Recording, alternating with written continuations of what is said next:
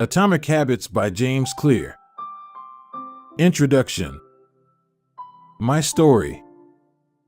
On the final day of my sophomore year of high school, I was hit in the face with a baseball bat.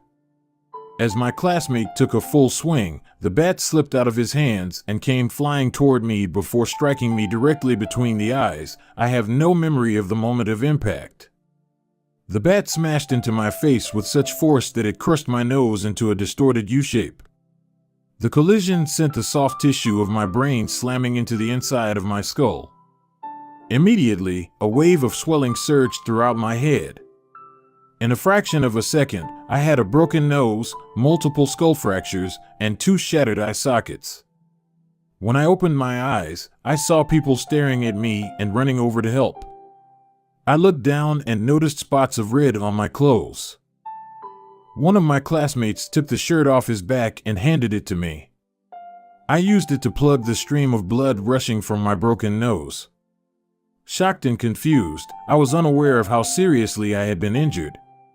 My teacher looped his arm around my shoulder and we began the long walk to the nurse's office, across the field, down the hill, and back into school.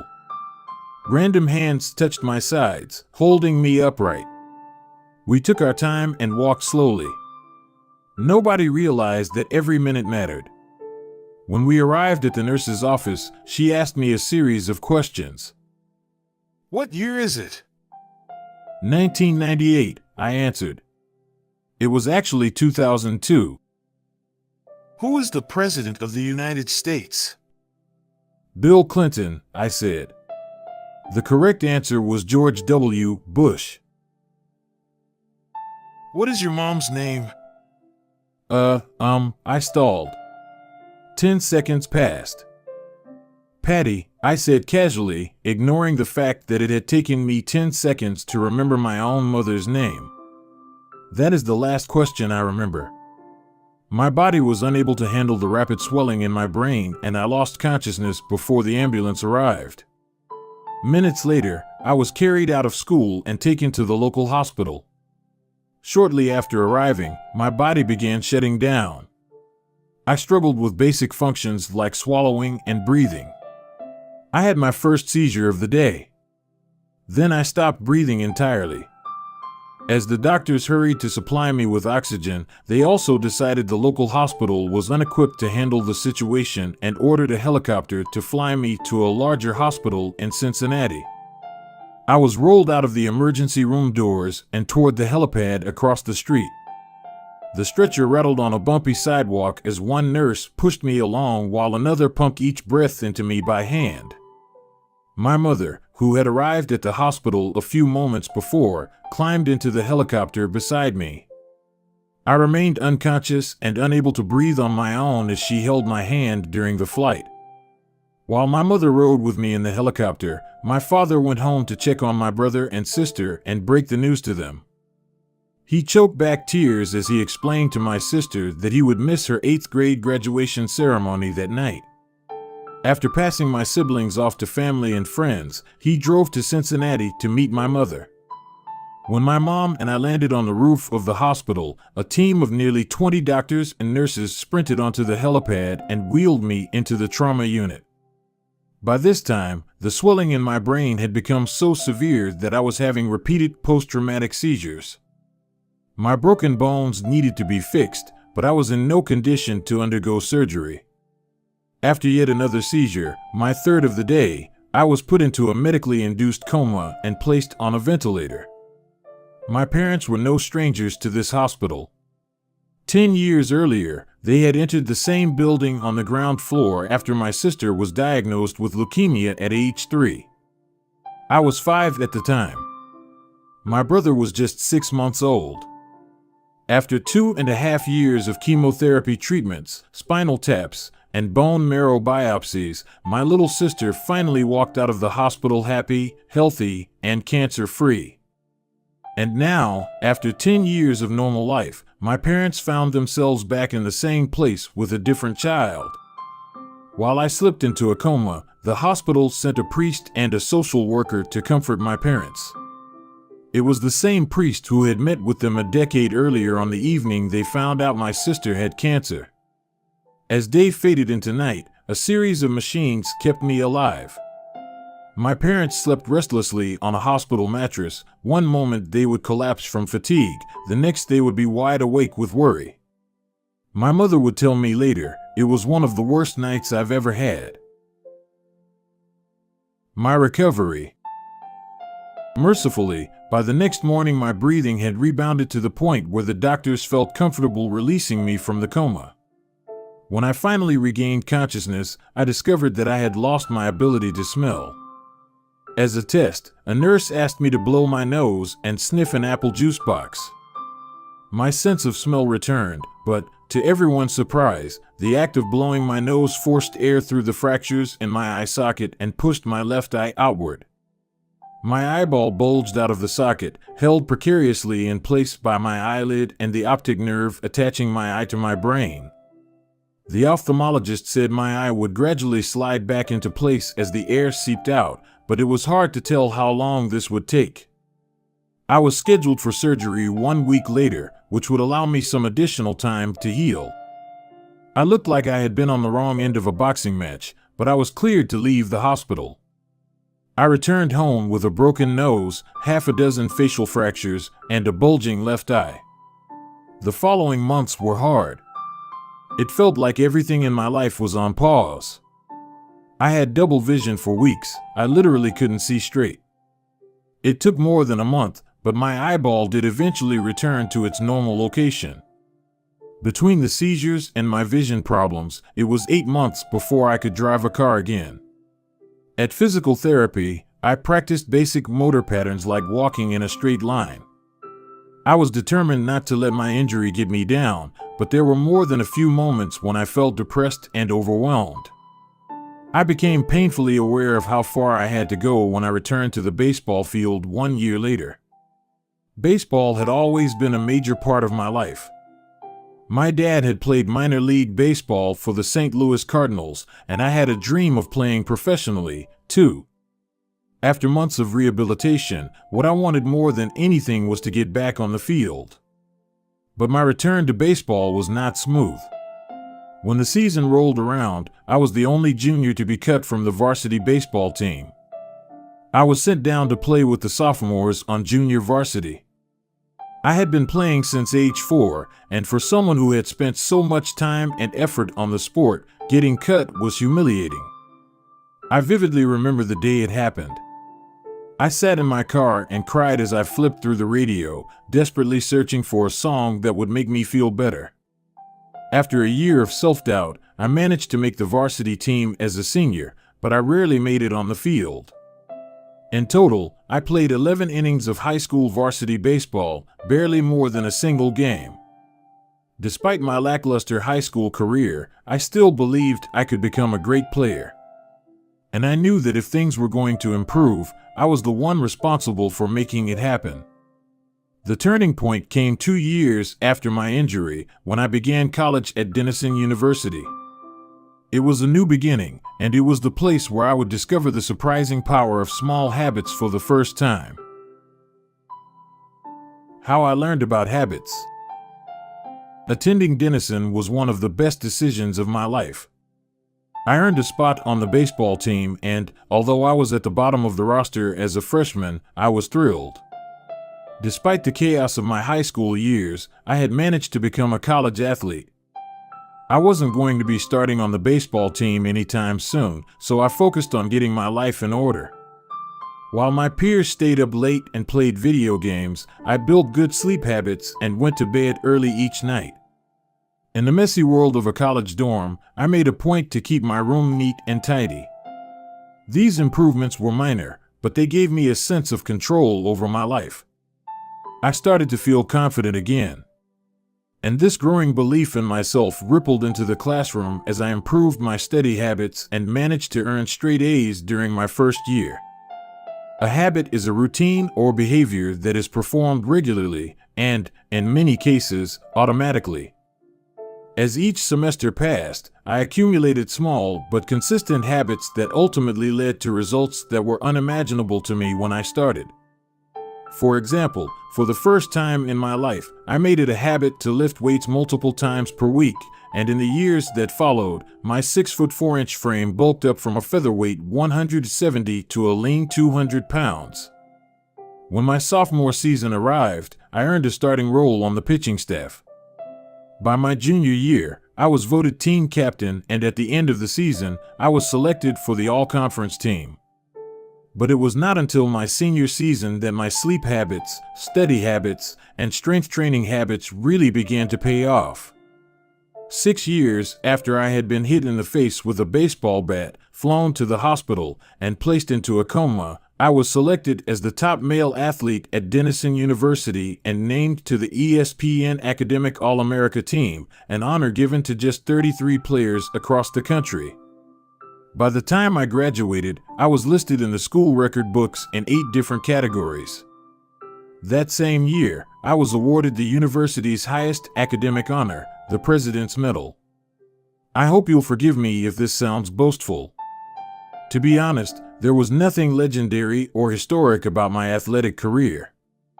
I never ended up playing professionally. However, looking back on those years, I believe I accomplished something just as rare. I fulfilled my potential. And I believe the concepts in this book can help you fulfill your potential as well. We all face challenges in life. This injury was one of mine, and the experience taught me a critical lesson. Changes that seem small and unimportant at first will compound into remarkable results if you're willing to stick with them for years. We all deal with setbacks, but in the long run, the quality of our lives often depends on the quality of our habits. With the same habits, you'll end up with the same results. But with better habits, anything is possible. Maybe there are people who can achieve incredible success overnight. I don't know any of them, and I'm certainly not one of them. There wasn't one defining moment on my journey from a medically induced coma to academic All-American. There were many. It was a gradual evolution, a long series of small wins and tiny breakthroughs. The only way I made progress, the only choice I had, was to start small. And I employed this same strategy a few years later when I started my own business and began working on this book. How and why I wrote this book. In November 2012, I began publishing articles at JamesClear.com. For years, I had been keeping notes about my personal experiments with habits, and I was finally ready to share some of them publicly. I began by publishing a new article every Monday and Thursday. Within a few months, this simple writing habit led to my first 1,000 email subscribers, and by the end of 2013, that number had grown to more than 30,000 people. In 2014, my email list expanded to over 100,000 subscribers, which made it one of the fastest-growing newsletters on the internet. I had felt like an imposter when I began writing 2 years earlier, but now I was becoming known as an expert on habits, a new label that excited me but also felt uncomfortable. I had never considered myself a master of the topic, but rather someone who was experimenting alongside my readers. In 2015, I reached 200,000 email subscribers and signed a book deal with Penguin Random House to begin writing the book you are reading now. As my audience grew, so did my business opportunities. I was increasingly asked to speak at top companies about the science of habit formation, behavior change, and continuous improvement. I found myself delivering keynote speeches at conferences in the United States and Europe. In 2016, my articles began to appear regularly in major publications like Time, Entrepreneur, and Forbes. Incredibly, my writing was read by over 8 million people that year. Coaches in the NFL, NBA, and MLB began reading my work and sharing it with their teams. At the start of 2017, I launched the Habits Academy, which became the premier training platform for organizations and individuals interested in building better habits in life and work. Fortune 500 companies and growing startups began to enroll their leaders and train their staff.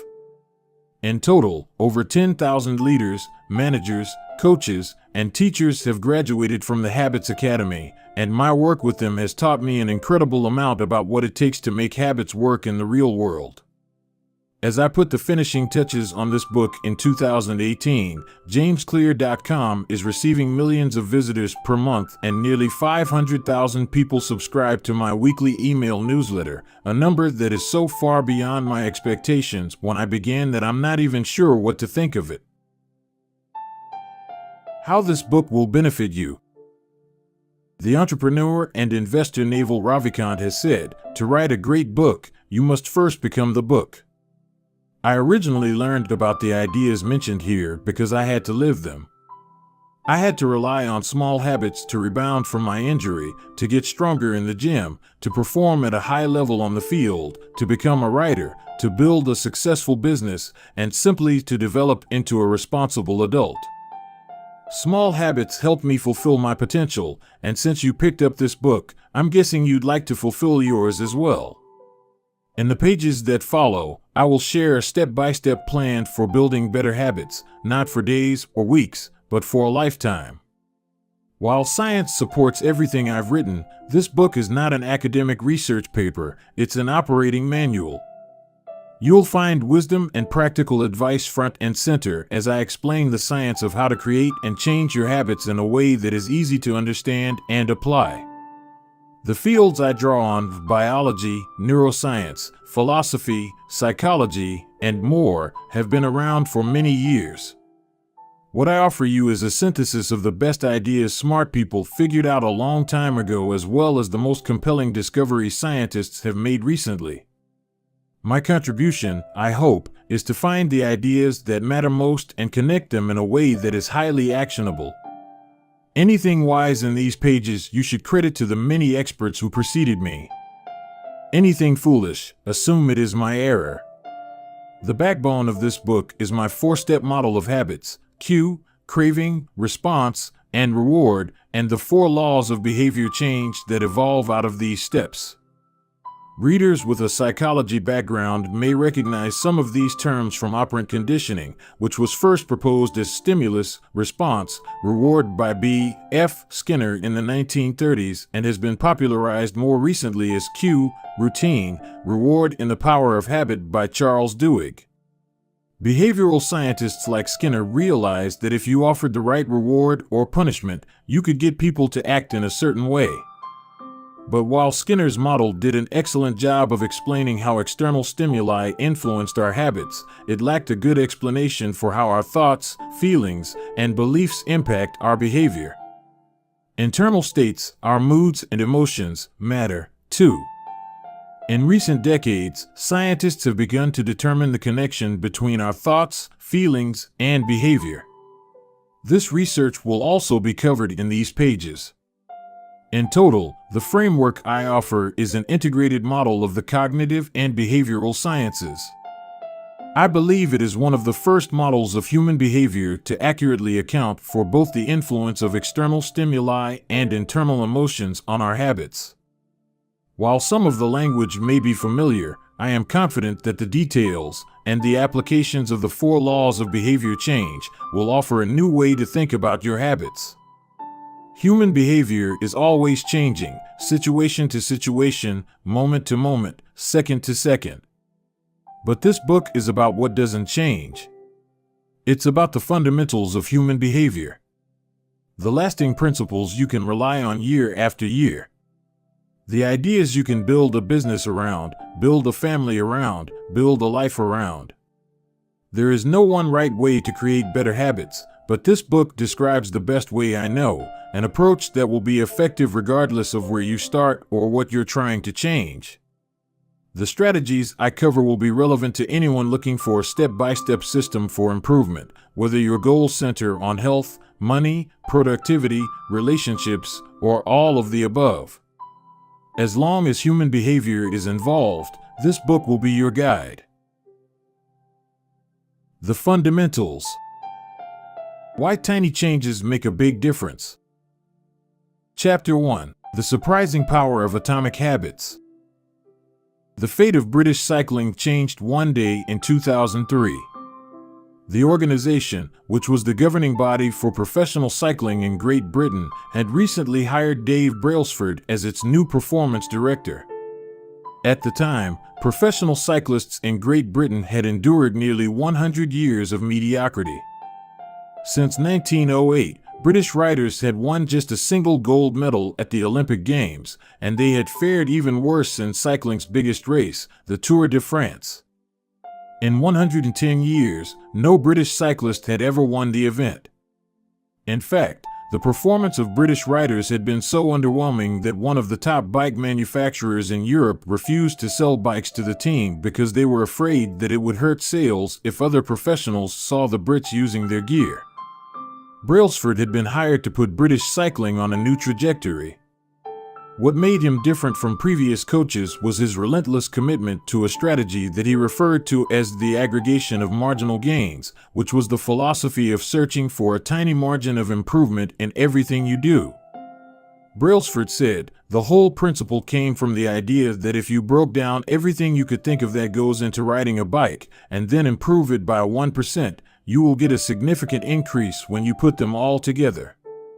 Brailsford and his coaches began by making small adjustments you might expect from a professional cycling team. They redesigned the bike seats to make them more comfortable and rubbed alcohol on the tires for a better grip. They asked riders to wear electrically heated overshorts to maintain ideal muscle temperature while riding and used biofeedback sensors to monitor how each athlete responded to a particular workout. The team tested various fabrics in a wind tunnel and had their outdoor riders switch to indoor racing suits, which proved to be lighter and more aerodynamic. But they didn't stop there. Brailsford and his team continued to find 1% improvements in overlooked and unexpected areas. They tested different types of massage gels to see which one led to the fastest muscle recovery. They hired a surgeon to teach each rider the best way to wash their hands to reduce the chances of catching a cold. They determined the type of pillow and mattress that led to the best night's sleep for each rider. They even painted the inside of the team truck white, which helped them spot little bits of dust that would normally slip by unnoticed but could degrade the performance of the finely tuned bikes. As these and hundreds of other small improvements accumulated, the results came faster than anyone could have imagined. Just 5 years after Brailsford took over, the British cycling team dominated the road and track cycling events at the 2008 Olympic Games in Beijing, where they won an astounding 60% of the gold medals available. For years later, when the Olympic Games came to London, the Brits raised the bar as they set 9 Olympic records and 7 world records. That same year, Bradley Wiggins became the first British cyclist to win the Tour de France. The next year, his teammate Chris Froome won the race, and he would go on to win again in 2015, 2016, and 2017, giving the British team 5 Tour de France victories in 6 years. During the 10-year span from 2007 to 2017, British cyclists won 178 world championships and 66 Olympic or Paralympic gold medals and captured 5 Tour de France victories in what is widely regarded as the most successful run in cycling history. How does this happen? How does a team of previously ordinary athletes transform into world champions with tiny changes that, at first glance, would seem to make a modest difference at best? Why do small improvements accumulate into such remarkable results, and how can you replicate this approach in your own life? Why small habits make a big difference? It is so easy to overestimate the importance of one defining moment and underestimate the value of making small improvements on a daily basis. Too often, we convince ourselves that massive success requires massive action. Whether it is losing weight, building a business, writing a book, winning a championship, or achieving any other goal, we put pressure on ourselves to make some earth-shattering improvement that everyone will talk about. Meanwhile, improving by 1% isn't particularly notable. Sometimes it isn't even noticeable, but it can be far more meaningful, especially in the long run. The difference a tiny improvement can make over time is astounding. Here's how the math works out. If you can get 1% better each day for 1 year, you'll end up 37 times better by the time you're done. Conversely, if you get 1% worse each day for 1 year, you'll decline nearly down to zero. What starts as a small win or a minor setback accumulates into something much more. Habits are the compound interest of self-improvement. The same way that money multiplies through compound interest, the effects of your habits multiply as you repeat them. They seem to make little difference on any given day, and yet the impact they deliver over the months and years can be enormous. It is only when looking back 2, 5, or perhaps 10 years later that the value of good habits and the cost of bad ones becomes strikingly apparent. This can be a difficult concept to appreciate in daily life. We often dismiss small changes because they don't seem to matter very much in the moment. If you save a little money now, you're still not a millionaire.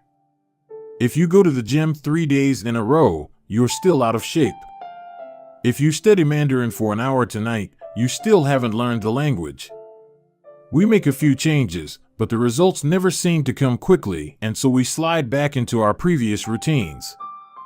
Unfortunately, the slow pace of transformation also makes it easy to let a bad habit slide. If you eat an unhealthy meal today, the scale doesn't move much. If you work late tonight and ignore your family, they will forgive you. If you procrastinate and put your project off until tomorrow, there will usually be time to finish it later. A single decision is easy to dismiss. But when we repeat 1% errors day after day, by replicating poor decisions, duplicating tiny mistakes, and rationalizing little excuses, our small choices compound into toxic results.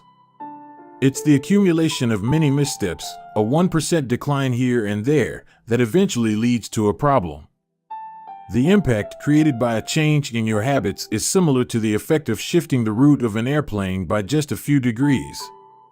Imagine you are flying from Los Angeles to New York City.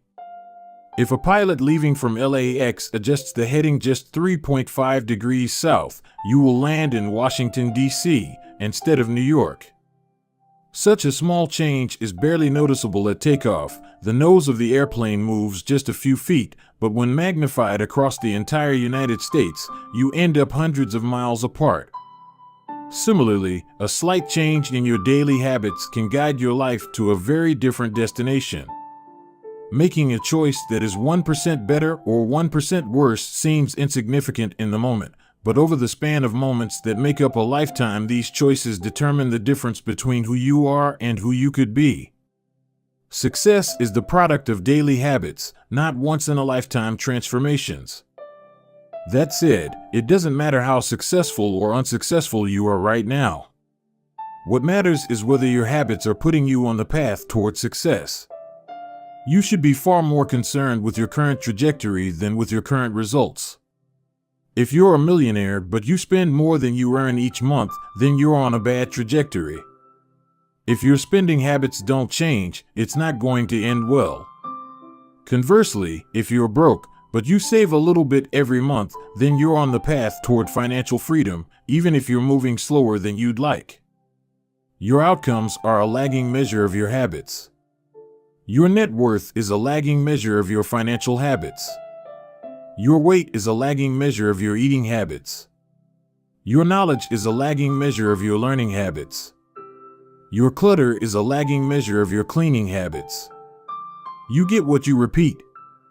If you want to predict where you'll end up in life, all you have to do is follow the curve of tiny gains or tiny losses and see how your daily choices will compound 10 or 20 years down the line.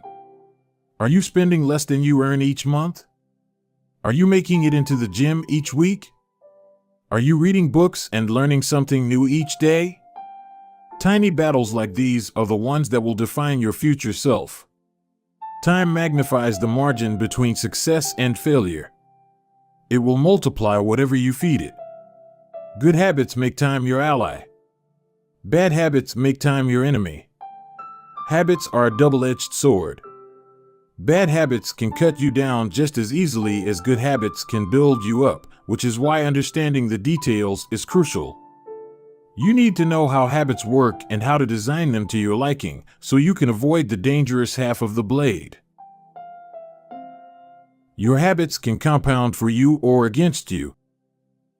Positive compounding. Productivity compounds. Accomplishing one extra task is a small feat on any given day, but it counts for a lot over an entire career. The effect of automating an old task or mastering a new skill can be even greater. The more tasks you can handle without thinking, the more your brain is free to focus on other areas. Knowledge compounds. Learning one new idea won't make you a genius, but a commitment to lifelong learning can be transformative. Furthermore, each book you read not only teaches you something new, but also opens up different ways of thinking about old ideas. As Warren Buffett says, that's how knowledge works. It builds up, like compound interest. Relationships compound. People reflect your behavior back to you. The more you help others, the more others want to help you. Being a little bit nicer in each interaction can result in a network of broad and strong connections over time. Negative compounding. Stress compounds. The frustration of a traffic jam. The weight of parenting responsibilities. The worry of making ends meet. The strain of slightly high blood pressure. By themselves, these common causes of stress are manageable. But when they persist for years, little stresses compound into serious health issues. Negative thoughts compound. The more you think of yourself as worthless, stupid, or ugly, the more you condition yourself to interpret life that way. You get trapped in a thought loop.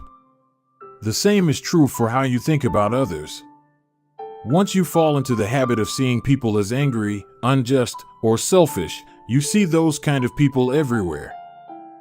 Outrage compounds. Riots, protests, and mass movements are rarely the result of a single event. Instead, a long series of microaggressions and daily aggravations slowly multiply until one event tips the scales and outrage spreads like wildfire. What progress is really like. Imagine that you have an ice cube sitting on the table in front of you. The room is cold and you can see your breath. It is currently 25 degrees. Ever so slowly, the room begins to heat up. 26 degrees. 27. 28. The ice cube is still sitting on the table in front of you. 29 degrees. 30. 31. Still, nothing has happened. Then, 32 degrees. The ice begins to melt.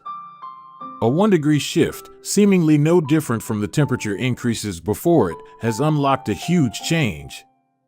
Breakthrough moments are often the result of many previous actions, which build up the potential required to unleash a major change. This pattern shows up everywhere. Cancer spends 80% of its life undetectable, then takes over the body in months. Bamboo can barely be seen for the first 5 years as it builds extensive root systems underground before exploding 90 feet into the air within 6 weeks. Similarly, habits often appear to make no difference until you cross a critical threshold and unlock a new level of performance. In the early and middle stages of any quest, there is often a valley of disappointment. You expect to make progress in a linear fashion, and it's frustrating how ineffective changes can seem during the first days, weeks, and even months.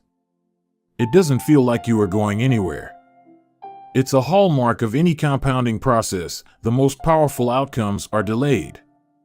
This is one of the core reasons why it is so hard to build habits that last. People make a few small changes, fail to see a tangible result, and decide to stop. You think, I've been running every day for a month, so why can't I see any change in my body? Once this kind of thinking takes over, it's easy to let good habits fall by the wayside. But in order to make a meaningful difference, habits need to persist long enough to break through this plateau, what I call the plateau of latent potential. If you find yourself struggling to build a good habit or break a bad one, it is not because you have lost your ability to improve. It is often because you have not yet crossed the plateau of latent potential. Complaining about not achieving success despite working hard is like complaining about an ice cube not melting when you heated it from 25 to 31 degrees. Your work was not wasted, it is just being stored. All the action happens at 32 degrees. When you finally break through the plateau of latent potential, people will call it an overnight success.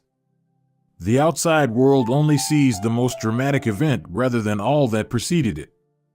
But you know that it's the work you did long ago, when it seemed that you weren't making any progress, that makes the jump today possible. It is the human equivalent of geological pressure. Two tectonic plates can grind against one another for millions of years, the tension slowly building all the while. Then, one day, they rub each other once again, in the same fashion they have for ages, but this time the tension is too great. An earthquake erupts. Change can take years before it happens all at once. Mastery requires patience. The San Antonio Spurs, one of the most successful teams in NBA history, have a quote from social reformer Jacob Riis hanging in their locker room: "When nothing seems to help, I go and look at a stonecutter hammering away at his rock, perhaps 100 times without as much as a crack showing in it. Yet at the 101st blow it will split in two, and I know it was not that last blow that did it, but all that had gone before." The plateau of latent potential. We often expect progress to be linear. At the very least, we hope it will come quickly. In reality, the results of our efforts are often delayed. It is not until months or years later that we realize the true value of the previous work we have done. This can result in a valley of disappointment where people feel discouraged after putting in weeks or months of hard work without experiencing any results. However, this work was not wasted. It was simply being stored. It is not until much later that the full value of previous efforts is revealed. All big things come from small beginnings. The seed of every habit is a single, tiny decision. But as that decision is repeated, a habit sprouts and grows stronger. Roots entrench themselves and branches grow. The task of breaking a bad habit is like uprooting a powerful oak within us. And the task of building a good habit is like cultivating a delicate flower one day at a time. But what determines whether we stick with a habit long enough to survive the plateau of latent potential and break through to the other side? What is it that causes some people to slide into unwanted habits and enables others to enjoy the compounding effects of good ones? Forget about goals, focus on systems instead. Prevailing wisdom claims that the best way to achieve what we want in life, getting into better shape, building a successful business, relaxing more and worrying less, spending more time with friends and family, is to set specific, actionable goals. For many years, this was how I approached my habits, too. Each one was a goal to be reached. I set goals for the grades I wanted to get in school, for the weights I wanted to lift in the gym, for the profits I wanted to earn in business. I succeeded at a few, but I failed at a lot of them. Eventually, I began to realize that my results had very little to do with the goals I set and nearly everything to do with the systems I followed. What's the difference between systems and goals? It's a distinction I first learned from Scott Adams, the cartoonist behind the Dilbert comic. Goals are about the results you want to achieve. Systems are about the processes that lead to those results. If you're a coach, your goal might be to win a championship. Your system is the way you recruit players, manage your assistant coaches, and conduct practice. If you're an entrepreneur, your goal might be to build $1 million business. Your system is how you test product ideas, hire employees, and run marketing campaigns. If you're a musician, your goal might be to play a new piece. Your system is how often you practice, how you break down and tackle difficult measures, and your method for receiving feedback from your instructor. Now for the interesting question: if you completely ignored your goals and focused only on your system, would you still succeed? For example, if you were a basketball coach and you ignored your goal to win a championship and focused only on what your team does at practice each day, would you still get results? I think you would. The goal in any sport is to finish with the best score, but it would be ridiculous to spend the whole game staring at the scoreboard. The only way to actually win is to get better each day. In the words of three-time Super Bowl winner Bill Walsh, the score takes care of itself. The same is true for other areas of life. If you want better results, then forget about setting goals. Focus on your system instead. What do I mean by this? Are goals completely useless? Of course not. Goals are good for setting a direction, but systems are best for making progress. A handful of problems arise when you spend too much time thinking about your goals and not enough time designing your systems. Problem number 1: winners and losers have the same goals. Goal setting suffers from a serious case of survivorship bias. We concentrate on the people who end up winning, the survivors, and mistakenly assume that ambitious goals led to their success while overlooking all of the people who had the same objective but didn't succeed. Every Olympian wants to win a gold medal. Every candidate wants to get the job. And if successful and unsuccessful people share the same goals, then the goal cannot be what differentiates the winners from the losers. It wasn't the goal of winning the Tour de France that propelled the British cyclists to the top of the sport. Presumably, they had wanted to win the race every year before, just like every other professional team. The goal had always been there. It was only when they implemented a system of continuous small improvements that they achieved a different outcome. Problem number 2: achieving a goal is only a momentary change. Imagine you have a messy room and you set a goal to clean it. If you summon the energy to tidy up, then you will have a clean room, for now. But if you maintain the same sloppy, pack-rat habits that led to a messy room in the first place, soon you'll be looking at a new pile of clutter and hoping for another burst of motivation. You're left chasing the same outcome because you never changed the system behind it. You treated a symptom without addressing the cause. Achieving a goal only changes your life for the moment. That's the counterintuitive thing about improvement. We think we need to change our results, but the results are not the problem. What we really need to change are the systems that cause those results. When you solve problems at the results level, you only solve them temporarily. In order to improve for good, you need to solve problems at the systems level. Fix the inputs and the outputs will fix themselves. Problem number 3: goals restrict your happiness. The implicit assumption behind any goal is this: once I reach my goal, then I'll be happy. The problem with a goals-first mentality is that you're continually putting happiness off until the next milestone. I've slipped into this trap so many times I've lost count. For years, happiness was always something for my future self to enjoy. I promised myself that once I gained 20 pounds of muscle or after my business was featured in the New York Times, then I could finally relax. Furthermore, goals create an either-or conflict. Either you achieve your goal and are successful, or you fail and you are a disappointment. You mentally box yourself into a narrow version of happiness. This is misguided. It is unlikely that your actual path through life will match the exact journey you had in mind when you set out. It makes no sense to restrict your satisfaction to one scenario when there are many paths to success. A systems-first mentality provides the antidote.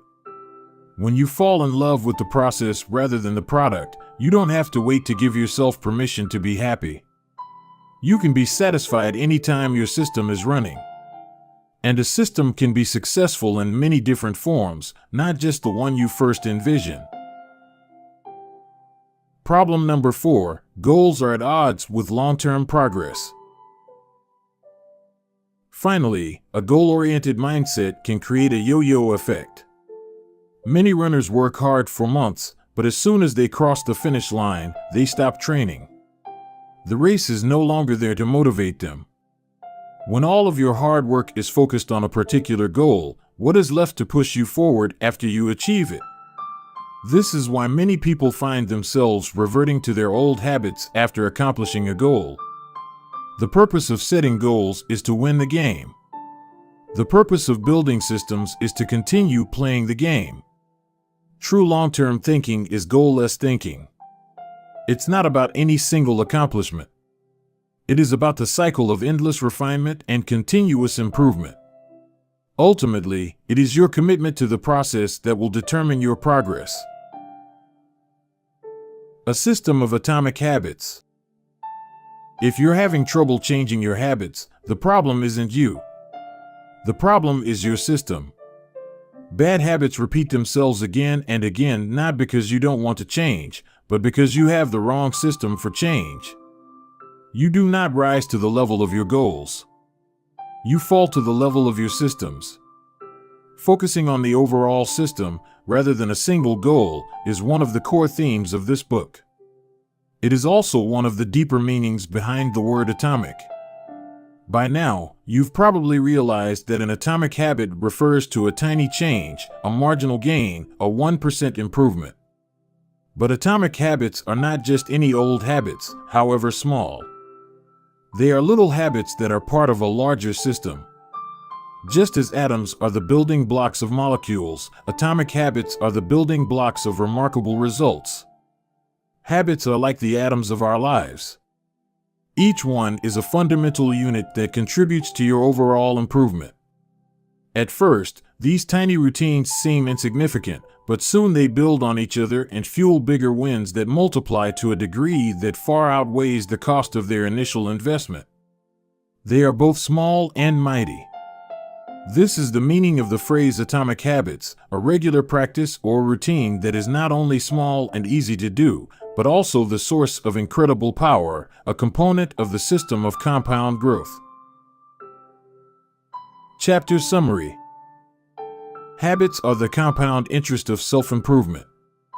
Getting 1% better every day counts for a lot in the long run. Habits are a double-edged sword. They can work for you or against you, which is why understanding the details is essential. Small changes often appear to make no difference until you cross a critical threshold. The most powerful outcomes of any compounding process are delayed. You need to be patient. An atomic habit is a little habit that is part of a larger system. Just as atoms are the building blocks of molecules, atomic habits are the building blocks of remarkable results. If you want better results, then forget about setting goals. Focus on your system instead. You do not rise to the level of your goals. You fall to the level of your systems. Chapter 2. How your habits shape your identity, and vice versa. Why is it so easy to repeat bad habits and so hard to form good ones? Few things can have a more powerful impact on your life than improving your daily habits. And yet it is likely that this time next year you'll be doing the same thing rather than something better. It often feels difficult to keep good habits going for more than a few days, even with sincere effort and the occasional burst of motivation. Habits like exercise, meditation, journaling, and cooking are reasonable for a day or two and then become a hassle.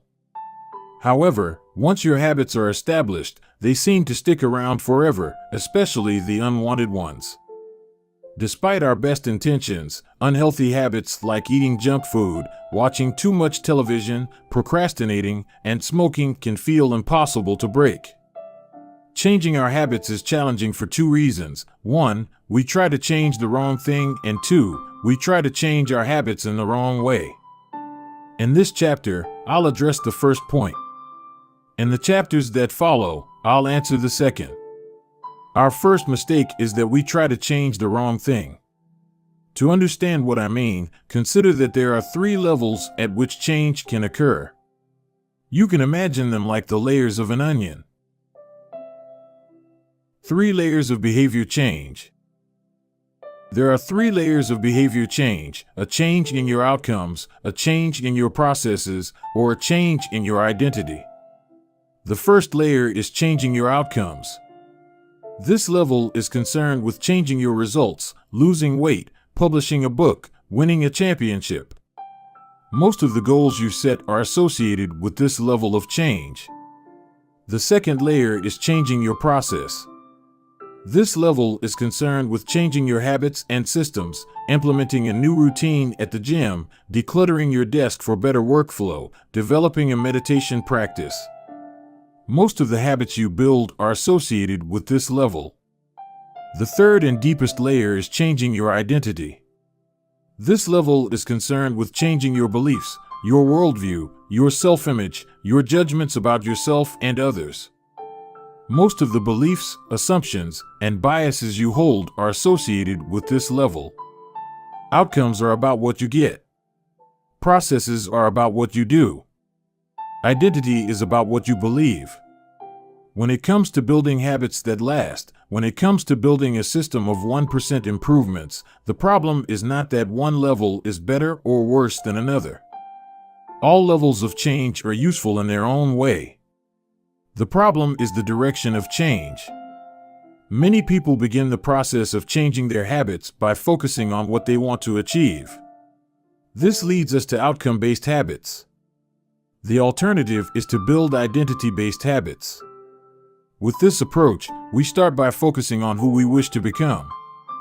With outcome-based habits, the focus is on what you want to achieve. With identity-based habits, the focus is on who you wish to become. Imagine two people resisting a cigarette. When offered a smoke, the first person says, "No thanks. I'm trying to quit." It sounds like a reasonable response, but this person still believes they are a smoker who is trying to be something else. They are hoping their behavior will change while carrying around the same beliefs. The second person declines by saying, "No thanks. I'm not a smoker." It's a small difference, but this statement signals a shift in identity. Smoking was part of their former life, not their current one. They no longer identify as someone who smokes. Most people don't even consider identity change when they set out to improve. They just think, "I want to be skinny," outcome, and if I stick to this diet, then I'll be skinny, process. They set goals and determine the actions they should take to achieve those goals without considering the beliefs that drive their actions. They never shift the way they look at themselves, and they don't realize that their old identity can sabotage their new plans for change. Behind every system of actions are a system of beliefs. The system of a democracy is founded on beliefs like freedom, majority rule, and social equality. The system of a dictatorship has a very different set of beliefs like absolute authority and strict obedience. You can imagine many ways to try to get more people to vote in a democracy, but such behavior change would never get off the ground in a dictatorship. That's not the identity of the system. Voting is a behavior that is impossible under a certain set of beliefs. A similar pattern exists whether we are discussing individuals, organizations, or societies. There are a set of beliefs and assumptions that shape the system and identity behind the habits. Behavior that is incongruent with the self will not last.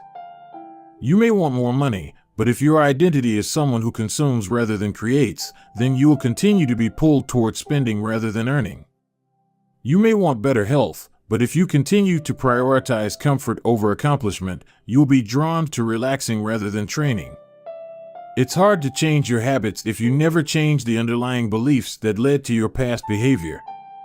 You have a new goal and a new plan, but you haven't changed who you are. The story of Brian Clark, an entrepreneur from Boulder, Colorado, provides a good example. "For as long as I can remember, I've chewed my fingernails," Clark told me. "It started as a nervous habit when I was young, and then morphed into an undesirable grooming ritual. One day, I resolved to stop chewing my nails until they grew out a bit. Through mindful willpower alone, I managed to do it. Then, Clark did something surprising. I asked my wife to schedule my first ever manicure," he said. "My thought was that if I started paying to maintain my nails, I wouldn't chew them. And it worked, but not for the monetary reason. What happened was the manicure made my fingers look really nice for the first time. The manicurist even said that, other than the chewing, I had really healthy, attractive nails. Suddenly, I was proud of my fingernails. And even though that's something I had never aspired to, it made all the difference. I've never chewed my nails since, not even a single close call. And it's because I now take pride in properly caring for them. The ultimate form of intrinsic motivation is when a habit becomes part of your identity. It's one thing to say I'm the type of person who wants this. It's something very different to say I'm the type of person who is this. The more pride you have in a particular aspect of your identity, the more motivated you will be to maintain the habits associated with it. If you're proud of how your hair looks, you'll develop all sorts of habits to care for and maintain it. If you're proud of the size of your biceps, you'll make sure you never skip an upper body workout. If you're proud of the scarves you knit, you'll be more likely to spend hours knitting each week. Once your pride gets involved, you'll fight tooth and nail to maintain your habits. True behavior change is identity change. You might start a habit because of motivation, but the only reason you'll stick with one is that it becomes part of your identity. Anyone can convince themselves to visit the gym or eat healthy once or twice, but if you don't shift the belief behind the behavior, then it is hard to stick with long-term changes. Improvements are only temporary until they become part of who you are. The goal is not to read a book, the goal is to become a reader. The goal is not to run a marathon, the goal is to become a runner. The goal is not to learn an instrument, the goal is to become a musician. Your behaviors are usually a reflection of your identity. What you do is an indication of the type of person you believe that you are, either consciously or non-consciously. Research has shown that once a person believes in a particular aspect of their identity, they are more likely to act in alignment with that belief. For example, people who identified as being a voter were more likely to vote than those who simply claimed voting was an action they wanted to perform. Similarly, the person who incorporates exercise into their identity doesn't have to convince themselves to train. Doing the right thing is easy. After all, when your behavior and your identity are fully aligned, you are no longer pursuing behavior change. You are simply acting like the type of person you already believe yourself to be. Like all aspects of habit formation, this, too, is a double-edged sword. When working for you, identity change can be a powerful force for self-improvement. When working against you, though, identity change can be a curse. Once you have adopted an identity, it can be easy to let your allegiance to it impact your ability to change. Many people walk through life in a cognitive slumber, blindly following the norms attached to their identity. I'm terrible with directions. I'm not a morning person. I'm bad at remembering people's names. I'm always late. I'm not good with technology. I'm horrible at math, and 1,000 other variations. When you have repeated a story to yourself for years, it is easy to slide into these mental grooves and accept them as a fact. In time, you begin to resist certain actions because that's not who I am. There is internal pressure to maintain your self-image and behave in a way that is consistent with your beliefs. You find whatever way you can to avoid contradicting yourself. The more deeply a thought or action is tied to your identity, the more difficult it is to change it. It can feel comfortable to believe what your culture believes, group identity, or to do what upholds your self-image, personal identity, even if it's wrong. The biggest barrier to positive change at any level, individual, team, society, is identity conflict. Good habits can make rational sense, but if they conflict with your identity, you will fail to put them into action. On any given day, you may struggle with your habits because you're too busy or too tired or too overwhelmed or hundreds of other reasons. Over the long run, however, the real reason you fail to stick with habits is that your self-image gets in the way. This is why you can't get too attached to one version of your identity. Progress requires unlearning. Becoming the best version of yourself requires you to continuously edit your beliefs and to upgrade and expand your identity. This brings us to an important question. If your beliefs and worldview play such an important role in your behavior, where do they come from in the first place? How, exactly, is your identity formed? And how can you emphasize new aspects of your identity that serve you and gradually erase the pieces that hinder you? The two-step process to changing your identity.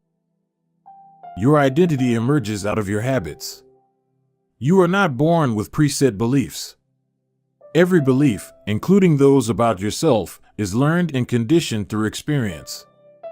More precisely, your habits are how you embody your identity. When you make your bed each day, you embody the identity of an organized person. When you write each day, you embody the identity of a creative person. When you train each day, you embody the identity of an athletic person. The more you repeat a behavior, the more you reinforce the identity associated with that behavior. In fact, the word identity was originally derived from the Latin words essentitas, which means being, and identitum, which means repeatedly. Your identity is literally your repeated beingness. Whatever your identity is right now, you only believe it because you have proof of it. If you go to church every Sunday for 20 years, you have evidence that you are religious.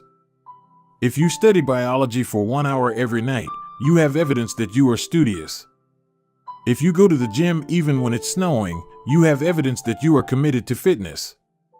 The more evidence you have for a belief, the more strongly you will believe it. For most of my early life, I didn't consider myself a writer. If you were to ask any of my high school teachers or college professors, they would tell you I was an average writer at best, certainly not a standout. When I began my writing career, I published a new article every Monday and Thursday for the first few years. As the evidence grew, so did my identity as a writer. I didn't start out as a writer. I became one through my habits. Of course, your habits are not the only actions that influence your identity, but by virtue of their frequency, they are usually the most important ones. Each experience in life modifies your self-image, but it's unlikely you would consider yourself a soccer player because you kicked a ball once or an artist because you scribbled a picture. As you repeat these actions, however, the evidence accumulates and your self-image begins to change. The effect of one-off experiences tends to fade away while the effect of habits gets reinforced with time, which means your habits contribute most of the evidence that shapes your identity. In this way, the process of building habits is actually the process of becoming yourself. This is a gradual evolution. We do not change by snapping our fingers and deciding to be someone entirely new.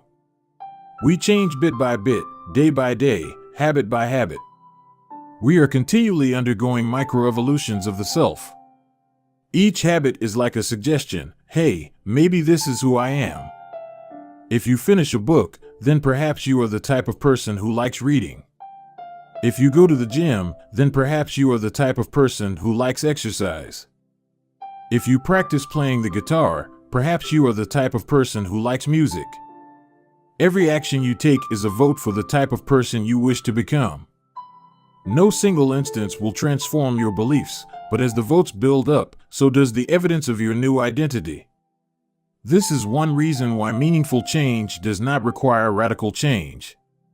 Small habits can make a meaningful difference by providing evidence of a new identity.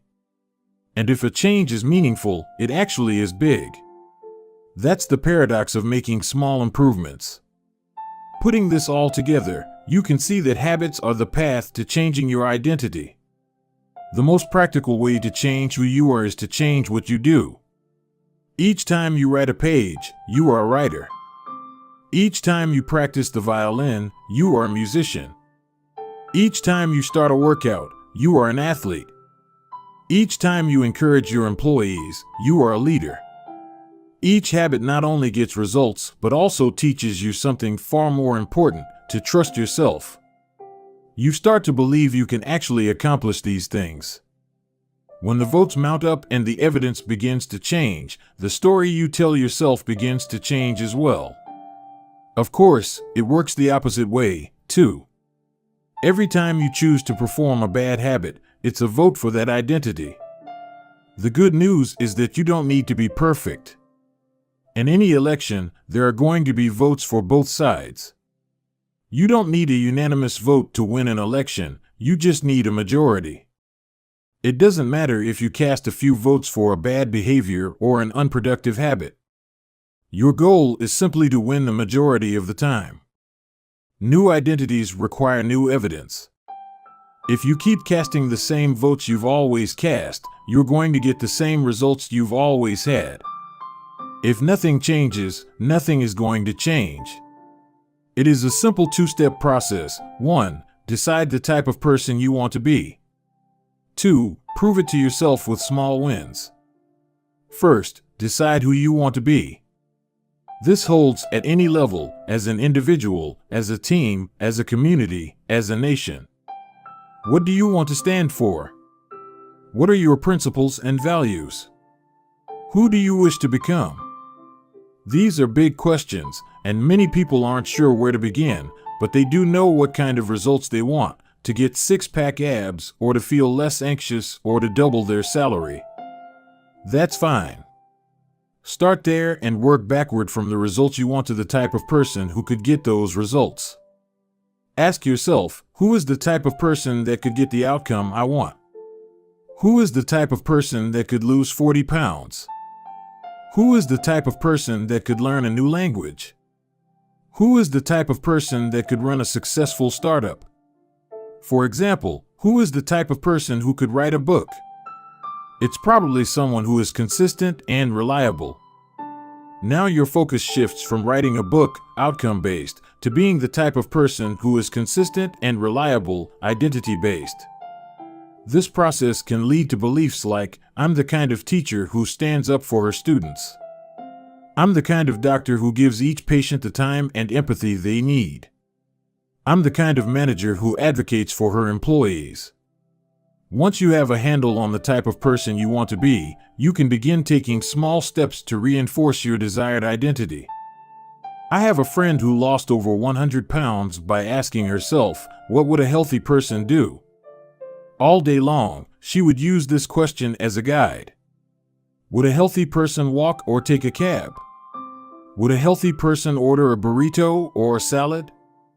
She figured if she acted like a healthy person long enough, eventually she would become that person. She was right. The concept of identity-based habits is our first introduction to another key theme in this book, feedback loops. Your habits shape your identity, and your identity shapes your habits. It's a two-way street. The formation of all habits is a feedback loop, a concept we will explore in depth in the next chapter, but it's important to let your values, principles, and identity drive the loop rather than your results. The focus should always be on becoming that type of person, not getting a particular outcome. The real reason habits matter. Identity change is the North Star of habit change.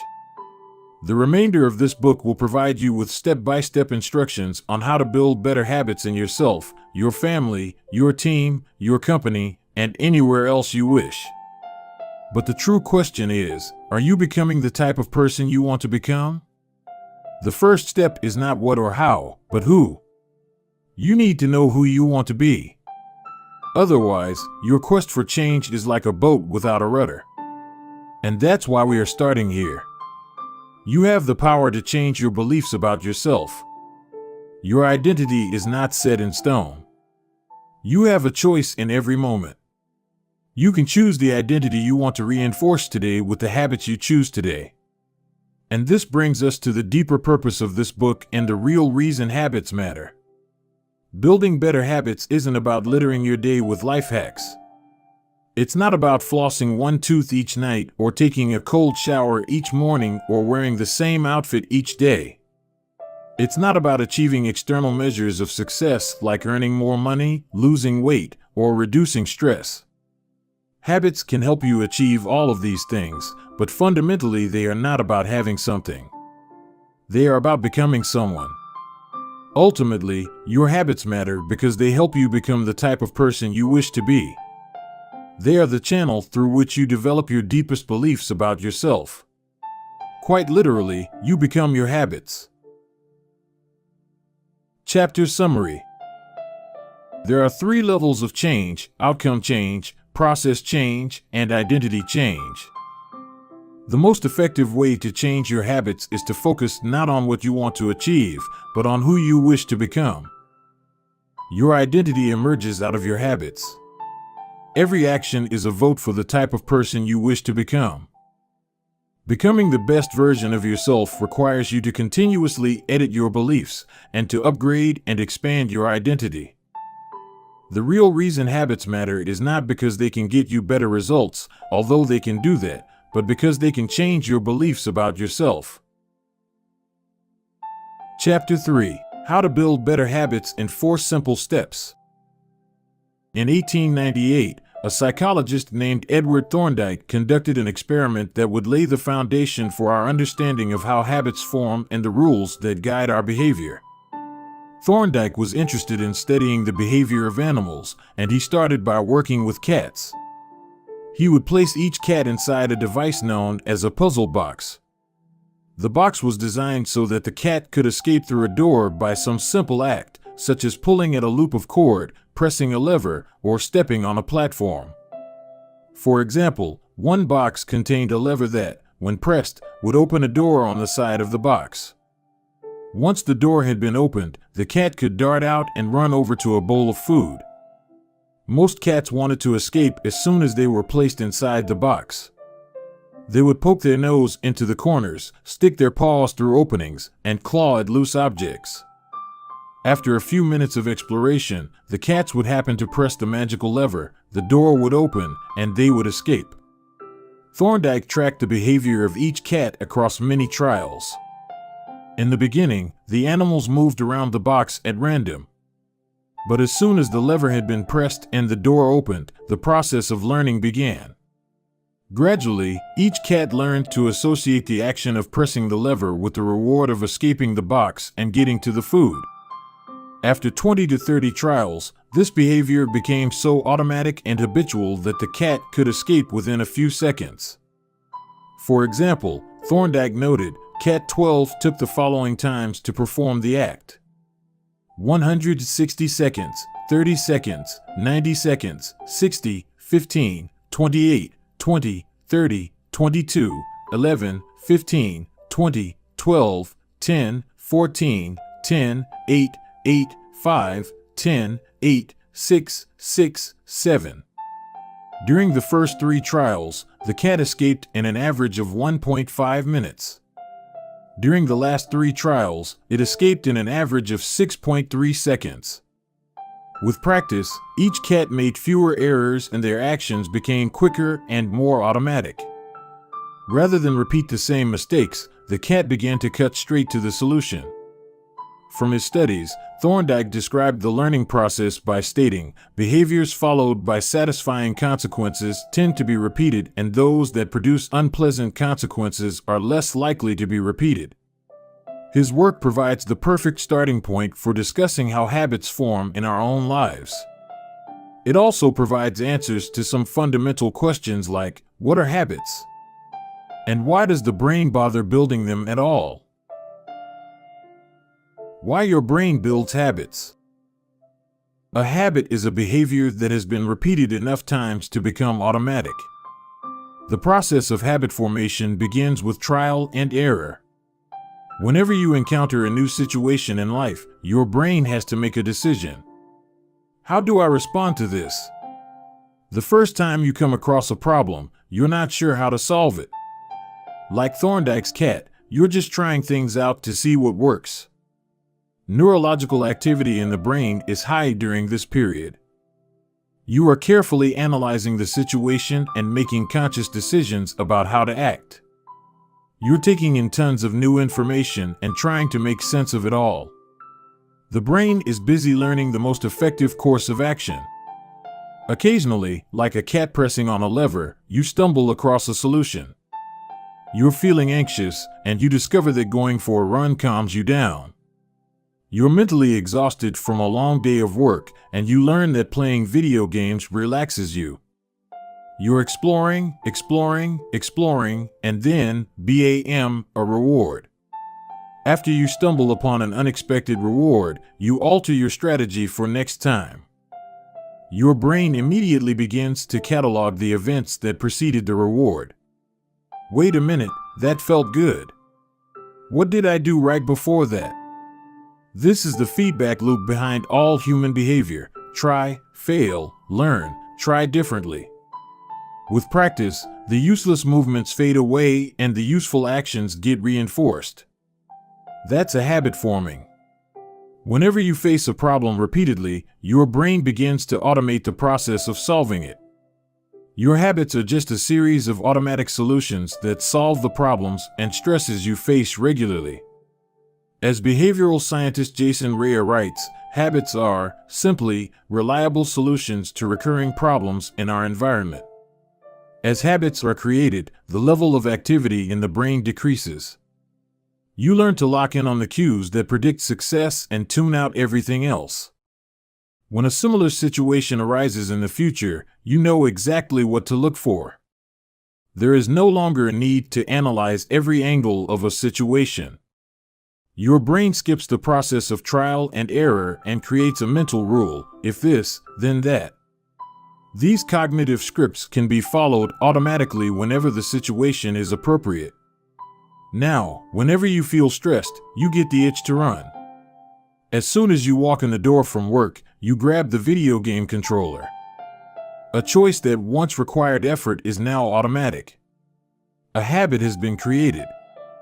Habits are mental shortcuts learned from experience. In a sense, a habit is just a memory of the steps you previously followed to solve a problem in the past.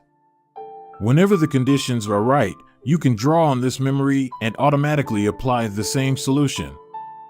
The primary reason the brain remembers the past is to better predict what will work in the future. Habit formation is incredibly useful because the conscious mind is the bottleneck of the brain. It can only pay attention to one problem at a time. As a result, your brain is always working to preserve your conscious attention for whatever task is most essential. Whenever possible, the conscious mind likes to pawn off tasks to the non-conscious mind to do automatically. This is precisely what happens when a habit is formed. Habits reduce cognitive load and free up mental capacity so you can allocate your attention to other tasks. Despite their efficiency, some people still wonder about the benefits of habits. The argument goes like this: will habits make my life dull? I don't want to pigeonhole myself into a lifestyle I don't enjoy. Doesn't so much routine take away the vibrancy and spontaneity of life? Hardly. Such questions set up a false dichotomy. They make you think that you have to choose between building habits and attaining freedom. In reality, the two complement each other. Habits do not restrict freedom. They create it. In fact, the people who don't have their habits handled are often the ones with the least amount of freedom. Without good financial habits, you will always be struggling for the next dollar. Without good health habits, you will always seem to be short on energy. Without good learning habits, you will always feel like you're behind the curve. If you're always being forced to make decisions about simple tasks, when should I work out, where do I go to write, when do I pay the bills, then you have less time for freedom. It's only by making the fundamentals of life easier that you can create the mental space needed for free thinking and creativity. Conversely, when you have your habits dialed in and the basics of life are handled and done, your mind is free to focus on new challenges and master the next set of problems. Building habits in the present allows you to do more of what you want in the future. The science of how habits work. The process of building a habit can be divided into 4 simple steps: cue, craving, response, and reward. Breaking it down into these fundamental parts can help us understand what a habit is, how it works, and how to improve it. All habits proceed through 4 stages in the same order: cue, craving, response, and reward. This four-step pattern is the backbone of every habit, and your brain runs through these steps in the same order each time. First, there is the cue. The cue triggers your brain to initiate a behavior. It is a bit of information that predicts a reward. Our prehistoric ancestors were paying attention to cues that signaled the location of primary rewards like food, water, and sex. Today, we spend most of our time learning cues that predict secondary rewards like money and fame, power and status, praise and approval, love and friendship, or a sense of personal satisfaction. Of course, these pursuits also indirectly improve our odds of survival and reproduction, which is the deeper motive behind everything we do. Your mind is continuously analyzing your internal and external environment for hints of where rewards are located. Because the cue is the first indication that we're close to a reward, it naturally leads to a craving. Cravings are the second step, and they are the motivational force behind every habit. Without some level of motivation or desire, without craving a change, we have no reason to act. What you crave is not the habit itself, but the change instead it delivers. You do not crave smoking a cigarette, you crave the feeling of relief it provides. You are not motivated by brushing your teeth, but rather by the feeling of a clean mouth. You do not want to turn on the television, you want to be entertained.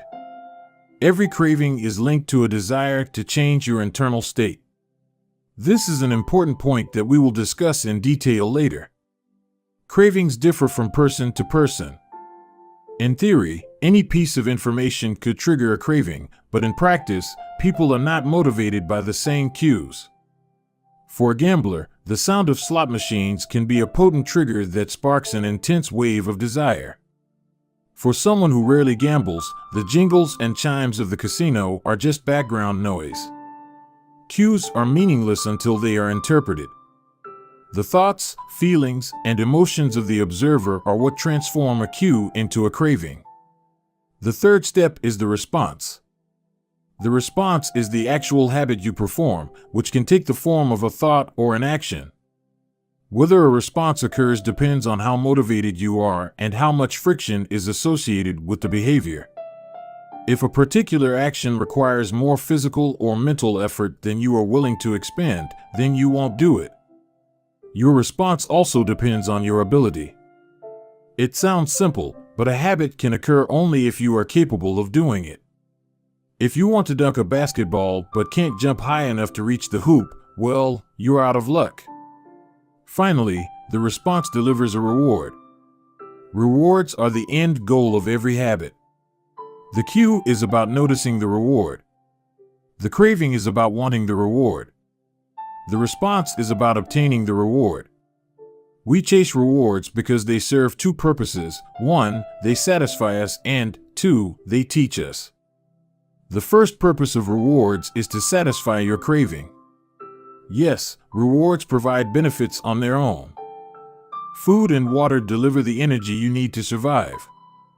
Getting a promotion brings more money and respect. Getting in shape improves your health and your dating prospects. But the more immediate benefit is that rewards satisfy your craving to eat or to gain status or to win approval. At least for a moment, rewards deliver contentment and relief from craving. Second, rewards teach us which actions are worth remembering in the future. Your brain is a reward detector. As you go about your life, your sensory nervous system is continuously monitoring which actions satisfy your desires and deliver pleasure. Feelings of pleasure and disappointment are part of the feedback mechanism that helps your brain distinguish useful actions from useless ones. Rewards close the feedback loop and complete the habit cycle. If a behavior is insufficient in any of the 4 stages, it will not become a habit. Eliminate the cue and your habit will never start. Reduce the craving and you won't experience enough motivation to act. Make the behavior difficult and you won't be able to do it. And if the reward fails to satisfy your desire, then you'll have no reason to do it again in the future. Without the first 3 steps, a behavior will not occur. Without all 4, a behavior will not be repeated. The habit loop. The 4 stages of habit are best described as a feedback loop. They form an endless cycle that is running every moment you are alive. This habit loop is continually scanning the environment, predicting what will happen next, trying out different responses, and learning from the results. In summary, the cue triggers a craving, which motivates a response, which provides a reward, which satisfies the craving and, ultimately, becomes associated with the cue. Together, these 4 steps form a neurological feedback loop: cue, craving, response, reward, cue, craving, response, reward, that ultimately allows you to create automatic habits. This cycle is known as the habit loop. This 4-step process is not something that happens occasionally, but rather it is an endless feedback loop that is running and active during every moment you are alive, even now.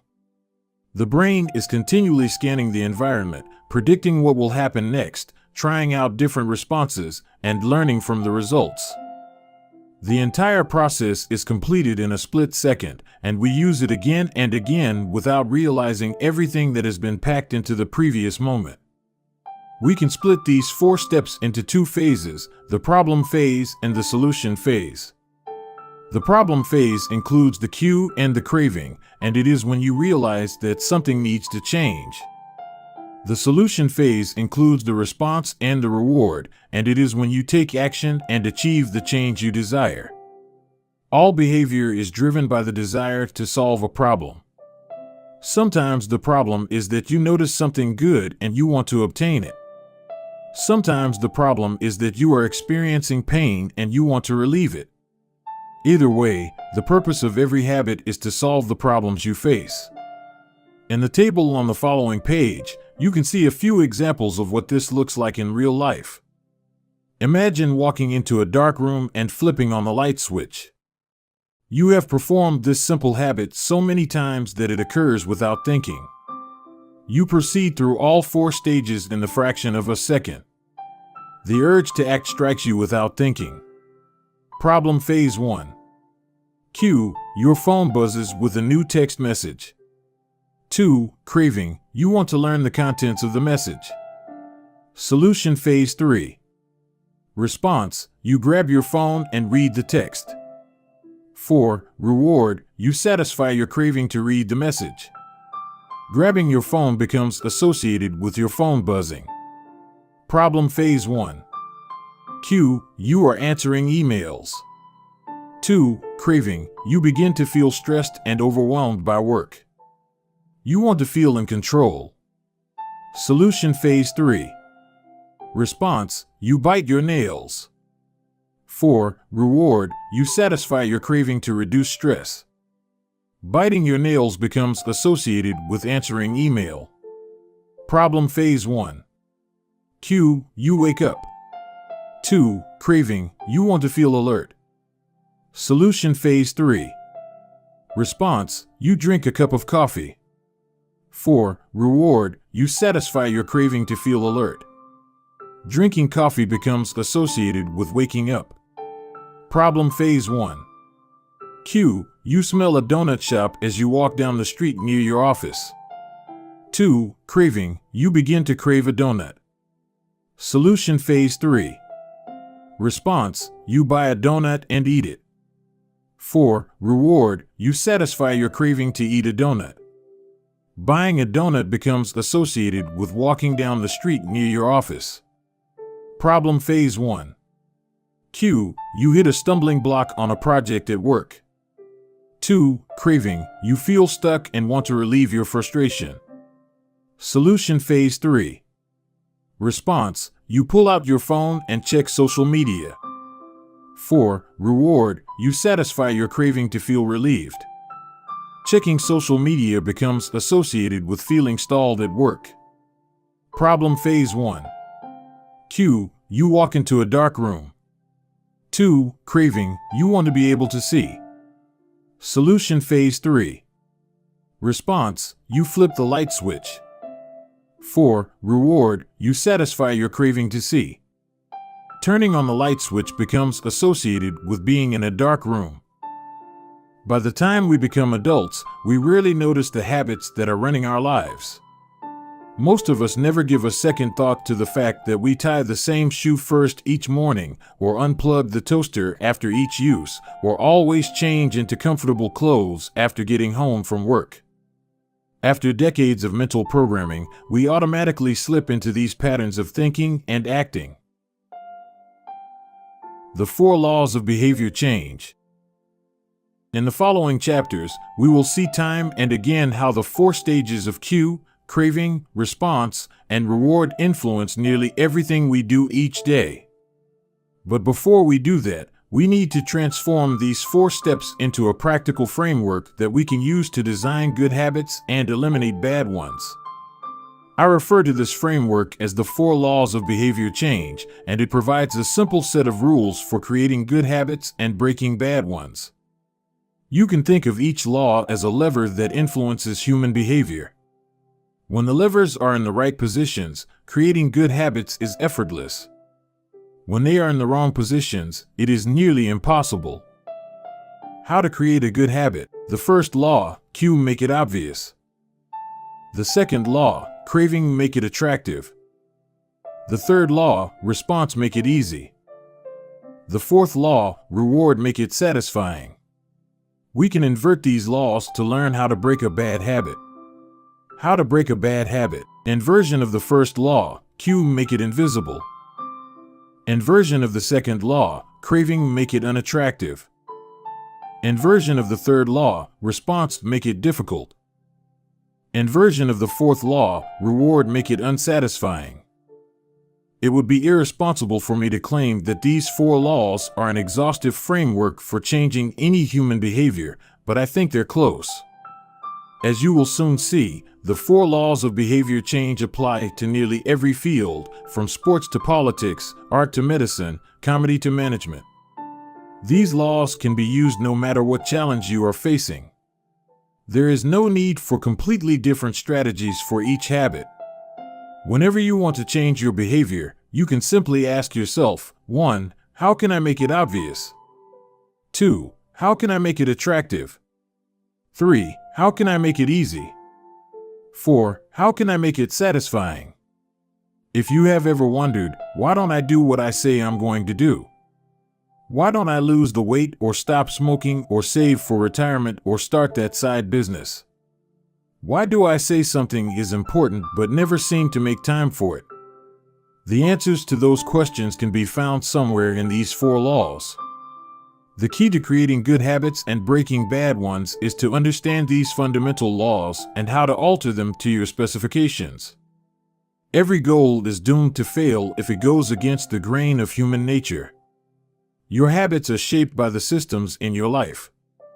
In the chapters that follow, we will discuss these laws one by one and show how you can use them to create a system in which good habits emerge naturally and bad habits wither away. Chapter Summary. A habit is a behavior that has been repeated enough times to become automatic. The ultimate purpose of habits is to solve the problems of life with as little energy and effort as possible. Any habit can be broken down into a feedback loop that involves 4 steps: cue, craving, response, and reward. The 4 laws of behavior change are a simple set of rules we can use to build better habits. They are: 1. Make it obvious. 2. Make it attractive. 3. Make it easy. And 4. Make it satisfying. The first law. Make it obvious. Chapter 4. The Man Who Didn't Look Right. The psychologist Gary Klein once told me a story about a woman who attended a family gathering. She had spent years working as a paramedic and, upon arriving at the event, took one look at her father-in-law and got very concerned. "I don't like the way you look," she said. Her father-in-law, who was feeling perfectly fine, jokingly replied, "Well, I don't like your looks either." "No," she insisted. "You need to go to the hospital now." A few hours later, the man was undergoing life-saving surgery after an examination had revealed that he had a blockage to a major artery and was at immediate risk of a heart attack. Without his daughter-in-law's intuition, he could have died. What did the paramedic see? How did she predict his impending heart attack? When major arteries are obstructed, the body focuses on sending blood to critical organs and away from peripheral locations near the surface of the skin. The result is a change in the pattern of distribution of blood in the face. After many years of working with people with heart failure, the woman had unknowingly developed the ability to recognize this pattern on sight. She couldn't explain what it was that she noticed in her father-in-law's face, but she knew something was wrong. Similar stories exist in other fields. For example, military analysts can identify which blip on a radar screen is an enemy missile and which one is a plane from their own fleet, even though they are traveling at the same speed, flying at the same altitude, and look identical on radar in nearly every respect. During the Gulf War, Lieutenant Commander Michael Riley saved an entire battleship when he ordered a missile shot down, despite the fact that it looked exactly like the battleship's own planes on radar. He made the right call, but even his superior officers couldn't explain how he did it. Museum curators have been known to discern the difference between an authentic piece of art and an expertly produced counterfeit, even though they can't tell you precisely which details tipped them off. Experienced radiologists can look at a brain scan and predict the area where a stroke will develop before any obvious signs are visible to the untrained eye. I've even heard of hairdressers noticing whether a client is pregnant based only on the feel of her hair. The human brain is a prediction machine. It is continuously taking in your surroundings and analyzing the information it comes across. Whenever you experience something repeatedly, like a paramedic seeing the face of a heart attack patient or a military analyst seeing a missile on a radar screen, your brain begins noticing what is important, sorting through the details and highlighting the relevant cues, and cataloging that information for future use. With enough practice, you can pick up on the cues that predict certain outcomes without consciously thinking about it. Automatically, your brain encodes the lessons learned through experience. We can't always explain what it is we are learning, but learning is happening all along the way, and your ability to notice the relevant cues in a given situation is the foundation for every habit you have. We underestimate how much our brains and bodies can do without thinking. You do not tell your hair to grow, your heart to pump, your lungs to breathe, or your stomach to digest. And yet your body handles all this and more on autopilot. You are much more than your conscious self. Consider hunger. How do you know when you're hungry? You don't necessarily have to see a cookie on the counter to realize that it is time to eat. Appetite and hunger are governed non-consciously. Your body has a variety of feedback loops that gradually alert you when it is time to eat again and that track what is going on around you and within you. Cravings can arise thanks to hormones and chemicals circulating through your body. Suddenly, you're hungry even though you're not quite sure what tipped you off. This is one of the most surprising insights about our habits. You don't need to be aware of the cue for a habit to begin. You can notice an opportunity and take action without dedicating conscious attention to it. This is what makes habits useful. It's also what makes them dangerous. As habits form, your actions come under the direction of your automatic and non-conscious mind. You fall into old patterns before you realize what's happening. Unless someone points it out, you may not notice that you cover your mouth with your hand whenever you laugh, that you apologize before asking a question, or that you have a habit of finishing other people's sentences. And the more you repeat these patterns, the less likely you become to question what you're doing and why you're doing it. I once heard of a retail clerk who was instructed to cut up empty gift cards after customers had used up the balance on the card. One day, the clerk cashed out a few customers in a row who purchased with gift cards. When the next person walked up, the clerk swiped the customer's actual credit card, picked up the scissors, and then cut it in half, entirely on autopilot, before looking up at the stunned customer and realizing what had just happened. Another woman I came across in my research was a former preschool teacher who had switched to a corporate job. Even though she was now working with adults, her old habits would kick in and she kept asking coworkers if they had washed their hands after going to the bathroom. I also found the story of a man who had spent years working as a lifeguard and would occasionally yell "walk" whenever he saw a child running. Over time, the cues that spark our habits become so common that they are essentially invisible: the treats on the kitchen counter, the remote control next to the couch, the phone in our pocket. Our responses to these cues are so deeply encoded that it may feel like the urge to act comes from nowhere. For this reason, we must begin the process of behavior change with awareness. Before we can effectively build new habits, we need to get a handle on our current ones. This can be more challenging than it sounds because once a habit is firmly rooted in your life, it is mostly non-conscious and automatic. If a habit remains mindless, you can't expect to improve it. As the psychologist Carl Jung said, until you make the unconscious conscious, it will direct your life and you will call it fate. The Habit Scorecard. The Japanese railway system is regarded as one of the best in the world. If you ever find yourself riding a train in Tokyo, you'll notice that the conductors have a peculiar habit. As each operator runs the train, they proceed through a ritual of pointing at different objects and calling out commands. When the train approaches a signal, the operator will point at it and say, "Signal is green." As the train pulls into and out of each station, the operator will point at the speedometer and call out the exact speed. When it's time to leave, the operator will point at the timetable and state the time. Out on the platform, other employees are performing similar actions. Before each train departs, staff members will point along the edge of the platform and declare, "All clear." Every detail is identified, pointed at, and named aloud. This process, known as pointing and calling, is a safety system designed to reduce mistakes.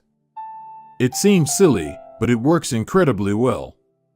Pointing and calling reduces errors by up to 85% and cuts accidents by 30%. The MTA subway system in New York City adopted a modified version that is point-only, and within 2 years of implementation, incidents of incorrectly berthed subways fell 57%. Pointing and calling is so effective because it raises the level of awareness from a non-conscious habit to a more conscious level. Because the train operators must use their eyes, hands, mouth, and ears, they are more likely to notice problems before something goes wrong. My wife does something similar. Whenever we are preparing to walk out the door for a trip, she verbally calls out the most essential items in her packing list. "I've got my keys. I've got my wallet. I've got my glasses. I've got my husband." The more automatic a behavior becomes, the less likely we are to consciously think about it. And when we've done something 1,000 times before, we begin to overlook things. We assume that the next time will be just like the last. We're so used to doing what we've always done that we don't stop to question whether it's the right thing to do at all. Many of our failures in performance are largely attributable to a lack of self-awareness. One of our greatest challenges in changing habits is maintaining awareness of what we are actually doing. This helps explain why the consequences of bad habits can sneak up on us. We need a point-and-call system for our personal lives. That's the origin of the Habit Scorecard, which is a simple exercise you can use to become more aware of your behavior. To create your own, make a list of your daily habits. Here's a sample of where your list might start. Wake up. Turn off alarm. Check my phone. Go to the bathroom. Weigh myself. Take a shower. Brush my teeth. Floss my teeth. Put on deodorant. Hang up towel to dry. Get dressed. Make a cup of tea. And so on. Once you have a full list, look at each behavior and ask yourself, is this a good habit, a bad habit, or a neutral habit? If it is a good habit, write plus next to it. If it is a bad habit, write. If it is a neutral habit, write equal sign. For example, the list above might look like this: wake up equals turn off alarm equals check my phone, go to the bathroom equals weigh myself plus take a shower plus brush my teeth plus floss my teeth plus put on deodorant plus hang up towel to dry equals get dressed equals make a cup of tea plus the marks you give to a particular habit will depend on your situation and your goals. For someone who is trying to lose weight, eating a bagel with peanut butter every morning might be a bad habit. For someone who is trying to bulk up and add muscle, the same behavior might be a good habit. It all depends on what you're working toward. Scoring your habits can be a bit more complex for another reason as well. The labels good habit and bad habit are slightly inaccurate. There are no good habits or bad habits. There are only effective habits. That is, effective at solving problems. All habits serve you in some way, even the bad ones, which is why you repeat them. For this exercise, categorize your habits by how they will benefit you in the long run. Generally speaking, good habits will have net positive outcomes. Bad habits have net negative outcomes. Smoking a cigarette may reduce stress right now, that's how it's serving you, but it's not a healthy long-term behavior. If you're still having trouble determining how to rate a particular habit, here is a question I like to use. Does this behavior help me become the type of person I wish to be? Does this habit cast a vote for or against my desired identity? Habits that reinforce your desired identity are usually good. Habits that conflict with your desired identity are usually bad. As you create your habit scorecard, there is no need to change anything at first. The goal is to simply notice what is actually going on. Observe your thoughts and actions without judgment or internal criticism. Don't blame yourself for your faults. Don't praise yourself for your successes. If you eat a chocolate bar every morning, acknowledge it, almost as if you were watching someone else. Oh, how interesting that they would do such a thing. If you binge eat, simply notice that you are eating more calories than you should. If you waste time online, notice that you are spending your life in a way that you do not want to. The first step to changing bad habits is to be on the lookout for them. If you feel like you need extra help, then you can try pointing and calling in your own life. Say out loud the action that you are thinking of taking and what the outcome will be. If you want to cut back on your junk food habit but notice yourself grabbing another cookie, say out loud, "I'm about to eat this cookie, but I don't need it. Eating it will cause me to gain weight and hurt my health." Hearing your bad habits spoken aloud makes the consequences seem more real. It adds weight to the action rather than letting yourself mindlessly slip into an old routine. This approach is useful even if you're simply trying to remember a task on your to-do list. Just saying out loud, "Tomorrow, I need to go to the post office after lunch," increases the odds that you'll actually do it. You're getting yourself to acknowledge the need for action, and that can make all the difference. The process of behavior change always starts with awareness. Strategies like pointing and calling and the habit scorecard are focused on getting you to recognize your habits and acknowledge the cues that trigger them, which makes it possible to respond in a way that benefits you. Chapter Summary. With enough practice, your brain will pick up on the cues that predict certain outcomes without consciously thinking about it. Once our habits become automatic, we stop paying attention to what we are doing. The process of behavior change always starts with awareness. You need to be aware of your habits before you can change them. Pointing and calling raises your level of awareness from a non-conscious habit to a more conscious level by verbalizing your actions. The habit scorecard is a simple exercise you can use to become more aware of your behavior. Chapter 5. The best way to start a new habit. In 2001, researchers in Great Britain began working with 248 people to build better exercise habits over the course of 2 weeks. The subjects were divided into 3 groups. The first group was the control group. They were simply asked to track how often they exercised.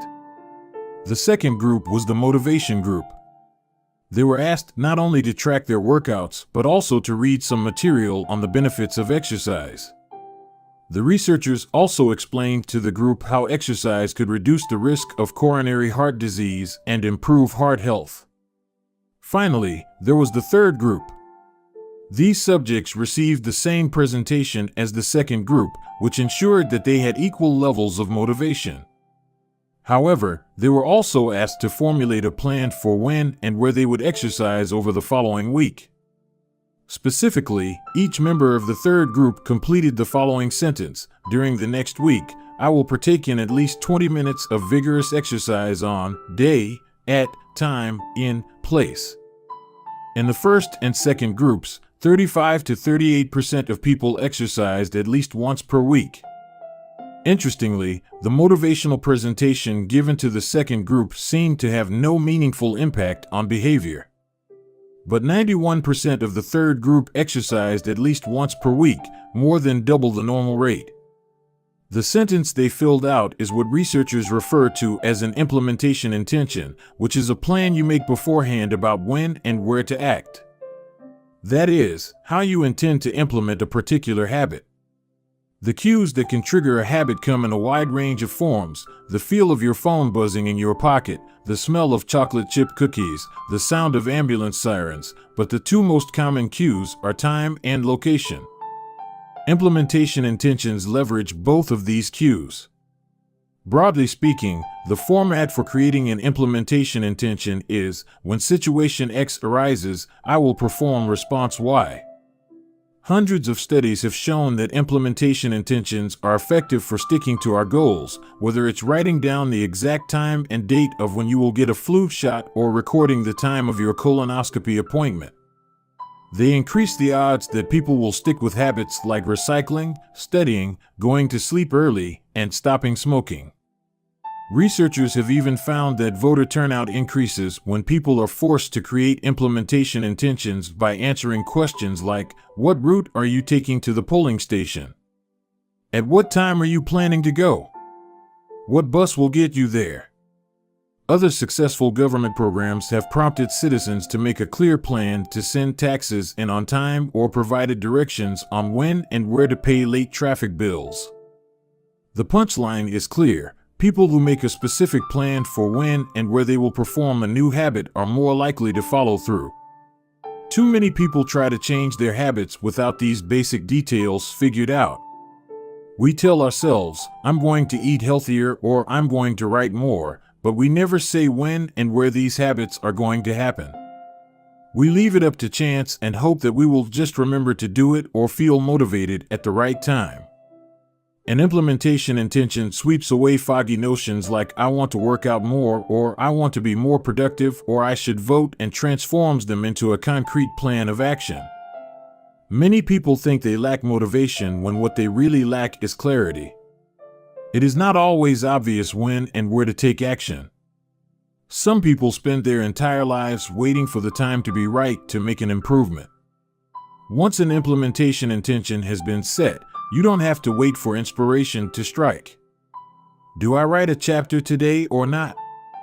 Do I meditate this morning or at lunch? When the moment of action occurs, there is no need to make a decision. Simply follow your predetermined plan. The simple way to apply this strategy to your habits is to fill out this sentence: I will, behavior, at, time, in, location. Meditation. I will meditate for 1 minute at 7 a.m. in my kitchen. Studying. I will study Spanish for 20 minutes at 6 p.m. in my bedroom. Exercise. I will exercise for 1 hour at 5 p.m. in my local gym. Marriage. I will make my partner a cup of tea at 8 a.m. in the kitchen. If you aren't sure when to start your habit, try the first day of the week, month, or year. People are more likely to take action at those times because hope is usually higher. If we have hope, we have a reason to take action. A fresh start feels motivating. There is another benefit to implementation intentions. Being specific about what you want and how you will achieve it helps you say no to things that derail progress, distract your attention, and pull you off course. We often say yes to little requests because we are not clear enough about what we need to be doing instead. When your dreams are vague, it's easy to rationalize little exceptions all day long and never get around to the specific things you need to do to succeed. Give your habits a time and a space to live in the world. The goal is to make the time and location so obvious that, with enough repetition, you get an urge to do the right thing at the right time, even if you can't say why. As the writer Jason Zweig noted, obviously you're never going to just work out without conscious thought. But like a dog salivating at a bell, maybe you start to get antsy around the time of day you normally work out. There are many ways to use implementation intentions in your life and work. My favorite approach is one I learned from Stanford professor B.J. Fogg, and it is a strategy one referred to as habit stacking. Habit stacking, a simple plan to overhaul your habits. The French philosopher Denis Diderot lived nearly his entire life in poverty, but that all changed one day in 1765. Diderot's daughter was about to be married and he could not afford to pay for the wedding. Despite his lack of wealth, Diderot was well known for his role as the co-founder and writer of Encyclopedia, one of the most comprehensive encyclopedias of the time. When Catherine the Great, the Empress of Russia, heard of Diderot's financial troubles, her heart went out to him. She was a book lover and greatly enjoyed his encyclopedia. She offered to buy Diderot's personal library for £1,000, more than $150,000 today. Suddenly, Diderot had money to spare. With his new wealth, he not only paid for the wedding but also acquired a scarlet robe for himself. Diderot's scarlet robe was beautiful.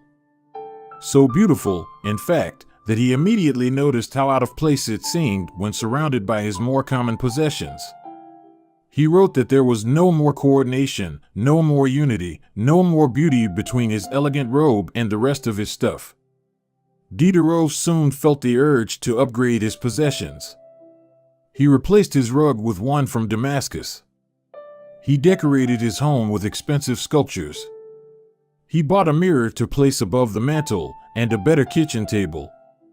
He tossed aside his old straw chair for a leather one. Like falling dominoes, one purchase led to the next. Diderot's behavior is not uncommon. In fact, the tendency for one purchase to lead to another one has a name: the Diderot effect. The Diderot effect states that obtaining a new possession often creates a spiral of consumption that leads to additional purchases. You can spot this pattern everywhere. You buy a dress and have to get new shoes and earrings to match. You buy a couch and suddenly question the layout of your entire living room. You buy a toy for your child and soon find yourself purchasing all of the accessories that go with it. It's a chain reaction of purchases. Many human behaviors follow this cycle. You often decide what to do next based on what you have just finished doing. Going to the bathroom leads to washing and drying your hands, which reminds you that you need to put the dirty towels in the laundry, so you add laundry detergent to the shopping list, and so on. No behavior happens in isolation. Each action becomes a cue that triggers the next behavior. Why is this important? When it comes to building new habits, you can use the connectedness of behavior to your advantage. One of the best ways to build a new habit is to identify a current habit you already do each day and then stack your new behavior on top. This is called habit stacking. Habit stacking is a special form of an implementation intention. Rather than pairing your new habit with a particular time and location, you pair it with a current habit. This method, which was created by B.J. Fogg as part of his Tiny Habits program, can be used to design an obvious cue for nearly any habit. The habit stacking formula is, after current habit, I will new habit. For example, meditation. After I pour my cup of coffee each morning, I will meditate for 1 minute. Exercise. After I take off my work shoes, I will immediately change into my workout clothes. Gratitude. After I sit down to dinner, I will say one thing I'm grateful for that happened today. Marriage. After I get into bed at night, I will give my partner a kiss. Safety. After I put on my running shoes, I will text a friend or family member where I am running and how long it will take. The key is to tie your desired behavior into something you already do each day. Once you have mastered this basic structure, you can begin to create larger stacks by chaining small habits together. This allows you to take advantage of the natural momentum that comes from one behavior leading into the next, a positive version of the Diderot effect. Habit stacking increases the likelihood that you'll stick with a habit by stacking your new behavior on top of an old one. This process can be repeated to chain numerous habits together, each one acting as the cue for the next. Your morning routine habit stack might look like this. 1. After I pour my morning cup of coffee, I will meditate for 60 seconds. 2. After I meditate for 60 seconds, I will write my to-do list for the day. 3. After I write my to-do list for the day, I will immediately begin my first task. Or, consider this habit stack in the evening. 1. After I finish eating dinner, I will put my plate directly into the dishwasher. 2. After I put my dishes away, I will immediately wipe down the counter. 3. After I wipe down the counter, I will set out my coffee mug for tomorrow morning. You can also insert new behaviors into the middle of your current routines. For example, you may already have a morning routine that looks like this: wake up greater than make my bed greater than take a shower. Let's say you want to develop the habit of reading more each night. You can expand your habit stack and try something like, wake up greater than make my bed greater than place a book on my pillow greater than take a shower. Now, when you climb into bed each night, a book will be sitting there waiting for you to enjoy. Overall, habit stacking allows you to create a set of simple rules that guide your future behavior. It's like you always have a game plan for which action should come next. Once you get comfortable with this approach, you can develop general habit stacks to guide you whenever the situation is appropriate. Exercise. When I see a set of stairs, I will take them instead of using the elevator. Social skills. When I walk into a party, I will introduce myself to someone I don't know yet. Finances. When I want to buy something over $100, I will wait 24 hours before purchasing. Healthy eating. When I serve myself a meal, I will always put veggies on my plate first. Minimalism. When I buy a new item, I will give something away. One in, one out. Mood. When the phone rings, I will take one deep breath and smile before answering. Forgetfulness. When I leave a public place, I will check the table and chairs to make sure I don't leave anything behind. No matter how you use this strategy, the secret to creating a successful habit stack is selecting the right cue to kick things off. Unlike an implementation intention, which specifically states the time and location for a given behavior, habit stacking implicitly has the time and location built into it. When and where you choose to insert a habit into your daily routine can make a big difference. If you're trying to add meditation into your morning routine, but mornings are chaotic and your kids keep running into the room, then that may be the wrong place and time. Consider when you are most likely to be successful. Don't ask yourself to do a habit when you're likely to be occupied with something else. Your cue should also have the same frequency as your desired habit. If you want to do a habit every day, but you stack it on top of a habit that only happens on Mondays, that's not a good choice. One way to find the right trigger for your habit stack is by brainstorming a list of your current habits. You can use your habit scorecard from the last chapter as a starting point. Alternatively, you can create a list with 2 columns. In the first column, write down the habits you do each day without fail. For example, get out of bed. Take a shower. Brush your teeth. Get dressed. Brew a cup of coffee. Eat breakfast. Take the kids to school. Start the workday. Eat lunch. End the workday. Change out of work clothes. Sit down for dinner. Turn off the lights. Get into bed. Your list can be much longer, but you get the idea. In the second column, write down all of the things that happen to you each day without fail.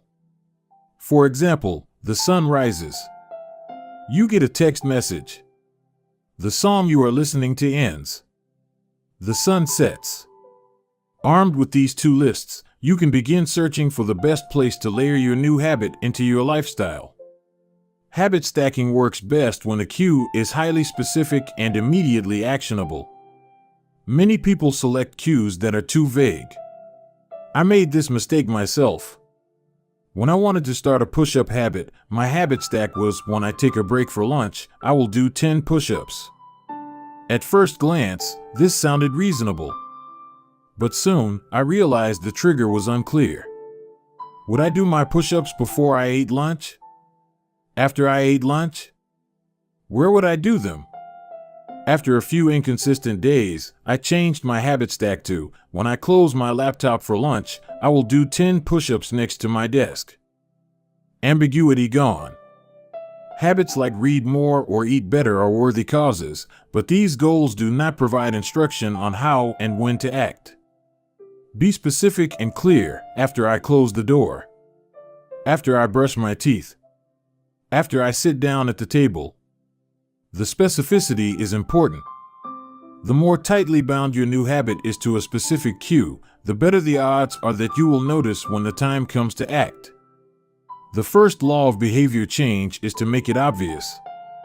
Strategies like implementation intentions and habit stacking are among the most practical ways to create obvious cues for your habits and design a clear plan for when and where to take action. Chapter Summary. The first law of behavior change is make it obvious. The two most common cues are time and location. Creating an implementation intention is a strategy you can use to pair a new habit with a specific time and location. The implementation intention formula is I will, behavior, at, time, in, location. Habit stacking is a strategy you can use to pair a new habit with a current habit. The habit stacking formula is after, current habit, I will, new habit. Chapter 6. Motivation is overrated. Environment often matters more. And Thorndike, a primary care physician at Massachusetts General Hospital in Boston, had a crazy idea. She believed she could improve the eating habits of thousands of hospital staff and visitors without changing their willpower or motivation in the slightest way. In fact, she didn't plan on talking to them at all. Thorndike and her colleagues designed a 6-month study to alter the choice architecture of the hospital cafeteria. They started by changing how drinks were arranged in the room.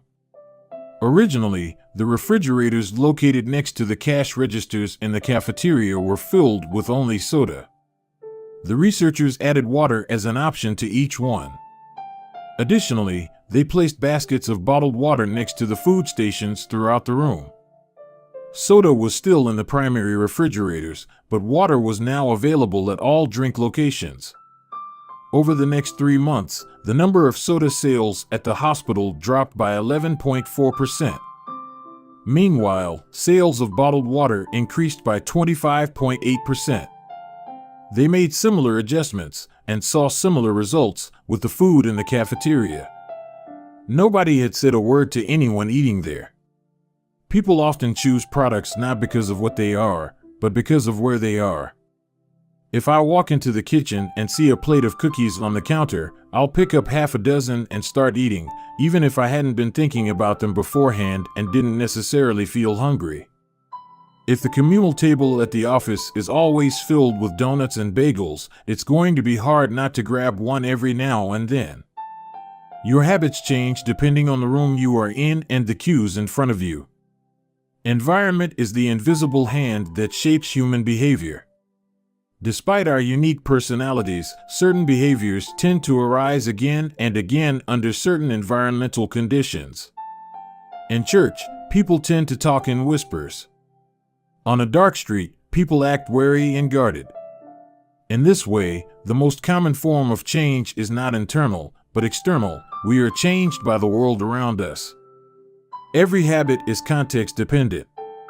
In 1936, psychologist Kurt Lewin wrote a simple equation that makes a powerful statement. Behavior is a function of the person in their environment, or B equals F, P, E. It didn't take long for Lewin's equation to be tested in business. In 1952, the economist Hawkins Stern described a phenomenon he called suggestion impulse buying, which is triggered when a shopper sees a product for the first time and visualizes a need for it. In other words, customers will occasionally buy products not because they want them, but because of how they are presented to them. For example, items at eye level tend to be purchased more than those down near the floor. For this reason, you'll find expensive brand names featured in easy-to-reach locations on store shelves because they drive the most profit, while cheaper alternatives are tucked away in harder-to-reach spots. The same goes for end caps, which are the units at the end of aisles. End caps are money-making machines for retailers because they are obvious locations that encounter a lot of foot traffic. For example, 45% of Coca-Cola sales come specifically from end-of-the-aisle racks. The more obviously available a product or service is, the more likely you are to try it. People drink Bud Light because it is in every bar and visit Starbucks because it is on every corner. We like to think that we are in control. If we choose water over soda, we assume it is because we wanted to do so. The truth, however, is that many of the actions we take each day are shaped not by purposeful drive and choice, but by the most obvious option. Every living being has its own methods for sensing and understanding the world. Eagles have remarkable long-distance vision. Snakes can smell by tasting the air with their highly sensitive tongues. Sharks can detect small amounts of electricity and vibrations in the water caused by nearby fish. Even bacteria have chemoreceptors, tiny sensory cells that allow them to detect toxic chemicals in their environment. In humans, perception is directed by the sensory nervous system. We perceive the world through sight, sound, smell, touch, and taste. But we also have other ways of sensing stimuli. Some are conscious, but many are non-conscious. For instance, you can notice when the temperature drops before a storm, or when the pain in your gut rises during a stomachache, or when you fall off balance while walking on rocky ground. Receptors in your body pick up on a wide range of internal stimuli, such as the amount of salt in your blood or the need to drink when thirsty. The most powerful of all human sensory abilities, however, is vision. The human body has about 11 million sensory receptors. Approximately 10 million of those are dedicated to sight. Some experts estimate that half of the brain's resources are used on vision. Given that we are more dependent on vision than on any other sense, it should come as no surprise that visual cues are the greatest catalyst of our behavior. For this reason, a small change in what you see can lead to a big shift in what you do. As a result, you can imagine how important it is to live and work in environments that are filled with productive cues and devoid of unproductive ones. Thankfully, there is good news in this respect. You don't have to be the victim of your environment. You can also be the architect of it. How to design your environment for success. During the energy crisis and oil embargo of the 1970s, Dutch researchers began to pay close attention to the country's energy usage. In one suburb near Amsterdam, they found that some homeowners used 30% less energy than their neighbors, despite the homes being of similar size and getting electricity for the same price. It turned out the houses in this neighborhood were nearly identical except for one feature, the location of the electrical meter. Some had one in the basement. Others had the electrical meter upstairs in the main hallway. As you may guess, the homes with the meters located in the main hallway used less electricity. When their energy use was obvious and easy to track, people changed their behavior. Every habit is initiated by a cue, and we are more likely to notice cues that stand out. Unfortunately, the environments where we live and work often make it easy not to do certain actions because there is no obvious cue to trigger the behavior. It's easy not to practice the guitar when it's tucked away in the closet. It's easy not to read a book when the bookshelf is in the corner of the guest room.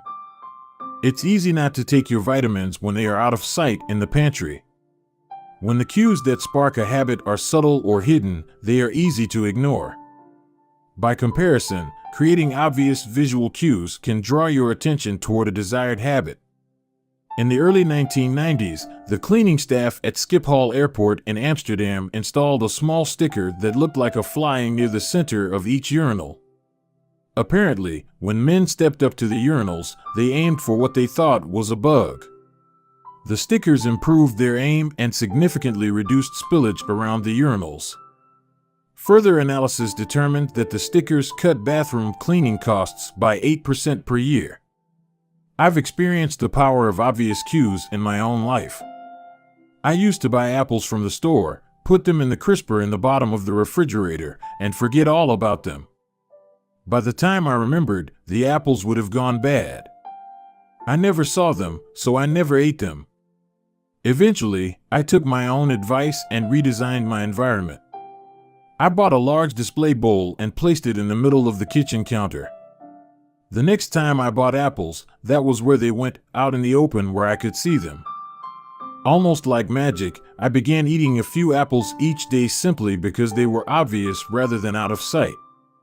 Here are a few ways you can redesign your environment and make the cues for your preferred habits more obvious. If you want to remember to take your medication each night, put your pill bottle directly next to the faucet on the bathroom counter. If you want to practice guitar more frequently, place your guitar stand in the middle of the living room. If you want to remember to send more thank you notes, keep a stack of stationery on your desk. If you want to drink more water, fill up a few water bottles each morning and place them in common locations around the house. If you want to make a habit a big part of your life, make the cue a big part of your environment. The most persistent behaviors usually have multiple cues. Consider how many different ways the smoker could be prompted to pull out a cigarette, driving in the car, seeing a friend smoke, feeling stressed at work, and so on. The same strategy can be employed for good habits. By sprinkling triggers throughout your surroundings, you increase the odds that you'll think about your habit throughout the day. Make sure the best choice is the most obvious one. Making a better decision is easy and natural when the cues for good habits are right in front of you. Environment design is powerful not only because it influences how we engage with the world, but also because we rarely do it.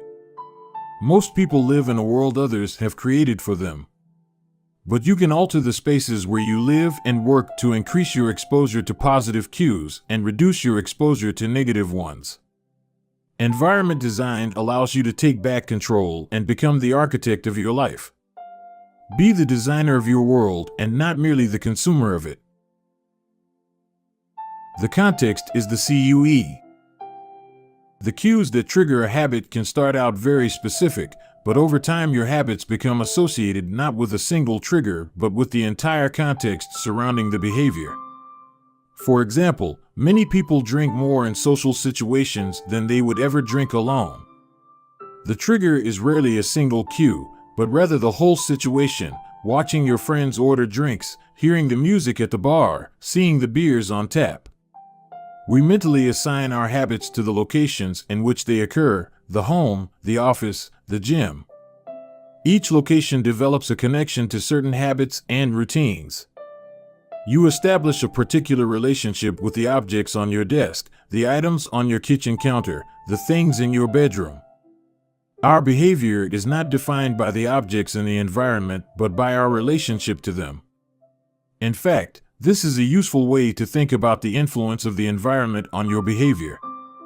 Stop thinking about your environment as filled with objects. Start thinking about it as filled with relationships. Think in terms of how you interact with the spaces around you. For one person, her couch is the place where she reads for an hour each night. For someone else, the couch is where he watches television and eats a bowl of ice cream after work. Different people can have different memories and thus different habits associated with the same place. The good news? You can train yourself to link a particular habit with a particular context. In one study, scientists instructed insomniacs to get into bed only when they were tired. If they couldn't fall asleep, they were told to sit in a different room until they became sleepy. Over time, subjects began to associate the context of their bed with the action of sleeping, and it became easier to quickly fall asleep when they climbed in bed. Their brains learned that sleeping, not browsing on their phones, not watching television, not staring at the clock, was the only action that happened in that room. The power of context also reveals an important strategy. Habits can be easier to change in a new environment. It helps to escape the subtle triggers and cues that nudge you toward your current habits. Go to a new place, a different coffee shop, a bench in the park, a corner of your room you seldom use, and create a new routine there. It is easier to associate a new habit with a new context than to build a new habit in the face of competing cues. It can be difficult to go to bed early if you watch television in your bedroom each night. It can be hard to study in the living room without getting distracted if that's where you always play video games. But when you step outside your normal environment, you leave your behavioral biases behind. You aren't battling old environmental cues, which allows new habits to form without interruption. Want to think more creatively? Move to a bigger room, a rooftop patio, or a building with expansive architecture. Take a break from the space where you do your daily work, which is also linked to your current thought patterns. Trying to eat healthier? It is likely that you shop on autopilot at your regular supermarket. Try a new grocery store. You may find it easier to avoid unhealthy food when your brain doesn't automatically know where it is located in the store. When you can't manage to get to an entirely new environment, redefine or rearrange your current one. Create a separate space for work, study, exercise, entertainment, and cooking. The mantra I find useful is one space, one use. When I started my career as an entrepreneur, I would often work from my couch or at the kitchen table. In the evenings, I found it very difficult to stop working. There was no clear division between the end of work time and the beginning of personal time. Was the kitchen table my office or the space where I ate meals? Was the couch where I relaxed or where I sent emails? Everything happened in the same place. A few years later, I could finally afford to move to a home with a separate room for my office. Suddenly, work was something that happened in here and personal life was something that happened out there. It was easier for me to turn off the professional side of my brain when there was a clear dividing line between work life and home life. Each room had one primary use. The kitchen was for cooking. The office was for working. Whenever possible, avoid mixing the context of one habit with another. When you start mixing contexts, you'll start mixing habits, and the easier ones will usually win out. This is one reason why the versatility of modern technology is both a strength and a weakness. You can use your phone for all sorts of tasks, which makes it a powerful device. But when you can use your phone to do nearly anything, it becomes hard to associate it with one task. You want to be productive, but you're also conditioned to browse social media, check email, and play video games whenever you open your phone. It's a mishmash of cues. You may be thinking, you don't understand. I live in New York City. My apartment is the size of a smartphone. I need each room to play multiple roles. Fair enough. If your space is limited, divide your room into activity zones, a chair for reading, a desk for writing, a table for eating. You can do the same with your digital spaces. I know a writer who uses his computer only for writing, his tablet only for reading, and his phone only for social media and texting. Every habit should have a home. If you can manage to stick with this strategy, each context will become associated with a particular habit and mode of thought. Habits thrive under predictable circumstances like these. Focus comes automatically when you are sitting at your work desk. Relaxation is easier when you are in a space designed for that purpose. Sleep comes quickly when it is the only thing that happens in your bedroom. If you want behaviors that are stable and predictable, you need an environment that is stable and predictable. A stable environment where everything has a place and a purpose is an environment where habits can easily form. Chapter Summary. Small changes in context can lead to large changes in behavior over time. Every habit is initiated by a cue. We are more likely to notice cues that stand out. Make the cues of good habits obvious in your environment. Gradually, your habits become associated not with a single trigger, but with the entire context surrounding the behavior. The context becomes the cue. It is easier to build new habits in a new environment because you are not fighting against old cues.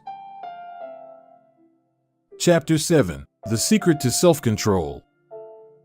In 1971, as the Vietnam War was heading into its 16th year, Congressman Robert Steele from Connecticut and Morgan Murphy from Illinois made a discovery that stunned the American public.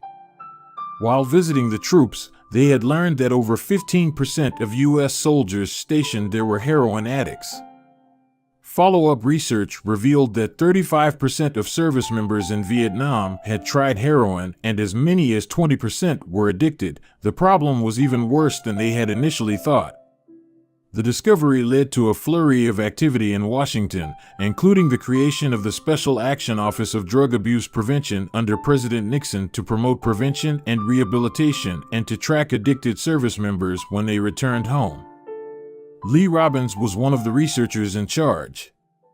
In a finding that completely upended the accepted beliefs about addiction, Robbins found that when soldiers who had been heroin users returned home, only 5% of them became re-addicted within a year, and just 12% relapsed within 3 years. In other words, approximately 9 out of 10 soldiers who used heroin in Vietnam eliminated their addiction nearly overnight. This finding contradicted the prevailing view at the time, which considered heroin addiction to be a permanent and irreversible condition. Instead, Robbins revealed that addictions could spontaneously dissolve if there was a radical change in the environment. In Vietnam, soldiers spent all day surrounded by cues triggering heroin use. It was easy to access. They were engulfed by the constant stress of war. They built friendships with fellow soldiers who were also heroin users, and they were thousands of miles from home. Once a soldier returned to the United States, though, he found himself in an environment devoid of those triggers. When the context changed, so did the habit. Compare this situation to that of a typical drug user. Someone becomes addicted at home or with friends, goes to a clinic to get clean, which is devoid of all the environmental stimuli that prompt their habit, then returns to their old neighborhood with all of their previous cues that caused them to get addicted in the first place. It's no wonder that usually you see numbers that are the exact opposite of those in the Vietnam study. Typically, 90% of heroin users become re-addicted once they return home from rehab. The Vietnam studies ran counter to many of our cultural beliefs about bad habits because it challenged the conventional association of unhealthy behavior as a moral weakness. If you're overweight, a smoker, or an addict, you've been told your entire life that it is because you lack self-control, maybe even that you're a bad person. The idea that a little bit of discipline would solve all our problems is deeply embedded in our culture. Recent research, however, shows something different. When scientists analyze people who appear to have tremendous self-control, it turns out those individuals aren't all that different from those who are struggling. Instead, disciplined people are better at structuring their lives in a way that does not require heroic willpower and self-control. In other words, they spend less time in tempting situations. The people with the best self-control are typically the ones who need to use it the least. It's easier to practice self-restraint when you don't have to use it very often. So, yes, perseverance, grit, and willpower are essential to success, but the way to improve these qualities is not by wishing you were a more disciplined person, but by creating a more disciplined environment. This counterintuitive idea makes even more sense once you understand what happens when a habit is formed in the brain. A habit that has been encoded in the mind is ready to be used whenever the relevant situation arises. When Patty Olwell, a therapist from Austin, Texas, started smoking, she would often light up while riding horses with a friend. Eventually, she quit smoking and avoided it for years. She had also stopped riding. Decades later, she hopped on a horse again and found herself craving a cigarette for the first time in forever. The cues were still internalized, she just hadn't been exposed to them in a long time. Once a habit has been encoded, the urge to act follows whenever the environmental cues reappear. This is one reason behavior change techniques can backfire. Shaming obese people with weight loss presentations can make them feel stressed, and as a result, many people return to their favorite coping strategy, overeating. Showing pictures of blackened lungs to smokers leads to higher levels of anxiety, which drives many people to reach for a cigarette. If you're not careful about cues, you can cause the very behavior you want to stop. Bad habits are autocatalytic, the process feeds itself. They foster the feelings they try to numb. You feel bad, so you eat junk food. Because you eat junk food, you feel bad. Watching television makes you feel sluggish, so you watch more television because you don't have the energy to do anything else. Worrying about your health makes you feel anxious, which causes you to smoke to ease your anxiety, which makes your health even worse, and soon you're feeling more anxious. It's a downward spiral, a runaway train of bad habits. Researchers refer to this phenomenon as cue-induced wanting. An external trigger causes a compulsive craving to repeat a bad habit. Once you notice something, you begin to want it. This process is happening all the time, often without us realizing it. Scientists have found that showing addicts a picture of cocaine for just 33 milliseconds stimulates the reward pathway in the brain and sparks desire. This speed is too fast for the brain to consciously register. The addicts couldn't even tell you what they had seen, but they craved the drug all the same. Here's the punchline: you can break a habit, but you're unlikely to forget it. Once the mental grooves of habit have been carved into your brain, they are nearly impossible to remove entirely, even if they go unused for quite a while. And that means that simply resisting temptation is an ineffective strategy. It is hard to maintain a Zen attitude in a life filled with interruptions. It takes too much energy. In the short run, you can choose to overpower temptation. In the long run, we become a product of the environment that we live in. To put it bluntly, I have never seen someone consistently stick to positive habits in a negative environment. A more reliable approach is to cut bad habits off at the source. One of the most practical ways to eliminate a bad habit is to reduce exposure to the cue that causes it. If you can't seem to get any work done, leave your phone in another room for a few hours. If you're continually feeling like you're not enough, stop following social media accounts that trigger jealousy and envy. If you're wasting too much time watching television, move the TV out of the bedroom. If you're spending too much money on electronics, quit reading reviews of the latest tech gear. If you're playing too many video games, unplug the console and put it in a closet after each use. This practice is an inversion of the first law of behavior change. Rather than make it obvious, you can make it invisible. I'm often surprised by how effective simple changes like these can be. Remove a single cue and the entire habit often fades away. Self-control is a short-term strategy, not a long-term one. You may be able to resist temptation once or twice, but it's unlikely you can muster the willpower to override your desires every time. Instead of summoning a new dose of willpower whenever you want to do the right thing, your energy would be better spent optimizing your environment. This is the secret to self-control. Make the cues of your good habits obvious and the cues of your bad habits invisible. Chapter Summary.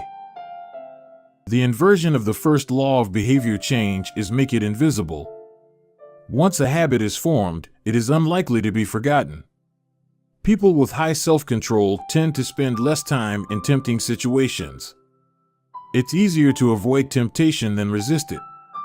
One of the most practical ways to eliminate a bad habit is to reduce exposure to the cue that causes it. Self-control is a short-term strategy, not a long-term one. The second law: make it attractive. Chapter 8: How to make a habit irresistible. In the 1940s, a Dutch scientist named Nico Tinbergen performed a series of experiments that transformed our understanding of what motivates us. Tinbergen, who eventually won a Nobel Prize for his work, was investigating herring gulls, the gray and white birds often seen flying along the seashores of North America. Adult herring gulls have a small red on their beak, and Tinbergen noticed that newly hatched chicks would peck this spot whenever they wanted food. To begin one experiment, he created a collection of fake cardboard beaks, just a head without a body. When the parents had flown away, he went over to the nest and offered these dummy beaks to the chicks. The beaks were obvious fakes, and he assumed the baby birds would reject them altogether. However, when the tiny gulls saw the red spot on the cardboard beak, they pecked away just as if it were attached to their own mother. They had a clear preference for those red spots, as if they had been genetically programmed at birth. Soon Tinbergen discovered that the bigger the red spot, the faster the chicks pecked. Eventually, he created a beak with 3 large red dots on it. When he placed it over the nest, the baby birds went crazy with delight. They pecked at the little red patches as if it was the greatest beak they had ever seen. Tinbergen and his colleagues discovered similar behavior in other animals. For example, the greylag goose is a ground-nesting bird. Occasionally, as the mother moves around on the nest, one of the eggs will roll out and settle on the grass nearby. Whenever this happens, the goose will waddle over to the egg and use its beak and neck to pull it back into the nest. Tinbergen discovered that the goose will pull any nearby round object, such as a billiard ball or a light bulb, back into the nest. The bigger the object, the greater their response. One goose even made a tremendous effort to roll a volleyball back and sit on top. Like the baby gulls automatically pecking at red dots, the greylag goose was following an instinctive rule: when I see a round object nearby, I must roll it back into the nest. The bigger the round object, the harder I should try to get it. It's like the brain of each animal is preloaded with certain rules for behavior, and when it comes across an exaggerated version of that rule, it lights up like a Christmas tree. Scientists refer to these exaggerated cues as supernormal stimuli. A supernormal stimulus is a heightened version of reality, like a beak with 3 red dots or an egg the size of a volleyball, and it elicits a stronger response than usual. Humans are also prone to fall for exaggerated versions of reality. Junk food, for example, drives our reward systems into a frenzy. After spending hundreds of thousands of years hunting and foraging for food in the wild, the human brain has evolved to place a high value on salt, sugar, and fat. Such foods are often calorie-dense, and they were quite rare when our ancient ancestors were roaming the savannah. When you don't know where your next meal is coming from, eating as much as possible is an excellent strategy for survival. Today, however, we live in a calorie-rich environment. Food is abundant, but your brain continues to crave it like it is scarce.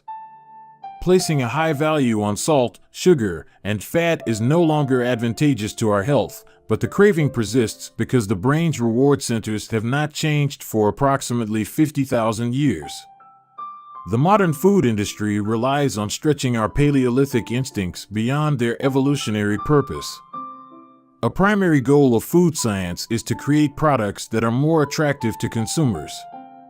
Nearly every food in a bag, box, or jar has been enhanced in some way, if only with additional flavoring.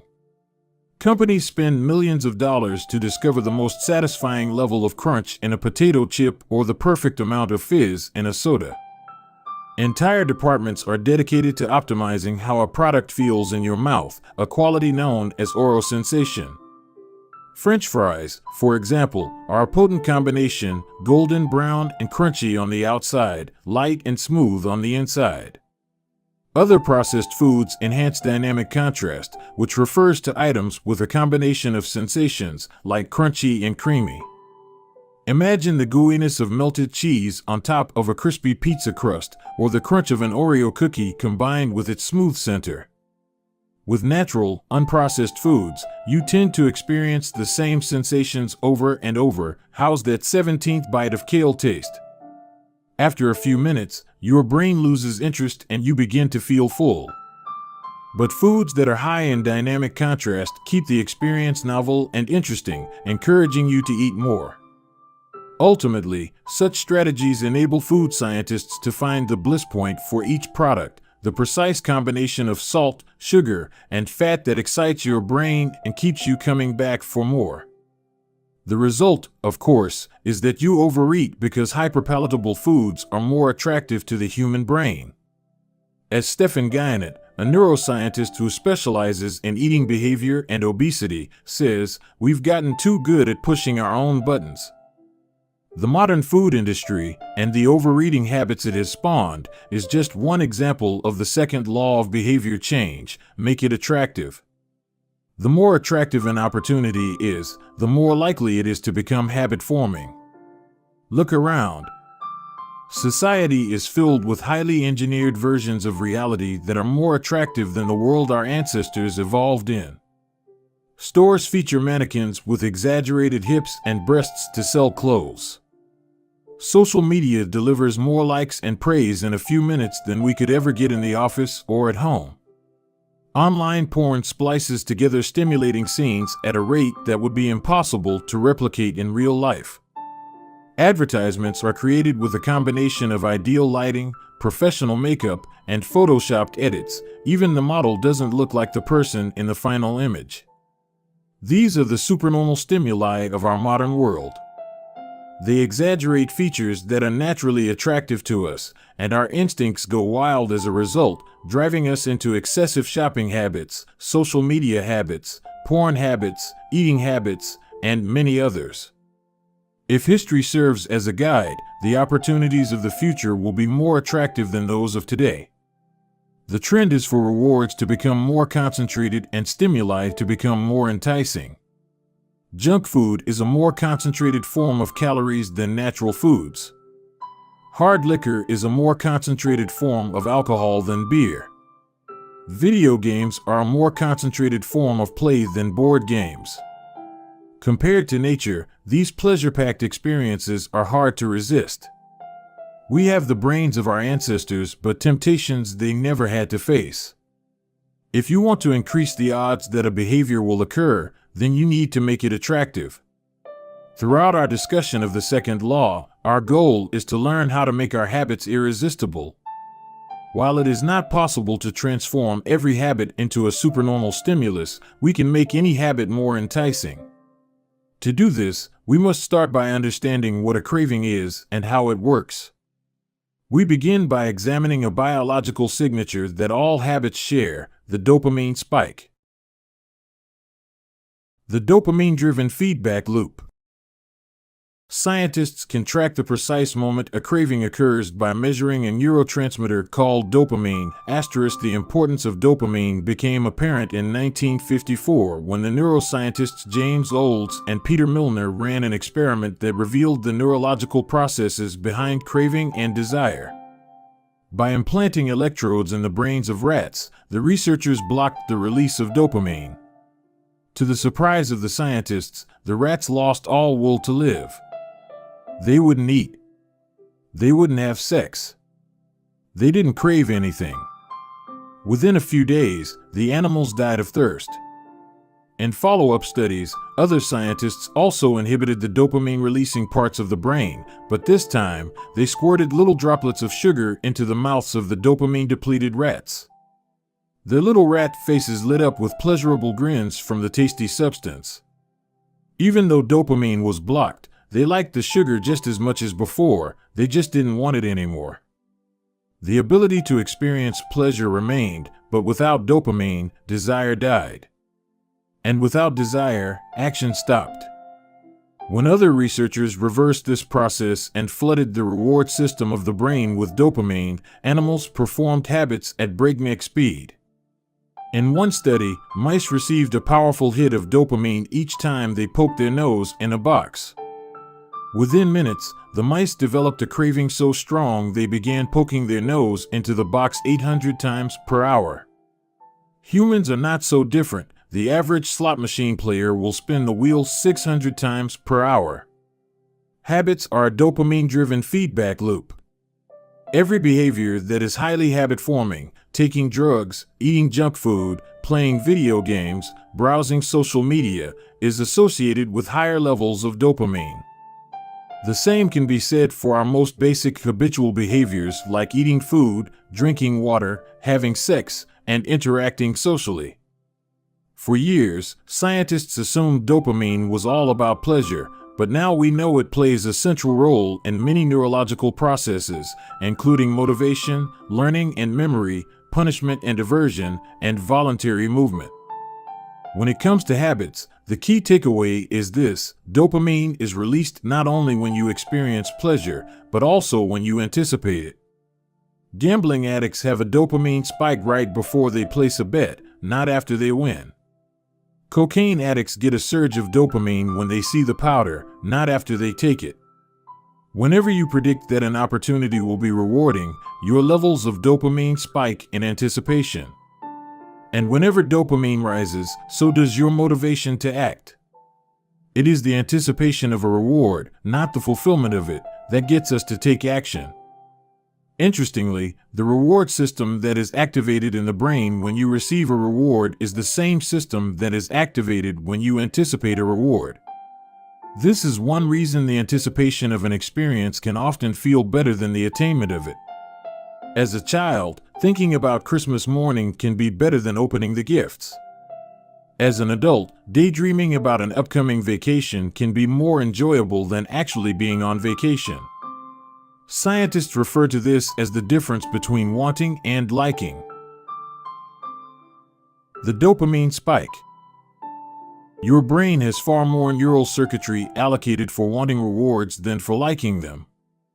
The wanting centers in the brain are large: the brainstem, the nucleus accumbens, the ventral tegmental area, the dorsal striatum, the amygdala, and portions of the prefrontal cortex. By comparison, the liking centers of the brain are much smaller. They are often referred to as hedonic hotspots and are distributed like tiny islands throughout the brain. For instance, researchers have found that 100% of the nucleus accumbens is activated during wanting. Meanwhile, only 10% of the structure is activated during liking. The fact that the brain allocates so much precious space to the regions responsible for craving and desire provides further evidence of the crucial role these processes play. Desire is the engine that drives behavior. Every action is taken because of the anticipation that precedes it. It is the craving that leads to the response. These insights reveal the importance of the second law of behavior change. We need to make our habits attractive because it is the expectation of a rewarding experience that motivates us to act in the first place. This is where a strategy known as temptation bundling comes into play. How to use temptation bundling to make your habits more attractive. Ronan Byrne, an electrical engineering student in Dublin, Ireland, enjoyed watching Netflix, but he also knew that he should exercise more often than he did. Putting his engineering skills to use, Byrne hacked his stationary bike and connected it to his laptop and television. Then he wrote a computer program that would allow Netflix to run only if he was cycling at a certain speed. If he slowed down for too long, whatever show he was watching would pause until he started pedaling again. He was, in the words of one fan, eliminating obesity one Netflix binge at a time. He was also employing temptation bundling to make his exercise habit more attractive. Temptation bundling works by linking an action you want to do with an action you need to do.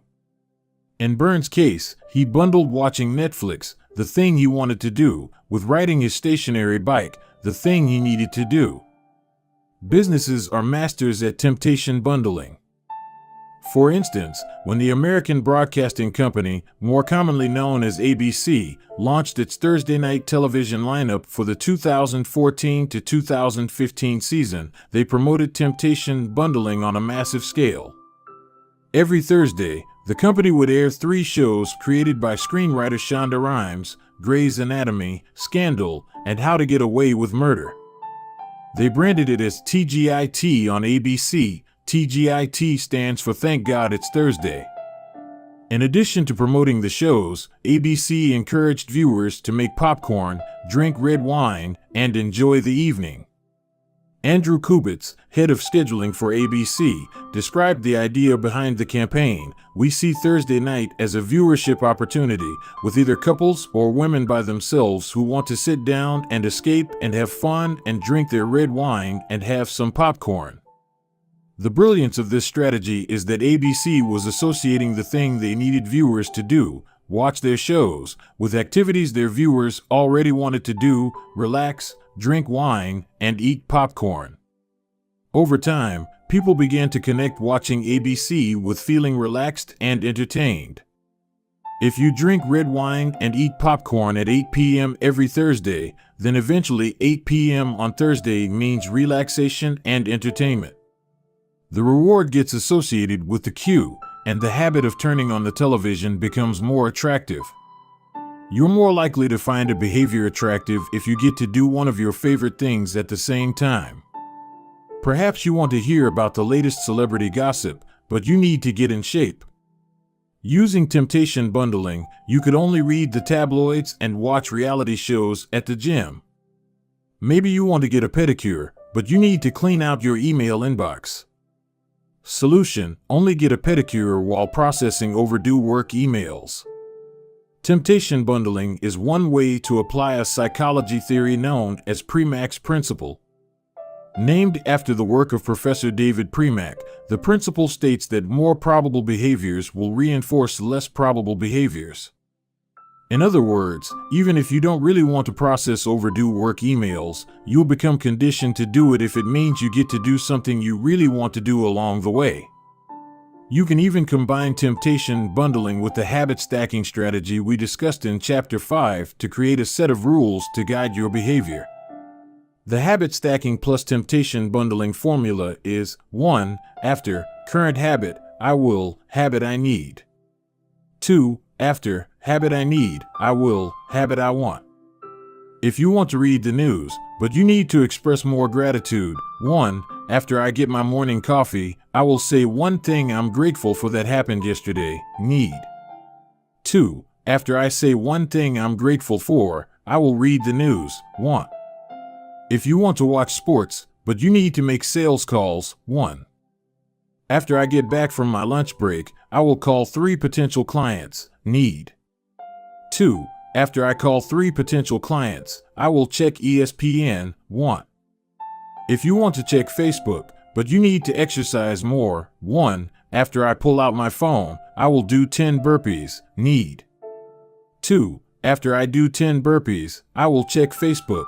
Want. The hope is that eventually you'll look forward to calling 3 clients or doing 10 burpees because it means you get to read the latest sports news or check Facebook. Doing the thing you need to do means you get to do the thing you want to do. We began this chapter by discussing supernormal stimuli, which are heightened versions of reality that increase our desire to take action. Temptation bundling is one way to create a heightened version of any habit by connecting it with something you already want.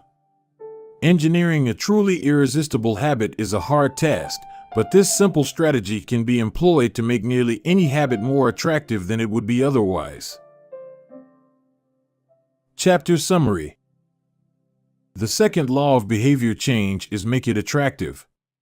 The more attractive an opportunity is, the more likely it is to become habit-forming. Habits are a dopamine-driven feedback loop. When dopamine rises, so does our motivation to act. It is the anticipation of a reward, not the fulfillment of it, that gets us to take action. The greater the anticipation, the greater the dopamine spike. Temptation bundling is one way to make your habits more attractive. The strategy is to pair an action you want to do with an action you need to do. Chapter 9. The role of family and friends in shaping your habits. In 1965, a Hungarian man named Laszlo Polgar wrote a series of strange letters to a woman named Clara. Laszlo was a firm believer in hard work. In fact, it was all he believed in. He completely rejected the idea of innate talent. He claimed that with deliberate practice and the development of good habits, a child could become a genius in any field. His mantra was the genius is not born, but is educated and trained. Laszlo believed in this idea so strongly that he wanted to test it with his own children, and he was writing to Clara because he needed a wife willing to jump on board. Clara was a teacher and, although she may not have been as adamant as Laszlo, she also believed that with proper instruction, anyone could advance their skills. Laszlo decided chess would be a suitable field for the experiment, and he laid out a plan to raise his children to become chess prodigies. The kids would be homeschooled, a rarity in Hungary at the time. The house would be filled with chess books and pictures of famous chess players. The children would play against each other constantly and compete in the best tournaments they could find. The family would keep a meticulous file system of the tournament history of every competitor the children faced. Their lives would be dedicated to chess. Laszlo successfully courted Clara, and within a few years, the Polgars were parents to 3 young girls, Susan, Sophia, and Judith. Susan, the oldest, began playing chess when she was 4 years old. Within 6 months, she was defeating adults. Sophia, the middle child, did even better. By 14, she was a world champion, and a few years later, she became a grandmaster. Judith, the youngest, was the best of all. By age 5, she could beat her father. At 12, she was the youngest player ever listed among the top 100 chess players in the world. At 15 years and 4 months old, she became the youngest grandmaster of all time, younger than Bobby Fischer, the previous record holder. For 27 years, she was the #1 ranked female chess player in the world. The childhood of the Polgar sisters was atypical, to say the least. And yet, if you ask them about it, they claim their lifestyle was attractive, even enjoyable. In interviews, the sisters talk about their childhood as entertaining rather than grueling. They loved playing chess. They couldn't get enough of it. Once, Laszlo reportedly found Sophia playing chess in the bathroom in the middle of the night. Encouraging her to go back to sleep, he said, "Sophia, leave the pieces alone." To which she replied, "Daddy, they won't leave me alone." The Polgar sisters grew up in a culture that prioritized chess above all else, praised them for it, rewarded them for it. In their world, an obsession with chess was normal. And as we are about to see, whatever habits are normal in your culture are among the most attractive behaviors you'll find. The seductive pull of social norms. Humans are herd animals. We want to fit in, to bond with others, and to earn the respect and approval of our peers. Such inclinations are essential to our survival. For most of our evolutionary history, our ancestors lived in tribes. Becoming separated from the tribe, or worse, being cast out, was a death sentence. The lone wolf dies, but the pack survives. Meanwhile, those who collaborated and bonded with others enjoyed increased safety, mating opportunities, and access to resources. As Charles Darwin noted, in the long history of humankind, those who learn to collaborate and improvise most effectively have prevailed. As a result, one of the deepest human desires is to belong. And this ancient preference exerts a powerful influence on our modern behavior. We don't choose our earliest habits, we imitate them. We follow the script handed down by our friends and family, our church or school, our local community and society at large. Each of these cultures and groups comes with its own set of expectations and standards, when and whether to get married, how many children to have, which holidays to celebrate, how much money to spend on your child's birthday party. In many ways, these social norms are the invisible rules that guide your behavior each day. You're always keeping them in mind, even if they are at the not top of your mind. Often, you follow the habits of your culture without thinking, without questioning, and sometimes without remembering. As the French philosopher Michel de Montaigne wrote, the customs and practices of life in society sweep us along. Most of the time, going along with the group does not feel like a burden. Everyone wants to belong. If you grow up in a family that rewards you for your chess skills, playing chess will seem like a very attractive thing to do. If you work in a job where everyone wears expensive suits, then you'll be inclined to splurge on one as well. If all of your friends are sharing an inside joke or using a new phrase, you'll want to do it, too, so they know that you get it. Behaviors are attractive when they help us fit in. We imitate the habits of 3 groups in particular. 1. The close. 2. The many. 3. The powerful. Each group offers an opportunity to leverage the second law of behavior change and make our habits more attractive. 1. Imitating the close. Proximity has a powerful effect on our behavior. This is true of the physical environment, as we discussed in Chapter 6, but it is also true of the social environment.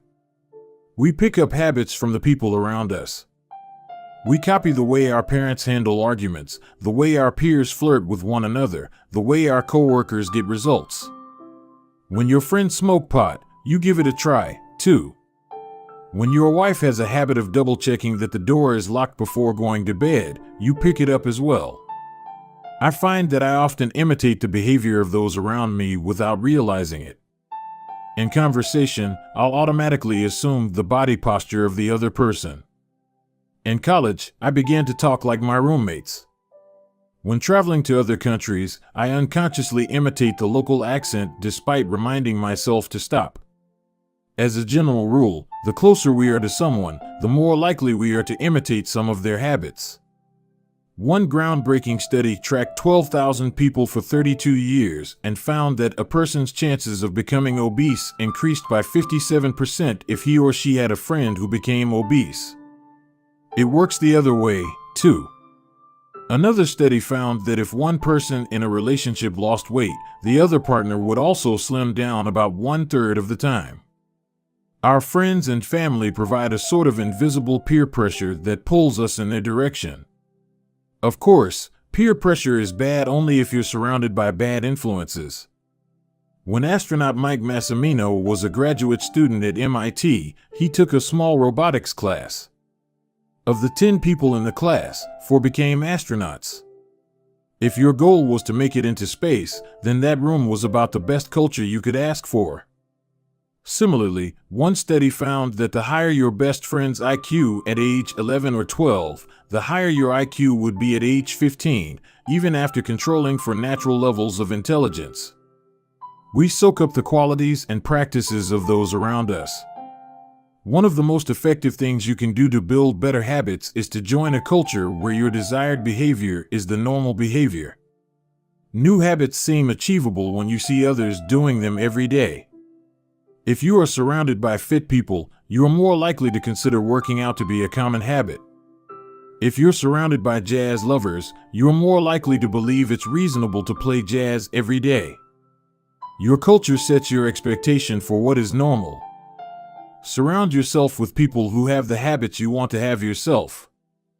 You'll rise together.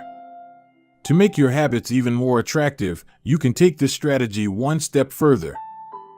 Join a culture where, 1. Your desired behavior is the normal behavior, and 2. You already have something in common with the group. Steve Kamb, an entrepreneur in New York City, runs a company called Nerd Fitness, which helps nerds, misfits, and mutants lose weight, get strong, and get healthy. His clients include video game lovers, movie fanatics, and average Joes who want to get in shape. Many people feel out of place the first time they go to the gym or try to change their diet, but if you are already similar to the other members of the group in some way, say, your mutual love of Star Wars, change becomes more appealing because it feels like something people like you already do. Nothing sustains motivation better than belonging to the tribe. It transforms a personal quest into a shared one. Previously, you were on your own. Your identity was singular. You are a reader. You are a musician. You are an athlete. When you join a book club or a band or a cycling group, your identity becomes linked to those around you. Growth and change is no longer an individual pursuit. We are readers.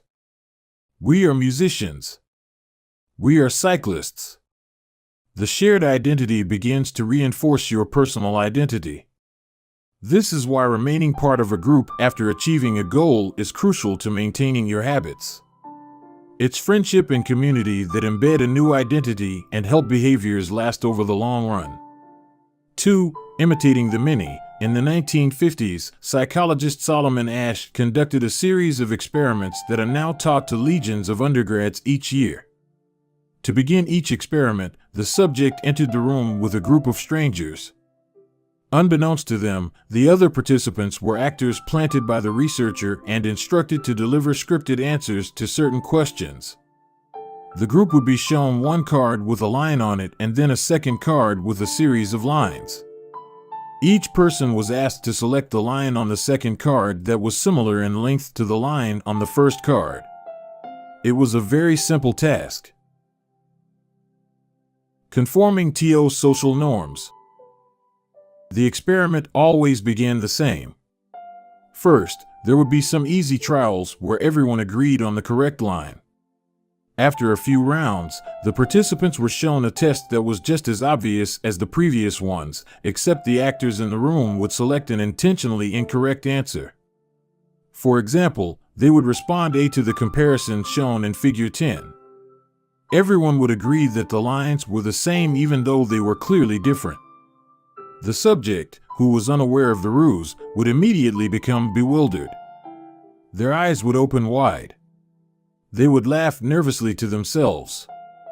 They would double-check the reactions of other participants. Their agitation would grow as one person after another delivered the same incorrect response. Soon, the subject began to doubt their own eyes. Eventually, they delivered the answer they knew in their heart to be incorrect. Asch ran this experiment many times and in many different ways. What he discovered was that as the number of actors increased, so did the conformity of the subject. If it was just the subject and one actor, then there was no effect on the person's choice. They just assumed they were in the room with a dummy. When two actors were in the room with the subject, there was still little impact. But as the number of people increased to 3 actors and 4 and all the way to 8, the subject became more likely to second-guess themselves. By the end of the experiment, nearly 75% of the subjects had agreed with the group answer even though it was obviously incorrect. Whenever we are unsure how to act, we look to the group to guide our behavior. We are constantly scanning our environment and wondering, what is everyone else doing? We check reviews on Amazon or Yelp or TripAdvisor because we want to imitate the best buying, eating, and travel habits. It's usually a smart strategy. There is evidence in numbers. But there can be a downside. The normal behavior of the tribe often overpowers the desired behavior of the individual. For example, one study found that when a chimpanzee learns an effective way to crack nuts open as a member of one group and then switches to a new group that uses a less effective strategy, it will avoid using the superior nut cracking method just to blend in with the rest of the chimps. Humans are similar. There is tremendous internal pressure to comply with the norms of the group. The reward of being accepted is often greater than the reward of winning an argument, looking smart, or finding truth. Most days, we'd rather be wrong with the crowd than be right by ourselves. The human mind knows how to get along with others. It wants to get along with others. This is our natural mode. You can override it. You can choose to ignore the group or to stop caring what other people think, but it takes work. Running against the grain of your culture requires extra effort. When changing your habits means challenging the tribe, change is unattractive. When changing your habits means fitting in with the tribe, change is very attractive. 3. Imitating the powerful. Humans everywhere pursue power, prestige, and status. We want pins and medallions on our jackets. We want president or partner in our titles. We want to be acknowledged, recognized, and praised. This tendency can seem vain, but overall, it's a smart move. Historically, a person with greater power and status has access to more resources, worries less about survival, and proves to be a more attractive mate. We are drawn to behaviors that earn us respect, approval, admiration, and status. We want to be the one in the gym who can do muscle-ups, or the musician who can play the hardest chord progressions, or the parent with the most accomplished children, because these things separate us from the crowd. Once we fit in, we start looking for ways to stand out. This is one reason we care so much about the habits of highly effective people. We try to copy the behavior of successful people because we desire success ourselves. Many of our daily habits are imitations of people we admire. You replicate the marketing strategies of the most successful firms in your industry. You make a recipe from your favorite baker. You borrow the storytelling strategies of your favorite writer. You mimic the communication style of your boss. We imitate people we envy. High-status people enjoy the approval, respect, and praise of others. And that means if a behavior can get us approval, respect, and praise, we find it attractive. We are also motivated to avoid behaviors that would lower our status. We trim our hedges and mow our lawn because we don't want to be the slob of the neighborhood. When our mother comes to visit, we clean up the house because we don't want to be judged. We are continually wondering what will others think of me and altering our behavior based on the answer. The Polgar sisters, the chess prodigies mentioned at the beginning of this chapter, are evidence of the powerful and lasting impact social influences can have on our behavior. The sisters practiced chess for many hours each day and continued this remarkable effort for decades. But these habits and behaviors maintained their attractiveness, in part, because they were valued by their culture. From the praise of their parents to the achievement of different status markers like becoming a grandmaster, they had many reasons to continue their effort. Chapter Summary. The culture we live in determines which behaviors are attractive to us. We tend to adopt habits that are praised and approved of by our culture because we have a strong desire to fit in and belong to the tribe. We tend to imitate the habits of three social groups: the close, family and friends; the many, the tribe; and the powerful, those with status and prestige. One of the most effective things you can do to build better habits is to join a culture where 1. Your desired behavior is the normal behavior, and 2. You already have something in common with the group. The normal behavior of the tribe often overpowers the desired behavior of the individual. Most days, we'd rather be wrong with the crowd than be right by ourselves. If a behavior can get us approval, respect, and praise, we find it attractive. Chapter 10. How to find and fix the causes of your bad habits. In late 2012, I was sitting in an old apartment just a few blocks from Istanbul's most famous street, Istiklal Caddesi. I was in the middle of a 4-day trip to Turkey, and my guide, Mike, was relaxing in a worn-out armchair a few feet away. Mike wasn't really a guide. He was just a guy from Maine who had been living in Turkey for 5 years, but he offered to show me around while I was visiting the country, and I took him up on it. On this particular night, I had been invited to dinner with him and a handful of his Turkish friends. There were 7 of us, and I was the only one who hadn't, at some point, smoked at least 1 pack of cigarettes per day. I asked one of the Turks how he got started. "Friends," he said. "It always starts with your friends. One friend smokes, then you try it." What was truly fascinating was that half of the people in the room had managed to quit smoking. Mike had been smoke-free for a few years at that point, and he swore up and down that he broke the habit because of a book called Alan Carr's Easy Way to Stop Smoking. It frees you from the mental burden of smoking, he said. It tells you, stop lying to yourself. You know you don't actually want to smoke. You know you don't really enjoy this. It helps you feel like you're not the victim anymore. You start to realize that you don't need to smoke. I had never tried a cigarette, but I took a look at the book afterward out of curiosity. The author employs an interesting strategy to help smokers eliminate their cravings.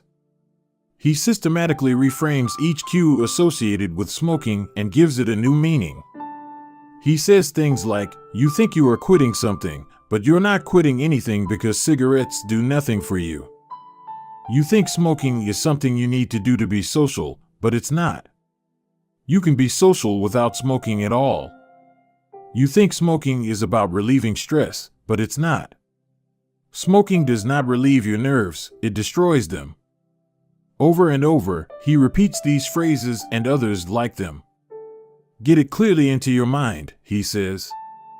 You are losing nothing and you are making marvelous positive gains not only in health, energy, and money, but also in confidence, self-respect, freedom, and, most important of all, in the length and quality of your future life. By the time you get to the end of the book, smoking seems like the most ridiculous thing in the world to do. And if you no longer expect smoking to bring you any benefits, you have no reason to smoke. It is an inversion of the second law of behavior change, make it unattractive. Now, I know this idea might sound overly simplistic. Just change your mind and you can quit smoking.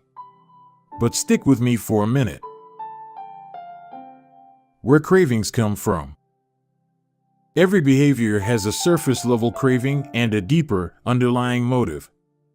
I often have a craving that goes something like this: I want to eat tacos. If you were to ask me why I want to eat tacos, I wouldn't say, because I need food to survive. But the truth is, somewhere deep down, I am motivated to eat tacos because I have to eat to survive. The underlying motive is to obtain food and water even if my specific craving is for a taco.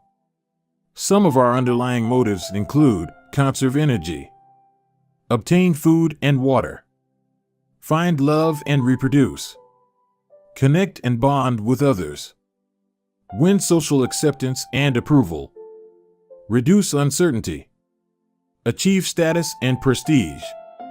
A craving is just a specific manifestation of a deeper underlying motive. Your brain did not evolve with a desire to smoke cigarettes or to check Instagram or to play video games. At a deep level, you simply want to reduce uncertainty and relieve anxiety, to win social acceptance and approval, or to achieve status. Look at nearly any product that is habit-forming and you'll see that it does not create a new motivation, but rather latches onto the underlying motives of human nature. Find love and reproduce equals using Tinder. Connect and bond with others equals browsing Facebook. Win social acceptance and approval equals posting on Instagram. Reduce uncertainty equals searching on Google. Achieve status and prestige equals playing video games. Your habits are modern-day solutions to ancient desires. New versions of old vices. The underlying motives behind human behavior remain the same. The specific habits we perform differ based on the period of history. Here's the powerful part: there are many different ways to address the same underlying motive. One person might learn to reduce stress by smoking a cigarette. Another person learns to ease their anxiety by going for a run. Your current habits are not necessarily the best way to solve the problems you face, they are just the methods you learn to use. Once you associate a solution with the problem you need to solve, you keep coming back to it. Habits are all about associations. These associations determine whether we predict a habit to be worth repeating or not. As we covered in our discussion of the first law, your brain is continually absorbing information and noticing cues in the environment. Every time you perceive a cue, your brain runs a simulation and makes a prediction about what to do in the next moment. Cue: you notice that the stove is hot. Prediction: if I touch it, I'll get burned, so I should avoid touching it. Cue: you see that the traffic light turned green. Prediction: if I step on the gas, I'll make it safely through the intersection and get closer to my destination, so I should step on the gas. You see a cue, categorize it based on past experience, and determine the appropriate response. This all happens in an instant, but it plays a crucial role in your habits because every action is preceded by a prediction. Life feels reactive, but it is actually predictive. All day long, you are making your best guess of how to act given what you've just seen and what has worked for you in the past. You are endlessly predicting what will happen in the next moment. Our behavior is heavily dependent on these predictions. Put another way, our behavior is heavily dependent on how we interpret the events that happen to us, not necessarily the objective reality of the events themselves. Two people can look at the same cigarette, and one feels the urge to smoke while the other is repulsed by the smell. The same cue can spark a good habit or a bad habit depending on your prediction. The cause of your habits is actually the prediction that precedes them. These predictions lead to feelings, which is how we typically describe a craving, a feeling, a desire, an urge. Feelings and emotions transform the cues we perceive and the predictions we make into a signal that we can apply. They help explain what we are currently sensing. For instance, whether or not you realize it, you are noticing how warm or cold you feel right now. If the temperature drops by 1 degree, you probably won't do anything. If the temperature drops 10 degrees, however, you'll feel cold and put on another layer of clothing. Feeling cold was the signal that prompted you to act. You have been sensing the cues the entire time, but it is only when you predict that you would be better off in a different state that you take action. A craving is the sense that something is missing. It is the desire to change your internal state. When the temperature falls, there is a gap between what your body is currently sensing and what it wants to be sensing. This gap between your current state and your desired state provides a reason to act. Desire is the difference between where you are now and where you want to be in the future. Even the tiniest action is tinged with the motivation to feel differently than you do in the moment. When you binge eat or light up or browse social media, what you really want is not a potato chip or a cigarette or a bunch of likes. What you really want is to feel different. Our feelings and emotions tell us whether to hold steady in our current state or to make a change. They help us decide the best course of action. Neurologists have discovered that when emotions and feelings are impaired, we actually lose the ability to make decisions. We have no signal of what to pursue and what to avoid. As the neuroscientist Antonio Damasio explains, it is emotion that allows you to mark things as good, bad, or indifferent. To summarize, the specific cravings you feel and habits you perform are really an attempt to address your fundamental underlying motives. Whenever a habit successfully addresses a motive, you develop a craving to do it again. In time, you learn to predict that checking social media will help you feel loved or that watching YouTube will allow you to forget your fears. Habits are attractive when we associate them with positive feelings, and we can use this insight to our advantage rather than to our detriment. How to reprogram your brain to enjoy hard habits. You can make hard habits more attractive if you can learn to associate them with a positive experience. Sometimes, all you need is a slight mindset shift.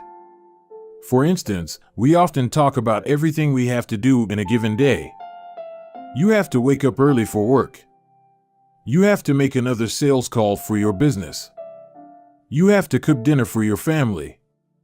Now, imagine changing just one word. You don't have to. You get to. You get to wake up early for work. You get to make another sales call for your business. You get to cook dinner for your family. By simply changing one word, you shift the way you view each event. You transition from seeing these behaviors as burdens and turn them into opportunities. The key point is that both versions of reality are true. You have to do those things, and you also get to do them. We can find evidence for whatever mindset we choose. I once heard a story about a man who uses a wheelchair. When asked if it was difficult being confined, he responded, "I'm not confined to my wheelchair, I am liberated by it. If it wasn't for my wheelchair, I would be bedbound and never able to leave my house." This shift in perspective completely transformed how he lived each day. Reframing your habits to highlight their benefits rather than their drawbacks is a fast and lightweight way to reprogram your mind and make a habit seem more attractive. Exercise. Many people associate exercise with being a challenging task that drains energy and wears you down. You can just as easily view it as a way to develop skills and build you up. Instead of telling yourself, "I need to go run in the morning," say, "It's time to build endurance and get fast." Finance. Saving money is often associated with sacrifice. However, you can associate it with freedom rather than limitation if you realize one simple truth: living below your current means increases your future means. The money you save this month increases your purchasing power next month. Meditation. Anyone who has tried meditation for more than 3 seconds knows how frustrating it can be when the next distraction inevitably pops into your mind. You can transform frustration into delight when you realize that each interruption gives you a chance to practice returning to your breath. Distraction is a good thing because you need distractions to practice meditation. Pre-game jitters. Many people feel anxious before delivering a big presentation or competing in an important event. They experience quicker breathing, a faster heart rate, heightened arousal. If we interpret these feelings negatively, then we feel threatened and tense up. If we interpret these feelings positively, then we can respond with fluidity and grace. You can reframe "I am nervous" to "I am excited and I'm getting an adrenaline rush to help me concentrate." These little mindset shifts aren't magic, but they can help change the feelings you associate with a particular habit or situation. If you want to take it a step further, you can create a motivation ritual. You simply practice associating your habits with something you enjoy, then you can use that cue whenever you need a bit of motivation. For instance, if you always play the same song before having sex, then you'll begin to link the music with the act. Whenever you want to get in the mood, just press play. Ed Lattimore, a boxer and writer from Pittsburgh, benefited from a similar strategy without knowing it. "Odd realization," he wrote. "My focus and concentration goes up just by putting my headphones on while writing. I don't even have to play any music." Without realizing it, he was conditioning himself. In the beginning, he put his headphones on, played some music he enjoyed, and did focused work. After doing it 5, 10, 20 times, putting his headphones on became a cue that he automatically associated with increased focus. The craving followed naturally. Athletes use similar strategies to get themselves in the mindset to perform. During my baseball career, I developed a specific ritual of stretching and throwing before each game. The whole sequence took about 10 minutes, and I did it the same way every single time. While it physically warmed me up to play, more importantly, it put me in the right mental state. I began to associate my pregame ritual with feeling competitive and focused. Even if I wasn't motivated beforehand, by the time I was done with my ritual, I was in game mode. You can adapt this strategy for nearly any purpose. Say you want to feel happier in general. Find something that makes you truly happy, like petting your dog or taking a bubble bath, and then create a short routine that you perform every time before you do the thing you love. Maybe you take 3 deep breaths and smile. 3 deep breaths. Smile. Pet the dog. Repeat. Eventually, you'll begin to associate this breathe and smile routine with being in a good mood. It becomes a cue that means feeling happy. Once established, you can break it out anytime you need to change your emotional state. Stressed at work? Take 3 deep breaths and smile. Sad about life? 3 deep breaths and smile. Once a habit has been built, the cue can prompt a craving, even if it has little to do with the original situation. The key to finding and fixing the causes of your bad habits is to reframe the associations you have about them. It's not easy, but if you can reprogram your predictions, you can transform a hard habit into an attractive one. Chapter Summary. The inversion of the second law of behavior change is make it unattractive. Every behavior has a surface-level craving and a deeper underlying motive. Your habits are modern-day solutions to ancient desires. The cause of your habits is actually the prediction that precedes them. The prediction leads to a feeling. Highlight the benefits of avoiding a bad habit to make it seem unattractive. Habits are attractive when we associate them with positive feelings and unattractive when we associate them with negative feelings. Create a motivation ritual by doing something you enjoy immediately before a difficult habit. The third law, make it easy. Chapter 11, walk slowly, but never backward. On the first day of class, Jerry Yulesman, a professor at the University of Florida, divided his film photography students into two groups. Everyone on the left side of the classroom, he explained, would be in the quantity group. They would be graded solely on the amount of work they produced. On the final day of class, he would tally the number of photos submitted by each student. 100 photos would rate an A, 90 photos a B, 80 photos a C, and so on. Meanwhile, everyone on the right side of the room would be in the quality group.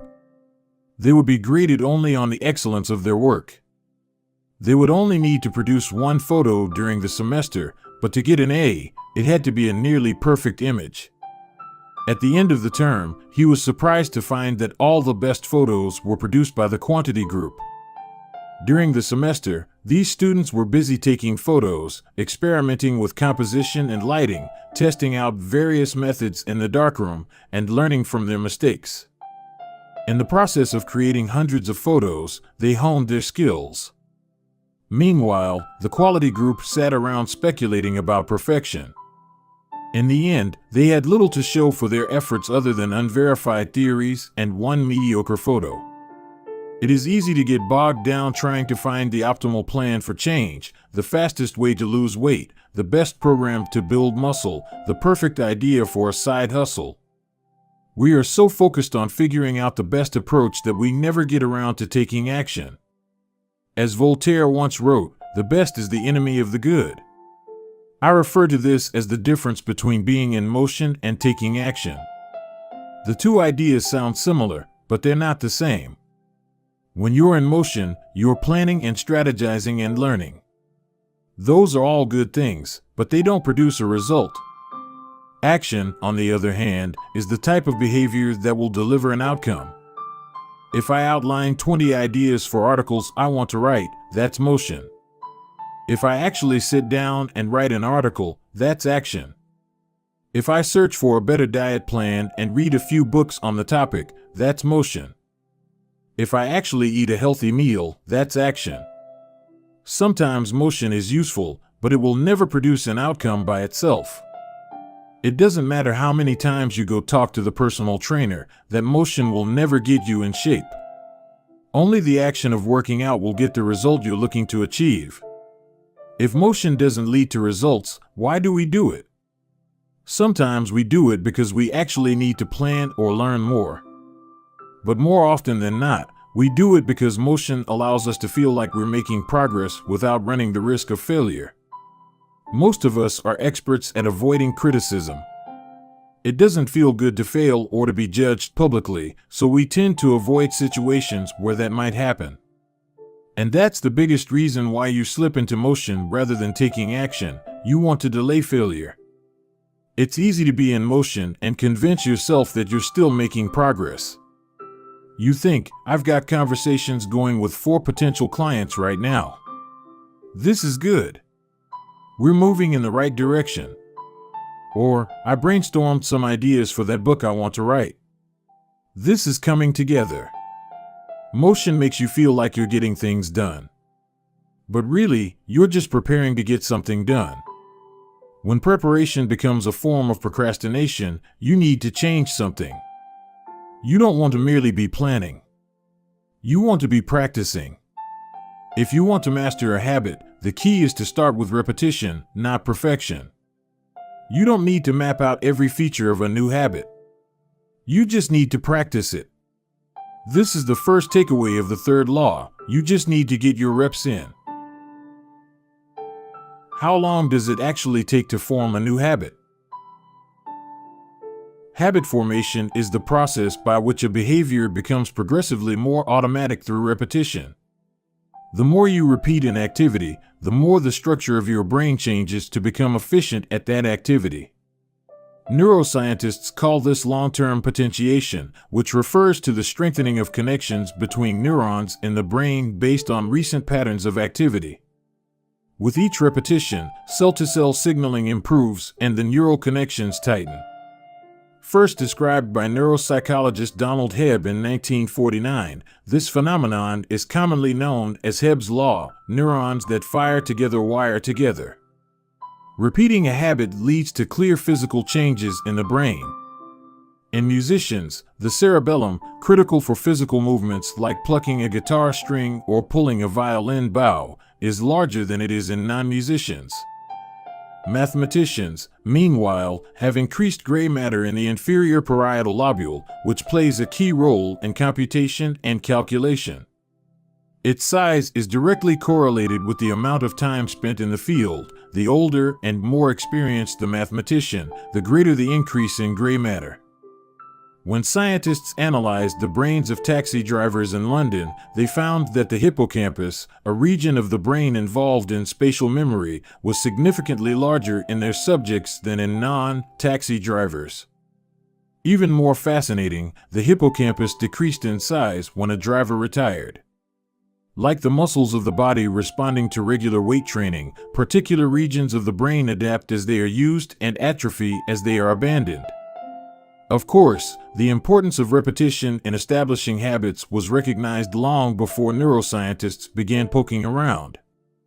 In 1860, the English philosopher George H. Lewis noted, in learning to speak a new language, to play on a musical instrument, or to perform unaccustomed movements, great difficulty is felt, because the channels through which each sensation has to pass have not become established, but no sooner has frequent repetition cut a pathway than this difficulty vanishes. The actions become so automatic that they can be performed while the mind is otherwise engaged.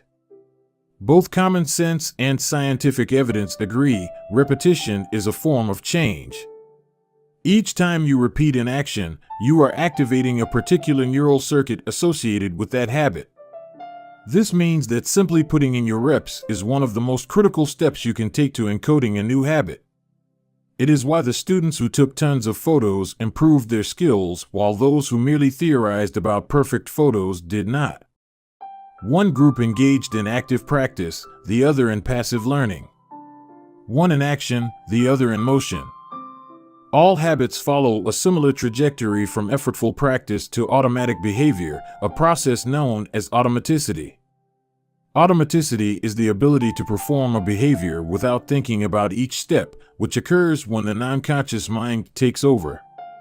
One of the most common questions I hear is, how long does it take to build a new habit? But what people really should be asking is, how many does it take to form a new habit? That is, how many repetitions are required to make a habit automatic? There is nothing magical about time passing with regard to habit formation. It doesn't matter if it's been 21 days or 30 days or 300 days. What matters is the rate at which you perform the behavior. You could do something twice in 30 days, or 200 times. It's the frequency that makes the difference. Your current habits have been internalized over the course of hundreds, if not thousands, of repetitions. New habits require the same level of frequency. You need to string together enough successful attempts until the behavior is firmly embedded in your mind and you cross the habit line.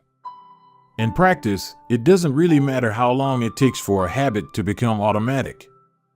What matters is that you take the actions you need to take to make progress. Whether an action is fully automatic is of less importance. To build a habit, you need to practice it. And the most effective way to make practice happen is to adhere to the third law of behavior change: make it easy. The chapters that follow will show you how to do exactly that. Chapter Summary. The third law of behavior change is make it easy. The most effective form of learning is practice, not planning. Focus on taking action, not being in motion. Habit formation is the process by which a behavior becomes progressively more automatic through repetition. The amount of time you have been performing a habit is not as important as the number of times you have performed it.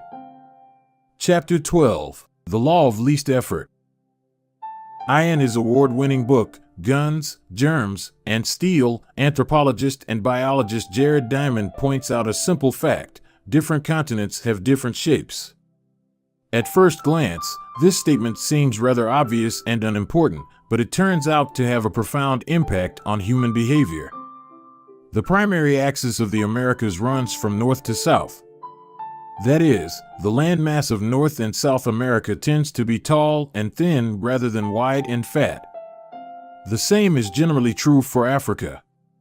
Meanwhile, the landmass that makes up Europe, Asia, and the Middle East is the opposite. This massive stretch of land tends to be more east-west in shape. According to Diamond, this difference in shape played a significant role in the spread of agriculture over the centuries. When agriculture began to spread around the globe, farmers had an easier time expanding along east-west routes than along north-south ones. This is because locations along the same latitude generally share similar climates, amounts of sunlight and rainfall, and changes in season. These factors allowed farmers in Europe and Asia to domesticate a few crops and grow them along the entire stretch of land from France to China. The shape of human behavior. By comparison, the climate varies greatly when traveling from north to south. Just imagine how different the weather is in Florida compared to Canada. You can be the most talented farmer in the world, but it won't help you grow Florida oranges in the Canadian winter. Snow is a poor substitute for soil. In order to spread crops along north-south routes, farmers would need to find and domesticate new plants whenever the climate changed. As a result, agriculture spread 2 to 3 times faster across Asia and Europe than it did up and down the Americas. Over the span of centuries, this small difference had a very big impact. Increased food production allowed for more rapid population growth. With more people, these cultures were able to build stronger armies and were better equipped to develop new technologies. The changes started out small: a crop that spread slightly farther, a population that grew slightly faster, but compounded into substantial differences over time. The spread of agriculture provides an example of the third law of behavior change on a global scale. Conventional wisdom holds that motivation is the key to habit change. Maybe if you really wanted it, you'd actually do it. But the truth is, our real motivation is to be lazy and to do what is convenient. And despite what the latest productivity bestseller will tell you, this is a smart strategy, not a dumb one. Energy is precious, and the brain is wired to conserve it whenever possible. It is human nature to follow the law of least effort, which states that when deciding between two similar options, people will naturally gravitate toward the option that requires the least amount of work. For example, expanding your farm to the east where you can grow the same crops rather than heading north where the climate is different. Out of all the possible actions we could take, the one that is realized is the one that delivers the most value for the least effort. We are motivated to do what is easy. Every action requires a certain amount of energy. The more energy required, the less likely it is to occur. If your goal is to do 100 push-ups per day, that's a lot of energy. In the beginning, when you're motivated and excited, you can muster the strength to get started. But after a few days, such a massive effort feels exhausting. Meanwhile, sticking to the habit of doing 1 push-up per day requires almost no energy to get started. And the less energy a habit requires, the more likely it is to occur. Look at any behavior that fills up much of your life and you'll see that it can be performed with very low levels of motivation. Habits like scrolling on our phones, checking email, and watching television steal so much of our time because they can be performed almost without effort. They are remarkably convenient. In a sense, every habit is just an obstacle to getting what you really want. Dieting is an obstacle to getting fit. Meditation is an obstacle to feeling calm. Journaling is an obstacle to thinking clearly. You don't actually want the habit itself. What you really want is the outcome the habit delivers. The greater the obstacle, that is, the more difficult the habit, the more friction there is between you and your desired end state. This is why it is crucial to make your habits so easy that you'll do them even when you don't feel like it. If you can make your good habits more convenient, you'll be more likely to follow through on them. But what about all the moments when we seem to do the opposite? If we're all so lazy, then how do you explain people accomplishing hard things like raising a child or starting a business or climbing Mount Everest? Certainly, you are capable of doing very hard things. The problem is that some days you feel like doing the hard work and some days you feel like giving in. On the tough days, it's crucial to have as many things working in your favor as possible so that you can overcome the challenges life naturally throws your way. The less friction you face, the easier it is for your stronger self to emerge. The idea behind Make It Easy is not to only do easy things. The idea is to make it as easy as possible in the moment to do things that pay off in the long run. How to achieve more with less effort. Imagine you are holding a garden hose that is bent in the middle. Some water can flow through, but not very much. If you want to increase the rate at which water passes through the hose, you have two options. The first option is to crank up the valve and force more water out. The second option is to simply remove the bend in the hose and let water flow through naturally. Trying to pump up your motivation to stick with a hard habit is like trying to force water through a bent hose. You can do it, but it requires a lot of effort and increases the tension in your life. Meanwhile, making your habits simple and easy is like removing the bend in the hose. Rather than trying to overcome the friction in your life, you reduce it. One of the most effective ways to reduce the friction associated with your habits is to practice environment design. In Chapter 6, we discussed environment design as a method for making cues more obvious, but you can also optimize your environment to make actions easier. For example, when deciding where to practice a new habit, it is best to choose a place that is already along the path of your daily routine. Habits are easier to build when they fit into the flow of your life. You are more likely to go to the gym if it is on your way to work because stopping doesn't add much friction to your lifestyle. By comparison, if the gym is off the path of your normal commute, even by just a few blocks, now you're going out of your way to get there. Perhaps even more effective is reducing the friction within your home or office. Too often, we try to start habits in high-friction environments. We try to follow a strict diet while we are out to dinner with friends. We try to write a book in a chaotic household. We try to concentrate while using a smartphone filled with distractions. It doesn't have to be this way. We can remove the points of friction that hold us back. This is precisely what electronics manufacturers in Japan began to do in the 1970s. In an article published in The New Yorker titled Better All the Time, James Shiroaki writes, Japanese firms emphasized what came to be known as lean production, relentlessly looking to remove waste of all kinds from the production process, down to redesigning workspaces, so workers didn't have to waste time twisting and turning to reach their tools. The result was that Japanese factories were more efficient and Japanese products were more reliable than American ones.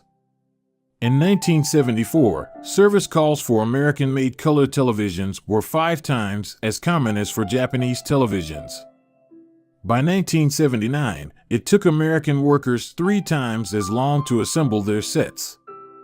I like to refer to this strategy as addition by subtraction. Asterisk, the Japanese companies looked for every point of friction in the manufacturing process and eliminated it. As they subtracted wasted effort, they added customers and revenue. Similarly, when we remove the points of friction that sap our time and energy, we can achieve more with less effort. This is one reason tidying up can feel so good. We are simultaneously moving forward and lightening the cognitive load our environment places on us. If you look at the most habit-forming products, you'll notice that one of the things these goods and services do best is remove little bits of friction from your life. Meal delivery services reduce the friction of shopping for groceries. Dating apps reduce the friction of making social introductions. Ride-sharing services reduce the friction of getting across town. Text messaging reduces the friction of sending a letter in the mail. Like a Japanese television manufacturer redesigning their workspace to reduce wasted motion, successful companies design their products to automate, eliminate, or simplify as many steps as possible. They reduce the number of fields on each form. They pare down the number of clicks required to create an account. They deliver their products with easy-to-understand directions or ask their customers to make fewer choices. When the first voice-activated speakers were released, products like Google Home, Amazon Echo, and Apple HomePod, I asked a friend what he liked about the product he had purchased. He said it was just easier to say play some country music than to pull out his phone, open the music app, and pick a playlist. Of course, just a few years earlier, having unlimited access to music in your pocket was a remarkably frictionless behavior compared to driving to the store and buying a CD. Business is a never-ending quest to deliver the same result in an easier fashion. Similar strategies have been used effectively by governments. When the British government wanted to increase tax collection rates, they switched from sending citizens to a web page where the tax form could be downloaded to linking directly to the form. Reducing that one step in the process increased the response rate from 19.2% to 23.4%. For a country like the United Kingdom, those percentage points represent millions in tax revenue. The central idea is to create an environment where doing the right thing is as easy as possible. Much of the battle of building better habits comes down to finding ways to reduce the friction associated with our good habits and increase the friction associated with our bad ones. Prime the environment for future use. Oswald Knuckles is an IT developer from Natchez, Mississippi. He is also someone who understands the power of priming his environment. Knuckles dialed in his cleaning habits by following a strategy he refers to as resetting the room. For instance, when he finishes watching television, he places the remote back on the TV stand, arranges the pillows on the couch, and folds the blanket. When he leaves his car, he throws any trash away.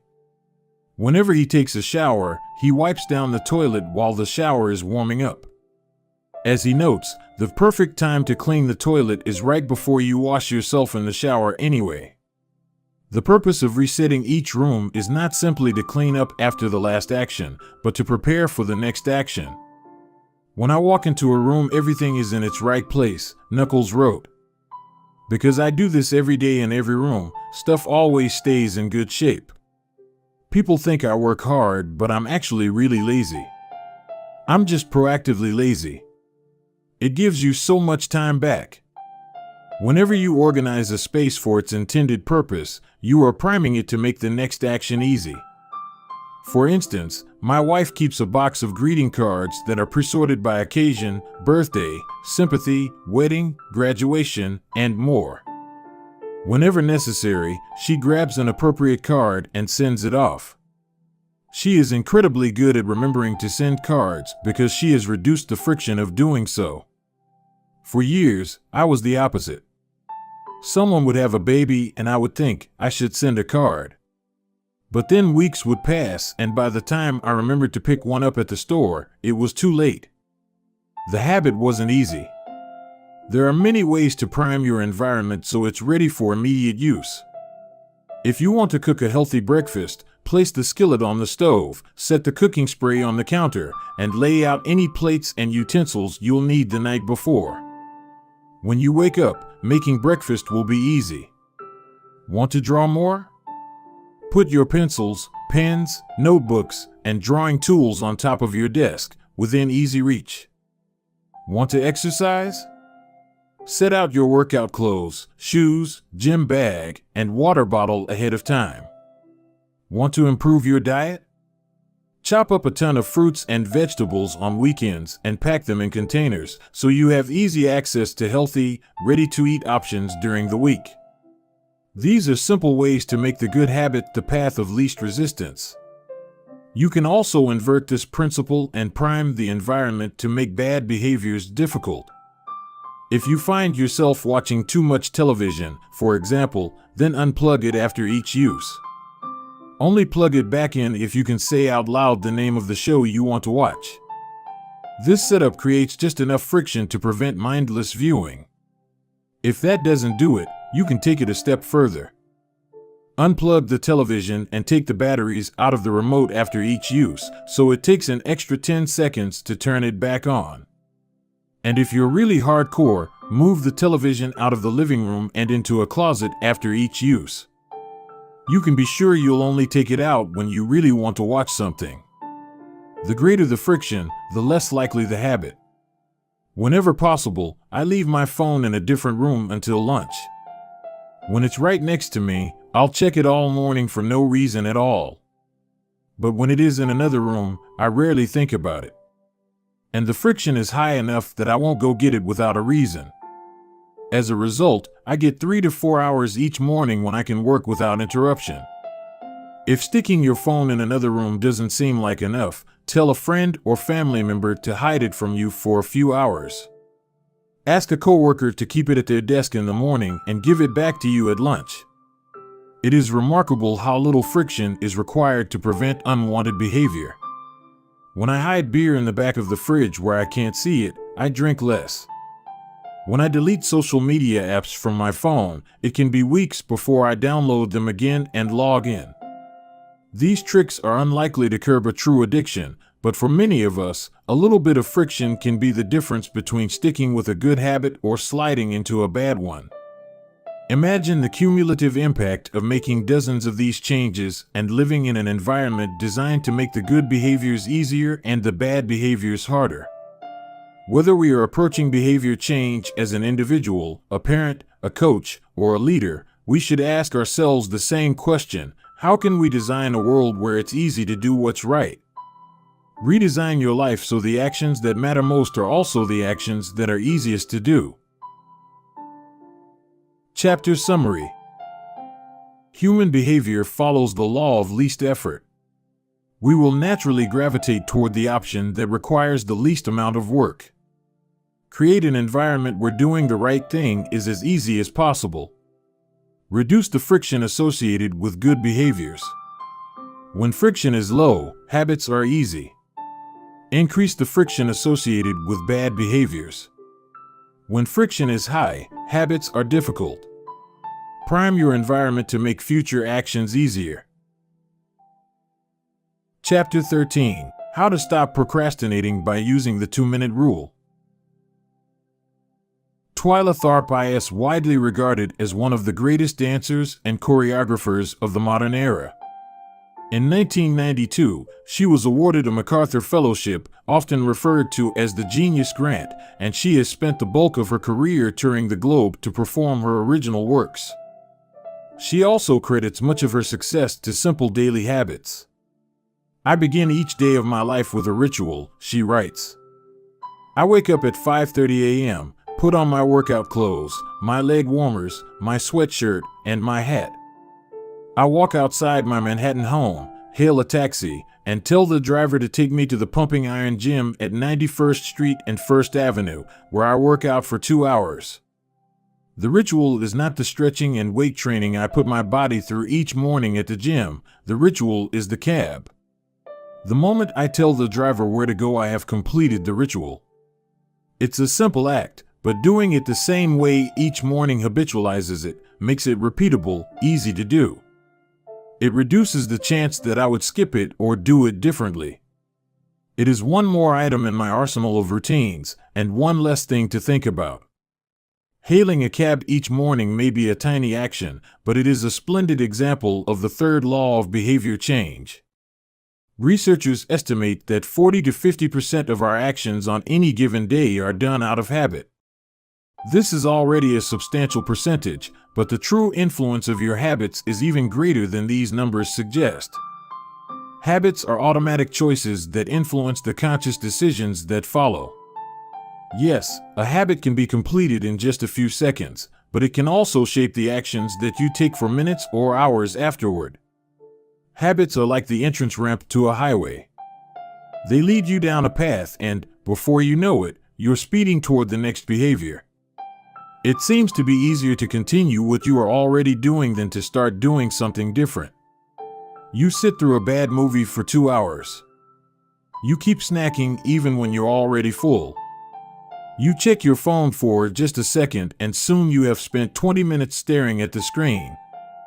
In this way, the habits you follow without thinking often determine the choices you make when you are thinking. Each evening, there is a tiny moment, usually around 5:15 p.m., that shapes the rest of my night. My wife walks in the door from work and either we change into our workout clothes and head to the gym or we crash onto the couch, order Indian food, and watch the Habis, similar to Twyla Tharp hailing the cab. The ritual is changing into my workout clothes. If I change clothes, I know the workout will happen. Everything that follows, driving to the gym, deciding which exercises to do, stepping under the bar, is easy once I've taken the first step. Every day, there are a handful of moments that deliver an outsized impact. I refer to these little choices as decisive moments. The moment you decide between ordering takeout or cooking dinner. The moment you choose between driving your car or riding your bike. The moment you decide between starting your homework or grabbing the video game controller. These choices are a fork in the road. Decisive moments. Decisive moments set the options available to your future self. For instance, walking into a restaurant is a decisive moment because it determines what you'll be eating for lunch. Technically, you are in control of what you order, but in a larger sense, you can only order an item if it is on the menu. If you walk into a steakhouse, you can get a sirloin or a ribeye, but not sushi. Your options are constrained by what's available. They are shaped by the first choice. We are limited by where our habits lead us. This is why mastering the decisive moments throughout your day is so important. Each day is made up of many moments, but it is really a few habitual choices that determine the path you take. These little choices stack up, each one setting the trajectory for how you spend the next chunk of time. Habits are the entry point, not the end point. They are the cab, not the gym. The 2-minute rule. Even when you know you should start small, it's easy to start too big. When you dream about making a change, excitement inevitably takes over and you end up trying to do too much too soon. The most effective way I know to counteract this tendency is to use the 2-minute rule, which states, when you start a new habit, it should take less than 2 minutes to do. You'll find that nearly any habit can be scaled down into a 2-minute version. Read before bed each night becomes read 1 page. Do 30 minutes of yoga becomes take out my yoga mat. Study for class becomes open my notes. Fold the laundry becomes fold 1 pair of socks. Run 3 miles becomes tie my running shoes. The idea is to make your habits as easy as possible to start. Anyone can meditate for 1 minute, read 1 page, or put 1 item of clothing away. And, as we have just discussed, this is a powerful strategy because once you've started doing the right thing, it is much easier to continue doing it. A new habit should not feel like a challenge. The actions that follow can be challenging, but the first 2 minutes should be easy. What you want is a gateway habit that naturally leads you down a more productive path. You can usually figure out the gateway habits that will lead to your desired outcome by mapping out your goals on a scale from very easy to very hard. For instance, running a marathon is very hard. Running a 5K is hard. Walking 10,000 steps is moderately difficult. Walking 10 minutes is easy. And putting on your running shoes is very easy. Your goal might be to run a marathon, but your gateway habit is to put on your running shoes. That's how you follow the 2-minute rule. People often think it's weird to get hyped about reading one page or meditating for 1 minute or making one sales call. But the point is not to do one thing. The point is to master the habit of showing up. The truth is, a habit must be established before it can be improved. If you can't learn the basic skill of showing up, then you have little hope of mastering the finer details. Instead of trying to engineer a perfect habit from the start, do the easy thing on a more consistent basis. You have to standardize before you can optimize.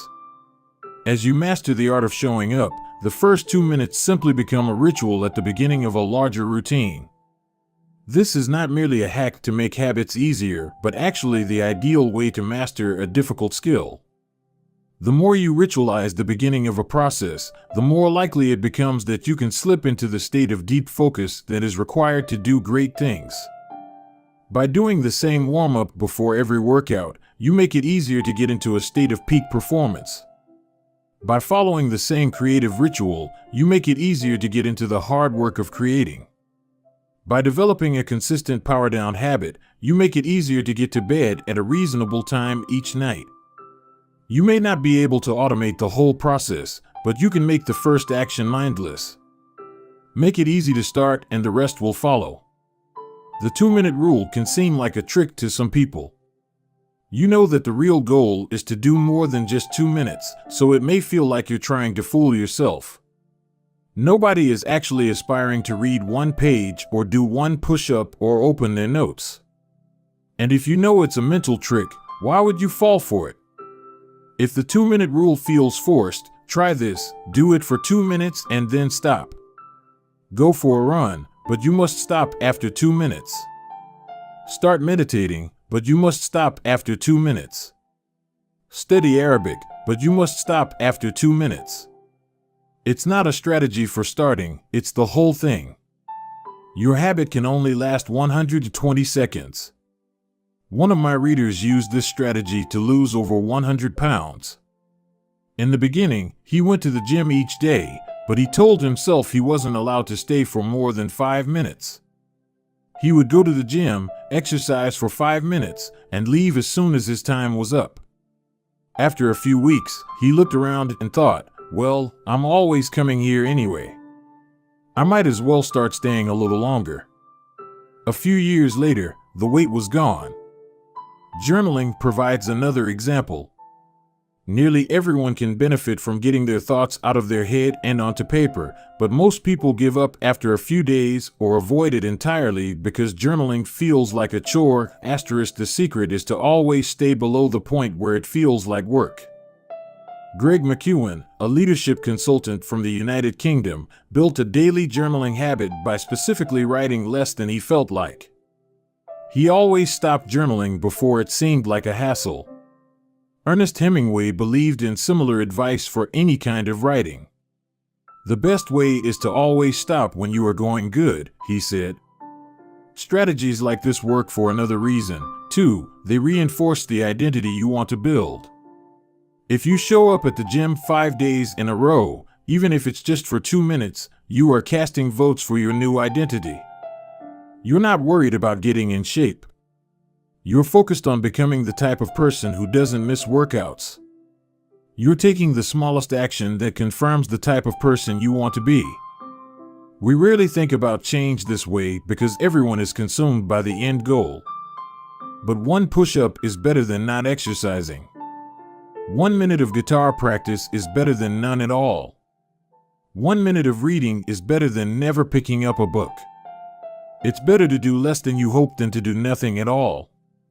At some point, once you've established the habit and you're showing up each day, you can combine the 2-minute rule with a technique we call habit shaping to scale your habit back up toward your ultimate goal. Start by mastering the first 2 minutes of the smallest version of the behavior. Then, advance to an intermediate step and repeat the process, focusing on just the first 2 minutes and mastering that stage before moving on to the next level. Eventually, you'll end up with the habit you had originally hoped to build while still keeping your focus where it should be, on the first 2 minutes of the behavior. Examples of habit shaping. Becoming an early riser. Phase 1. Be home by 10 p.m. every night. Phase 2. Have all devices, TV, phone, etc., turned off by 10 p.m. every night. Phase 3. Be in bed by 10 p.m. every night, reading a book, talking with your partner. Phase 4. Lights off by 10 p.m. every night. Phase 5. Wake up at 6 a.m. every day. Becoming vegan. Phase 1. Start eating vegetables at each meal. Phase 2. Stop eating animals with 4 legs, cow, pig, lamb, etc. Phase 3. Stop eating animals with 2 legs, chicken, turkey, etc.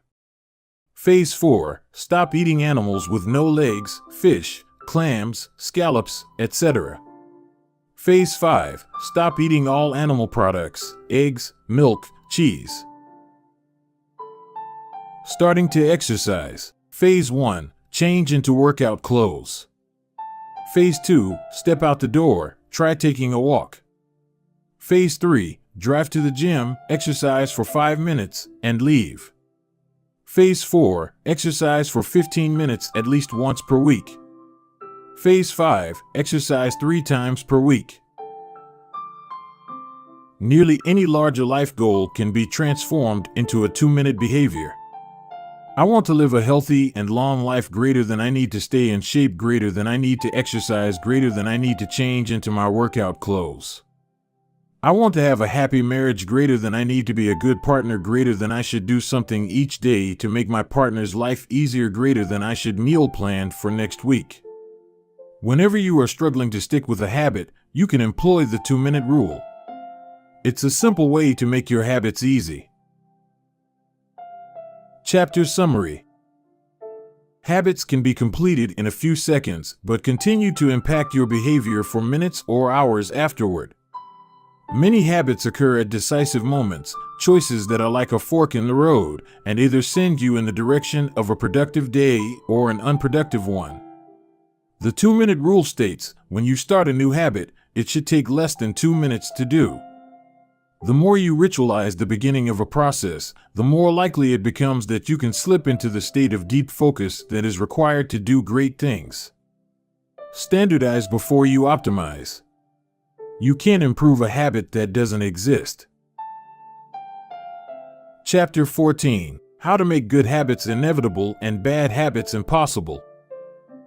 In the summer of 1830, Victor Hugo was facing an impossible deadline. 12 months earlier, the French author had promised his publisher a new book. But instead of writing, he spent that year pursuing other projects, entertaining guests, and delaying his work. Frustrated, Hugo's publisher responded by setting a deadline less than 6 months away. The book had to be finished by February 1831. Hugo concocted a strange plan to beat his procrastination. He collected all of his clothes and asked an assistant to lock them away in a large chest. He was left with nothing to wear except a large shawl. Lacking any suitable clothing to go outdoors, he remained in his study and wrote furiously during the fall and winter of 1830. The Hunchback of Notre Dame was published 2 weeks early on January 14, 1831. Sometimes success is less about making good habits easy and more about making bad habits hard. This is an inversion of the third law of behavior change: make it difficult. If you find yourself continually struggling to follow through on your plans, then you can take a page from Victor Hugo and make your bad habits more difficult by creating what psychologists call a commitment device. A commitment device is a choice you make in the present that controls your actions in the future. It is a way to lock in future behavior, bind you to good habits, and restrict you from bad ones. When Victor Hugo shut his clothes away so he could focus on writing, he was creating a commitment device. There are many ways to create a commitment device. You can reduce overeating by purchasing food in individual packages rather than in bulk size. You can voluntarily ask to be added to the banned list at casinos and online poker sites to prevent future gambling sprees. I've even heard of athletes who have to make weight for a competition choosing to leave their wallets at home during the week before weigh-in so they won't be tempted to buy fast food. As another example, my friend and fellow habits expert Nir Eyal purchased an outlet timer, which is an adapter that he plugged in between his internet router and the power outlet. At 10 p.m. each night, the outlet timer cuts off the power to the router. When the internet goes off, everyone knows it is time to go to bed.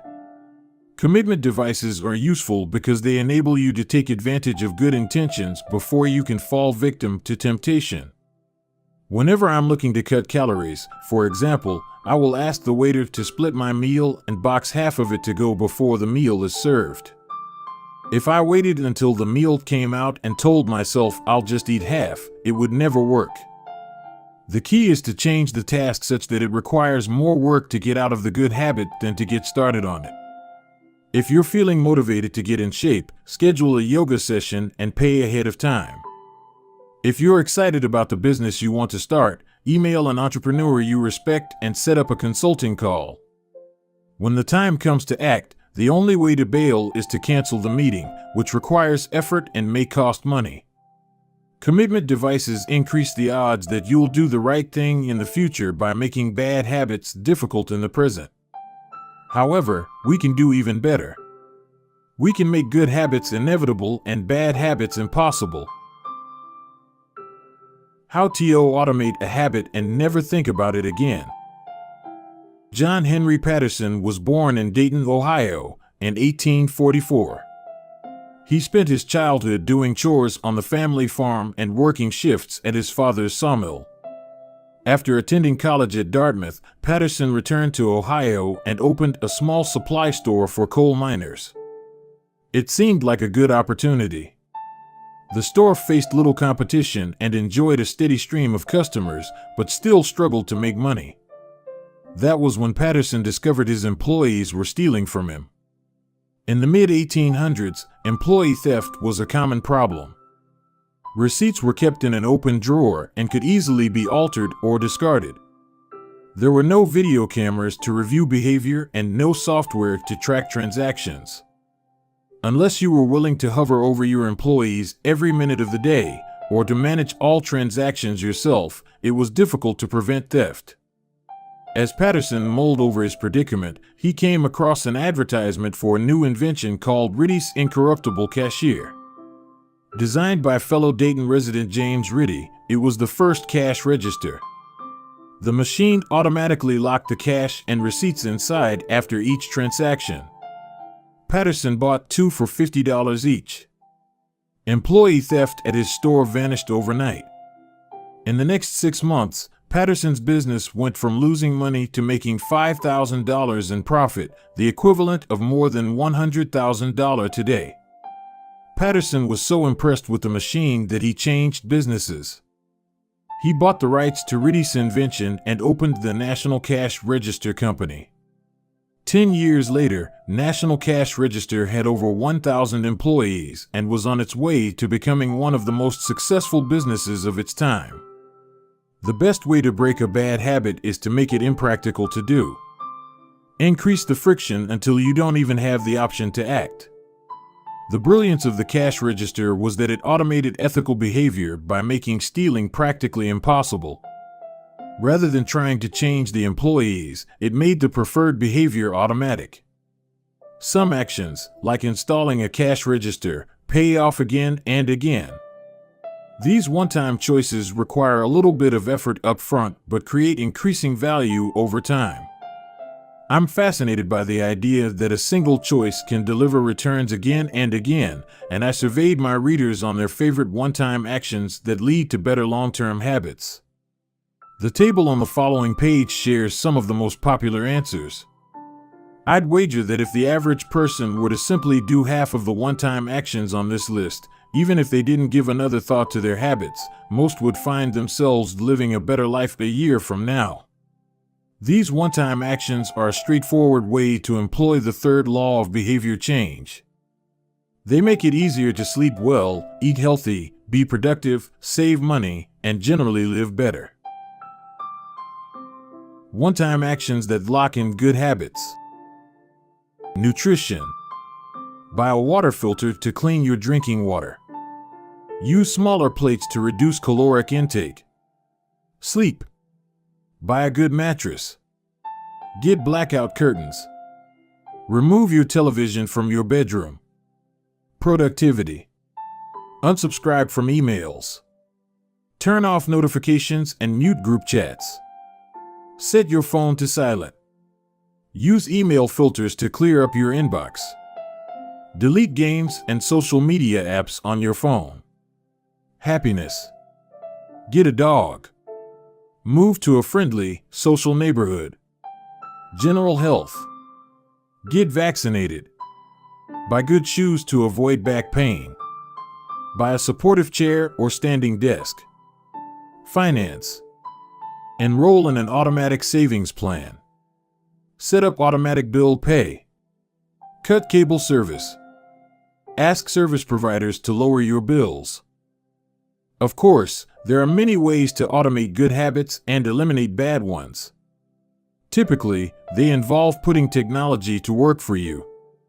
Technology can transform actions that were once hard, annoying, and complicated into behaviors that are easy, painless, and simple. It is the most reliable and effective way to guarantee the right behavior. This is particularly useful for behaviors that happen too infrequently to become habitual. Things you have to do monthly or yearly, like rebalancing your investment portfolio, are never repeated frequently enough to become a habit, so they benefit in particular from technology remembering to do them for you. Other examples include medicine. Prescriptions can be automatically refilled. Personal finance. Employees can save for retirement with an automatic wage deduction. Cooking. Meal delivery services can do your grocery shopping. Productivity. Social media browsing can be cut off with a website blocker. When you automate as much of your life as possible, you can spend your effort on the tasks machines cannot do yet. Each habit that we hand over to the authority of technology frees up time and energy to pour into the next stage of growth. As mathematician and philosopher Alfred North Whitehead wrote, civilization advances by extending the number of operations we can perform without thinking about them. Of course, the power of technology can work against us as well. Binge watching becomes a habit because you have to put more effort in to stop looking at the screen than to continue doing so. Instead of pressing a button to advance to the next episode, Netflix or YouTube will autoplay it for you. All you have to do is keep your eyes open. Technology creates a level of convenience that enables you to act on your smallest whims and desires. At the mere suggestion of hunger, you can have food delivered to your door. At the slightest hint of boredom, you can get lost in the vast expanse of social media. When the effort required to act on your desires becomes effectively zero, you can find yourself slipping into whatever impulse arises at the moment. The downside of automation is that we can find ourselves jumping from easy task to easy task without making time for more difficult, but ultimately more rewarding, work. I often find myself gravitating towards social media during any downtime. If I feel bored for just a fraction of a second, I reach for my phone. It's easy to write off these minor distractions as just taking a break, but over time they can accumulate into a serious issue. The constant tug of just one more minute can prevent me from doing anything of consequence. I'm not the only one. The average person spends over 2 hours per day on social media. What could you do with an extra 600 hours per year? During the year I was writing this book, I experimented with a new time management strategy. Every Monday, my assistant would reset the passwords on all my social media accounts, which logged me out on each device. All week, I worked without distraction. On Friday, she would send me the new passwords. I had the entire weekend to enjoy what social media had to offer until Monday morning when she would do it again. If you don't have an assistant, team up with a friend or family member and reset each other's passwords each week. One of the biggest surprises was how quickly I adapted. Within the first week of locking myself out of social media, I realized that I didn't need to check it nearly as often as I had been, and I certainly didn't need it each day. It had simply been so easy that it had become the default. Once my bad habit became impossible, I discovered that I did actually have the motivation to work on more meaningful tasks. After I removed the mental candy from my environment, it became much easier to eat the healthy stuff. When working in your favor, automation can make your good habits inevitable and your bad habits impossible. It is the ultimate way to lock in future behavior rather than relying on willpower in the moment. By utilizing commitment devices, strategic one-time decisions, and technology, you can create an environment of inevitability, a space where good habits are not just an outcome you hope for but an outcome that is virtually guaranteed. Chapter Summary. The inversion of the third law of behavior change is make it difficult. A commitment device is a choice you make in the present that locks in better behavior in the future. The ultimate way to lock in future behavior is to automate your habits. One-time choices, like buying a better mattress or enrolling in an automatic savings plan, are single actions that automate your future habits and deliver increasing returns over time. Using technology to automate your habits is the most reliable and effective way to guarantee the right behavior. The fourth law, make it satisfying. Chapter 15, the cardinal rule of behavior change. In the late 1990s, a public health worker named Stephen Luby left his hometown of Omaha, Nebraska, and bought a one-way ticket to Karachi, Pakistan. Karachi was one of the most populous cities in the world. By 1998, over 9 million people called it home.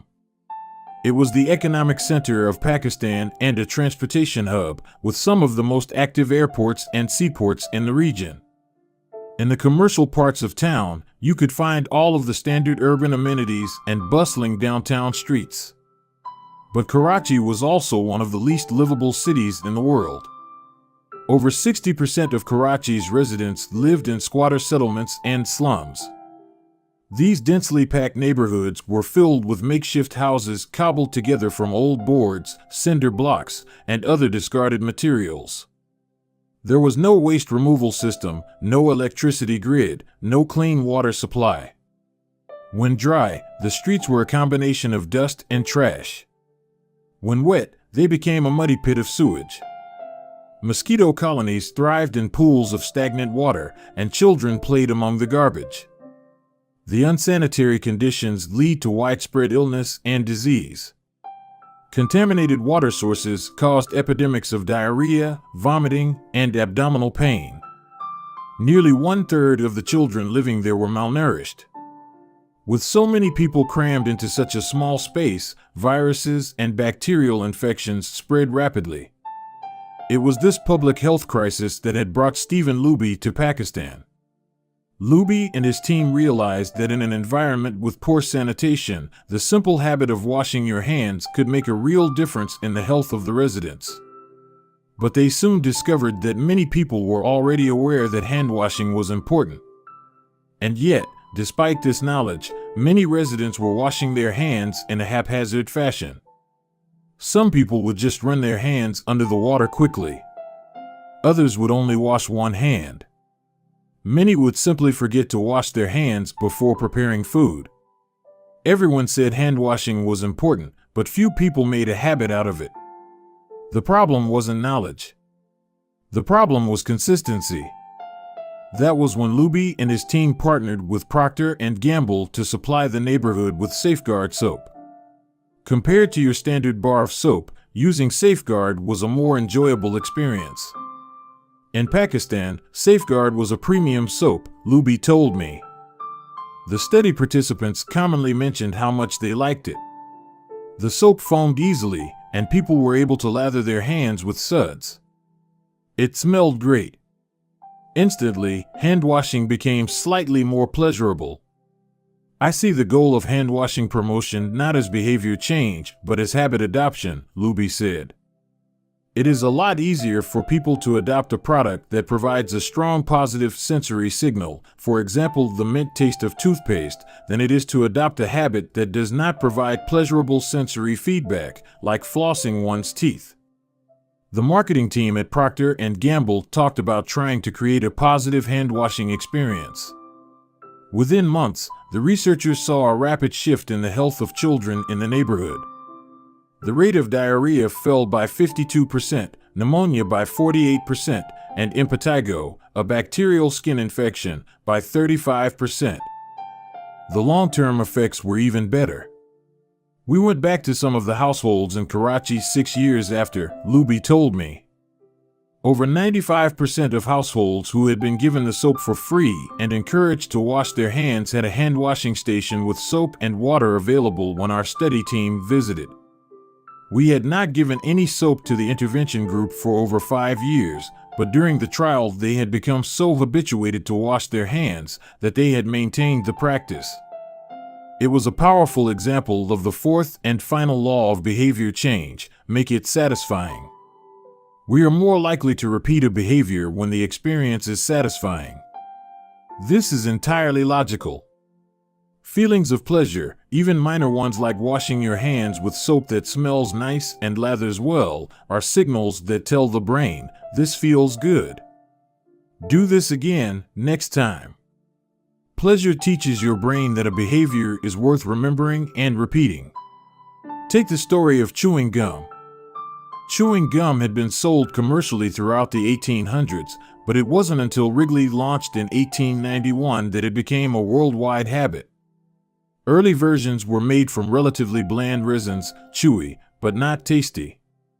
Wrigley revolutionized the industry by adding flavors like spearmint and juicy fruit, which made the product flavorful and fun to use. Then they went a step further and began pushing chewing gum as a pathway to a clean mouth. Advertisements told readers to refresh your taste.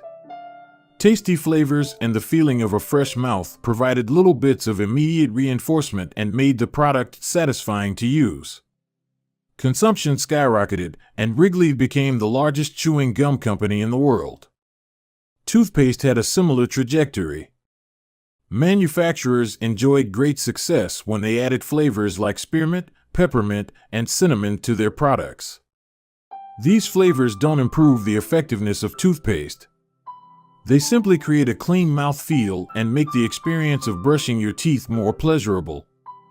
My wife actually stopped using Sensodyne because she didn't like the aftertaste. She switched to a brand with a stronger mint flavor, which proved to be more satisfying. Conversely, if an experience is not satisfying, we have little reason to repeat it. In my research, I came across the story of a woman who had a narcissistic relative who drove her nuts. In an attempt to spend less time with this egomaniac, she acted as dull and as boring as possible whenever he was around. Within a few encounters, he started avoiding her because he found her so uninteresting. Stories like these are evidence of the cardinal rule of behavior change: what is rewarded is repeated. What is punished is avoided. You learn what to do in the future based on what you were rewarded for doing or punished for doing in the past. Positive emotions cultivate habits. Negative emotions destroy them. The first 3 laws of behavior change: make it obvious, make it attractive, and make it easy, increase the odds that a behavior will be performed this time.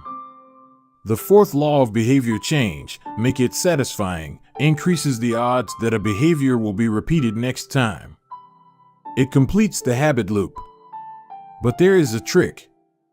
We are not looking for just any type of satisfaction. We are looking for immediate satisfaction.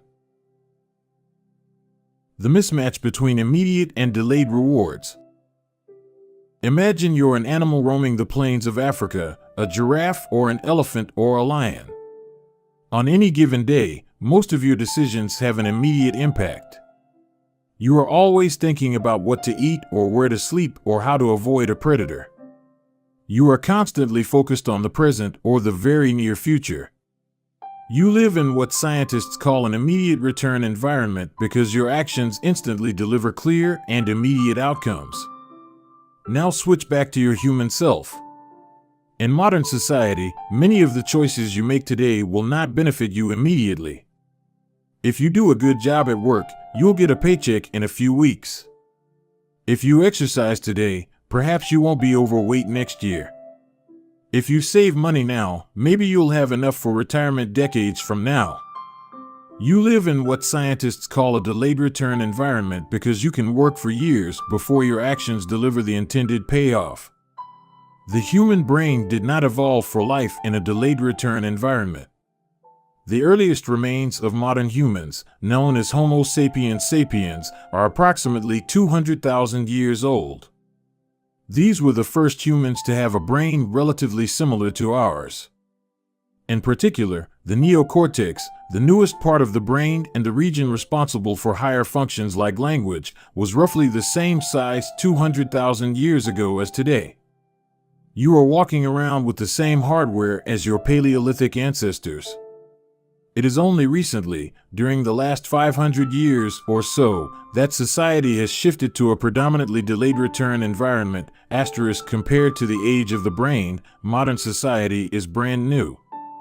In the last 100 years, we have seen the rise of the car, the airplane, the television, the personal computer, the internet, the smartphone, and Beyoncé. The world has changed much in recent years, but human nature has changed little.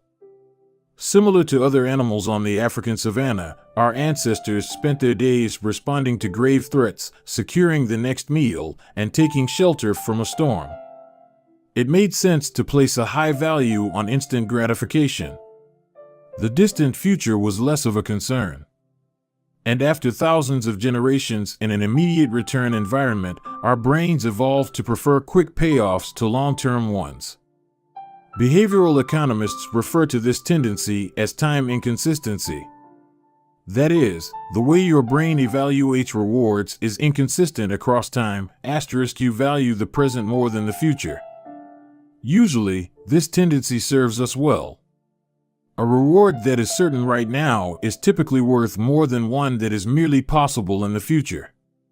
But occasionally, our bias toward instant gratification causes problems. Why would someone smoke if they know it increases the risk of lung cancer?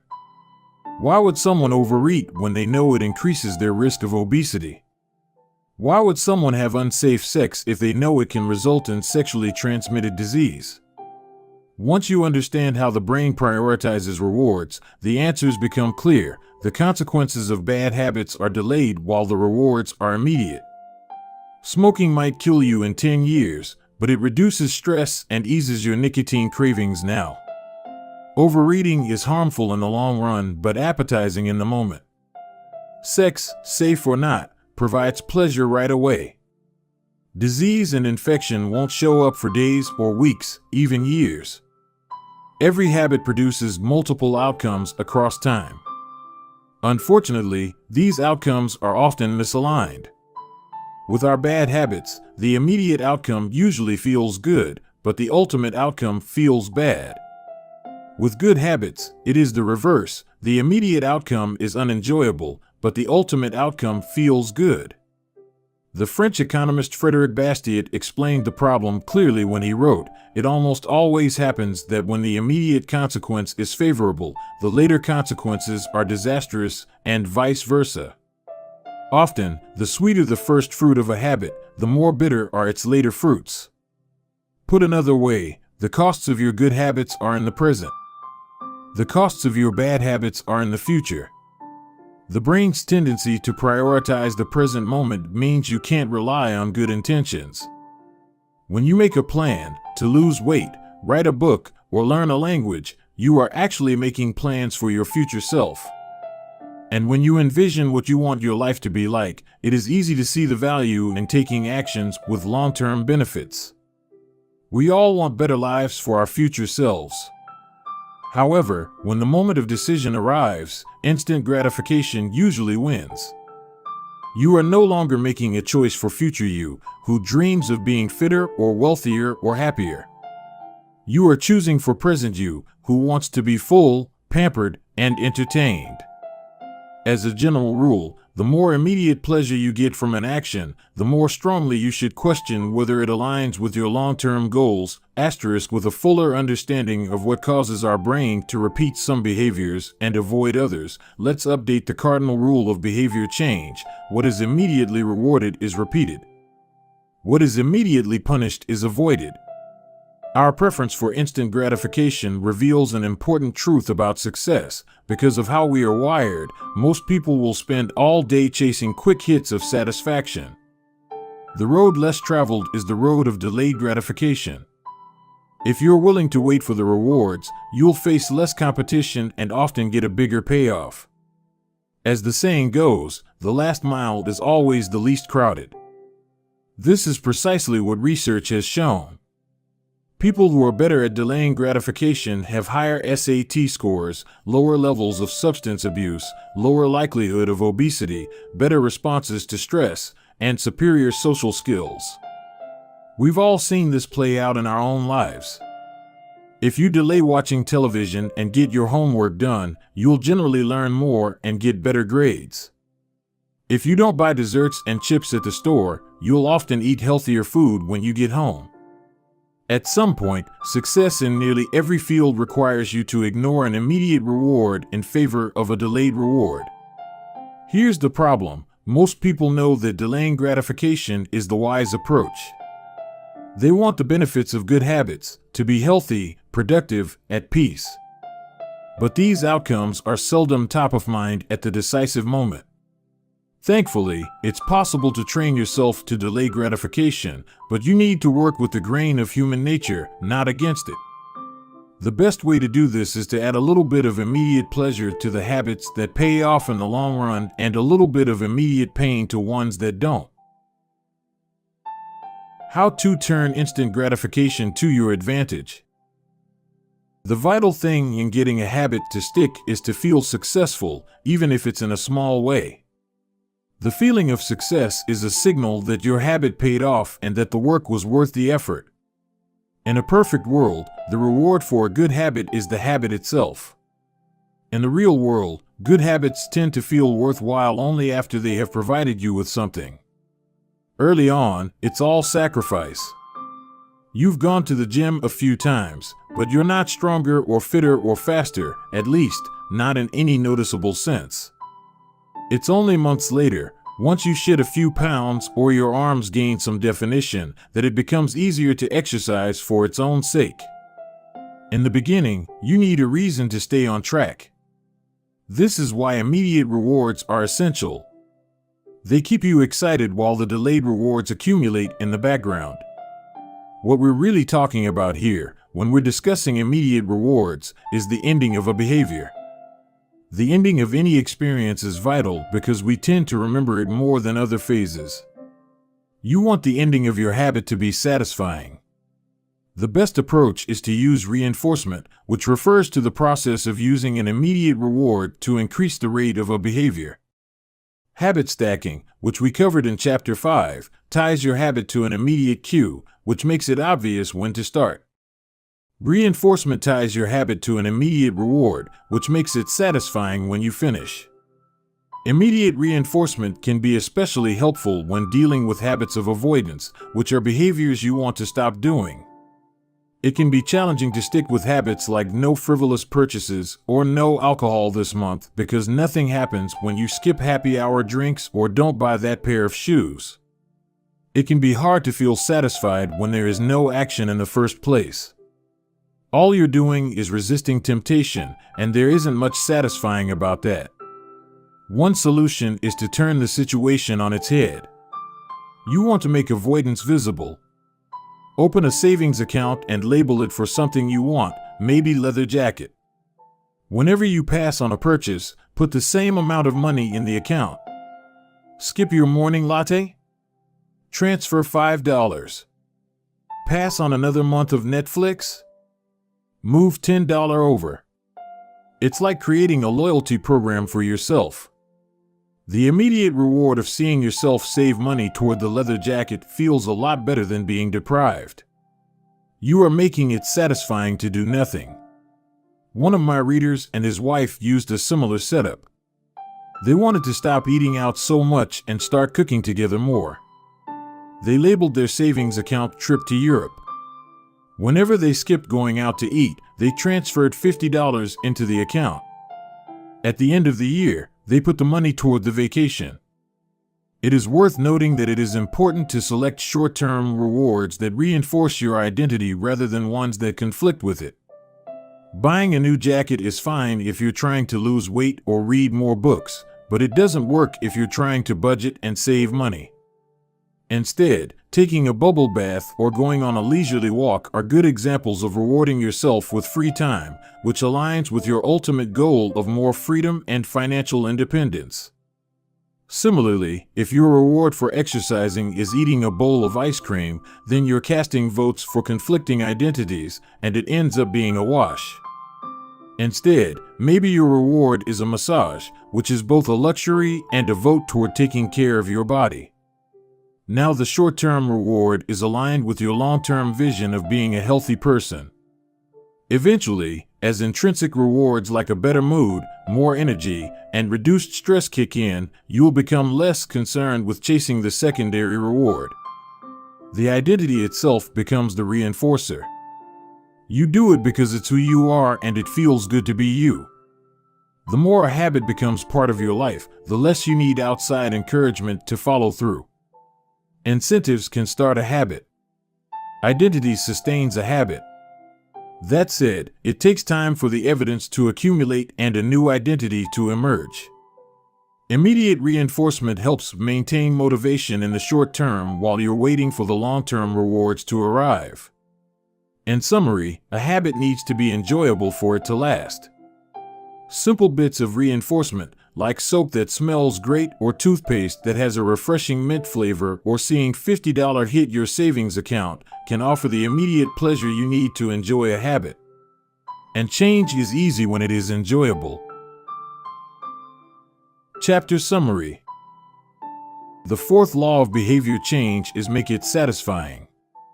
We are more likely to repeat a behavior when the experience is satisfying. The human brain evolved to prioritize immediate rewards over delayed rewards.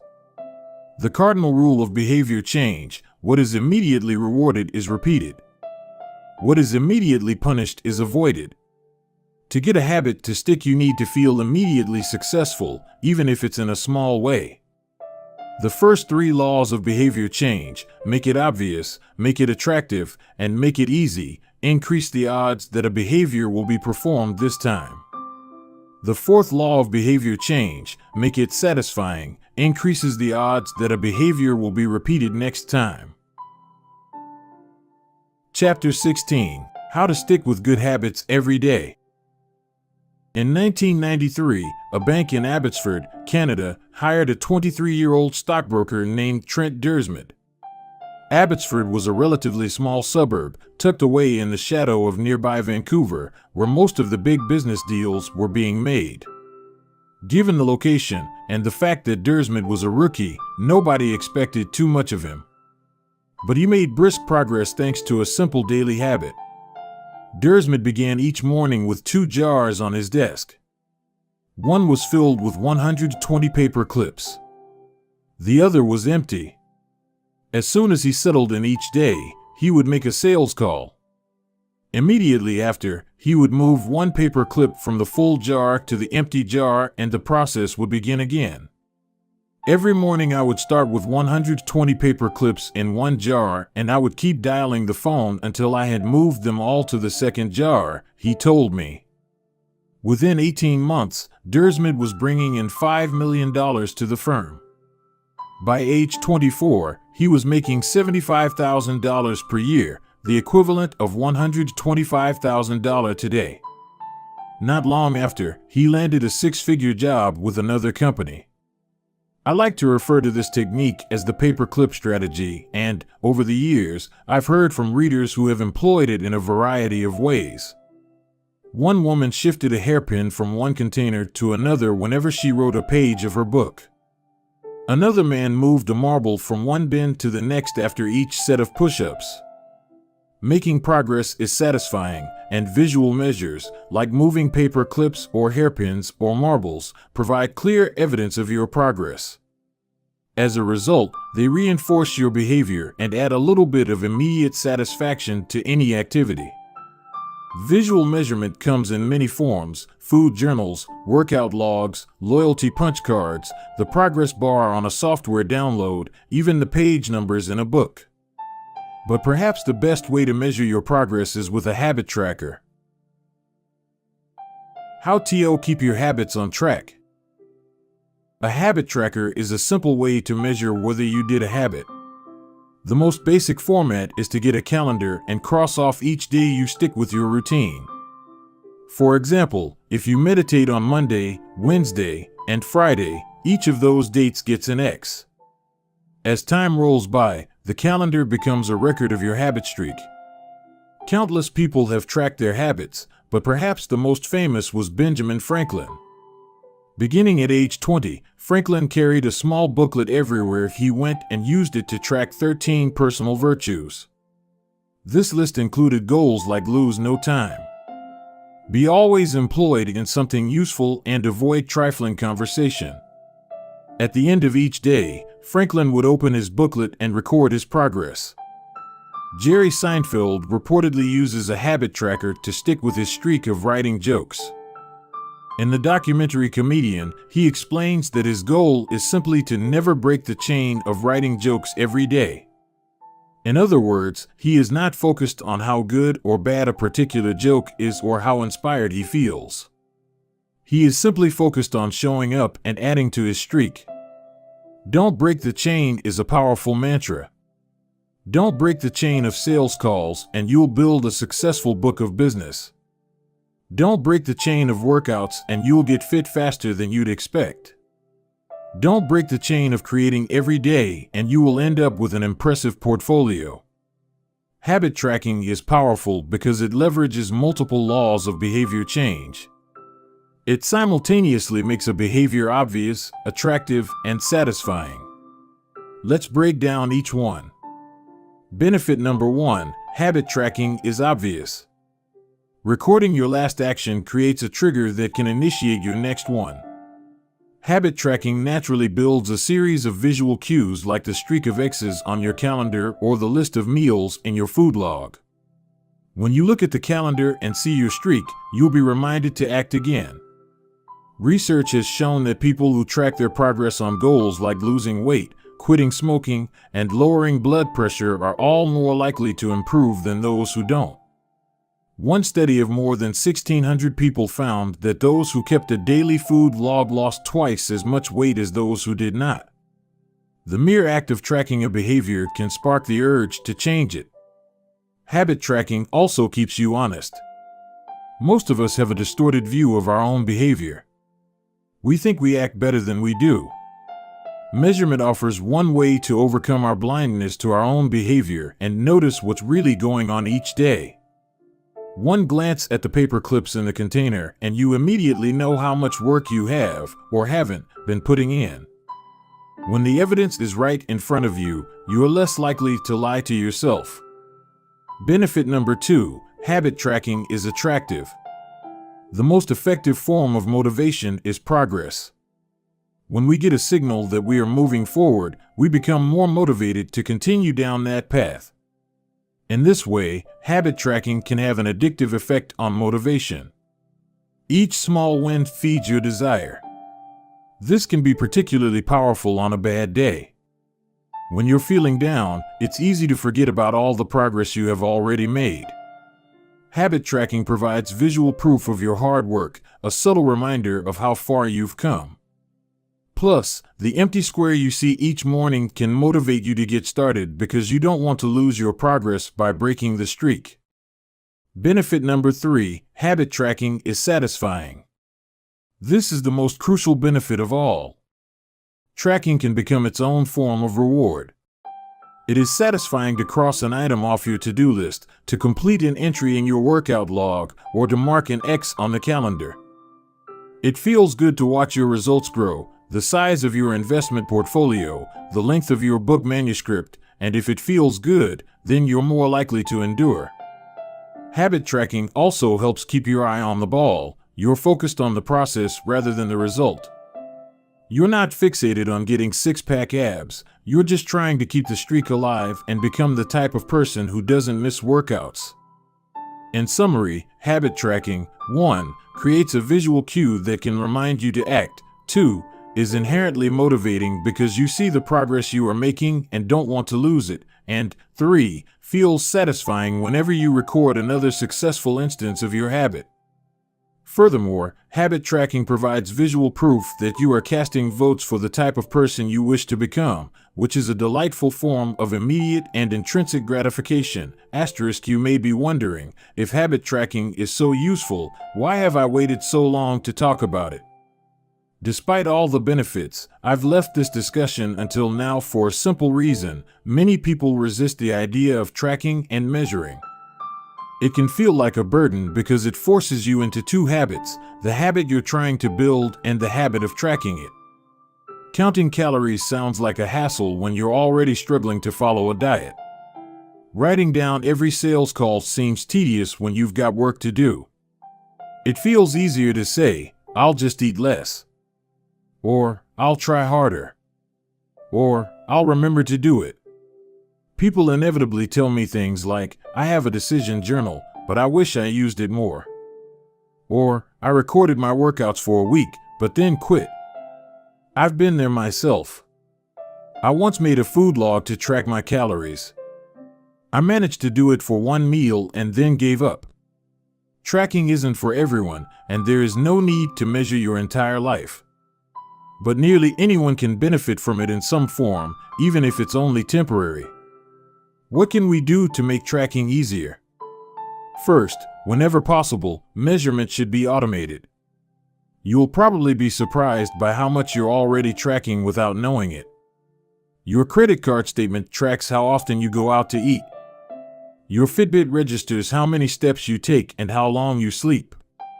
Your calendar records how many new places you travel to each year. Once you know where to get the data, add a note to your calendar to review it each week or each month, which is more practical than tracking it every day. Second, manual tracking should be limited to your most important habits. It is better to consistently track one habit than to sporadically track 10. Finally, record each measurement immediately after the habit occurs. The completion of the behavior is the cue to write it down. This approach allows you to combine the habit stacking method mentioned in Chapter 5 with habit tracking. The habit stacking plus habit tracking formula is: after current habit, I will track my habit.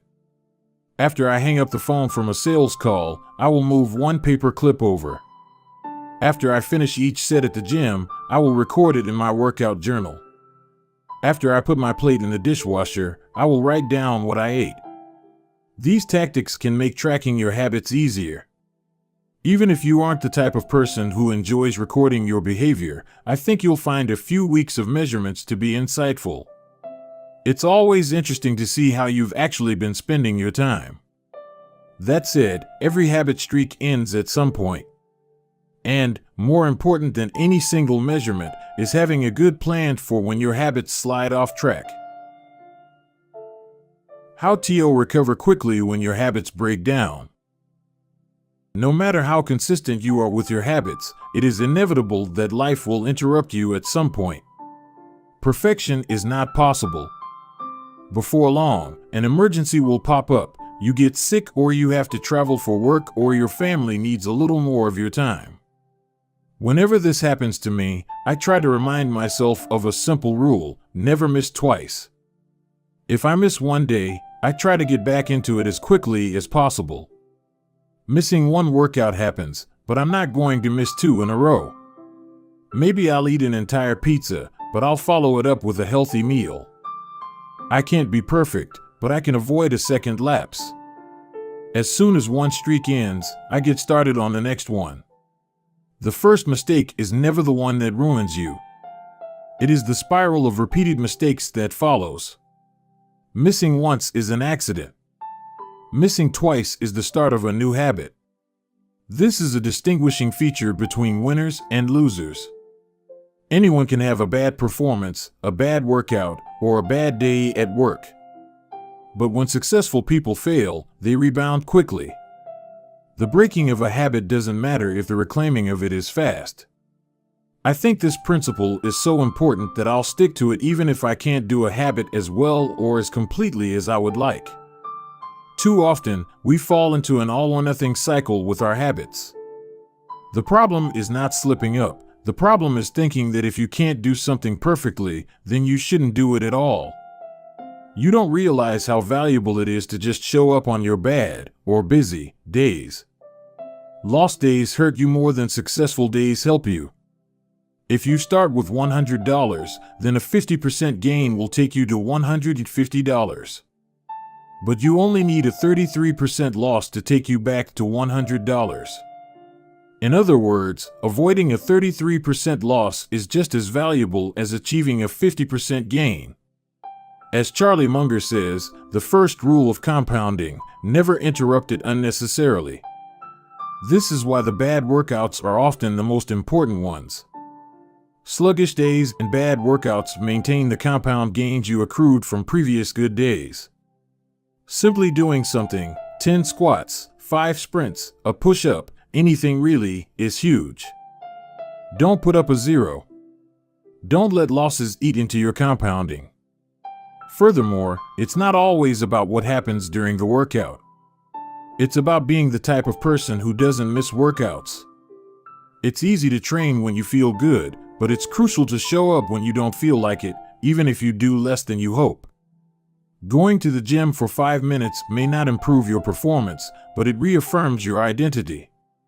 The all-or-nothing cycle of behavior change is just one pitfall that can derail your habits.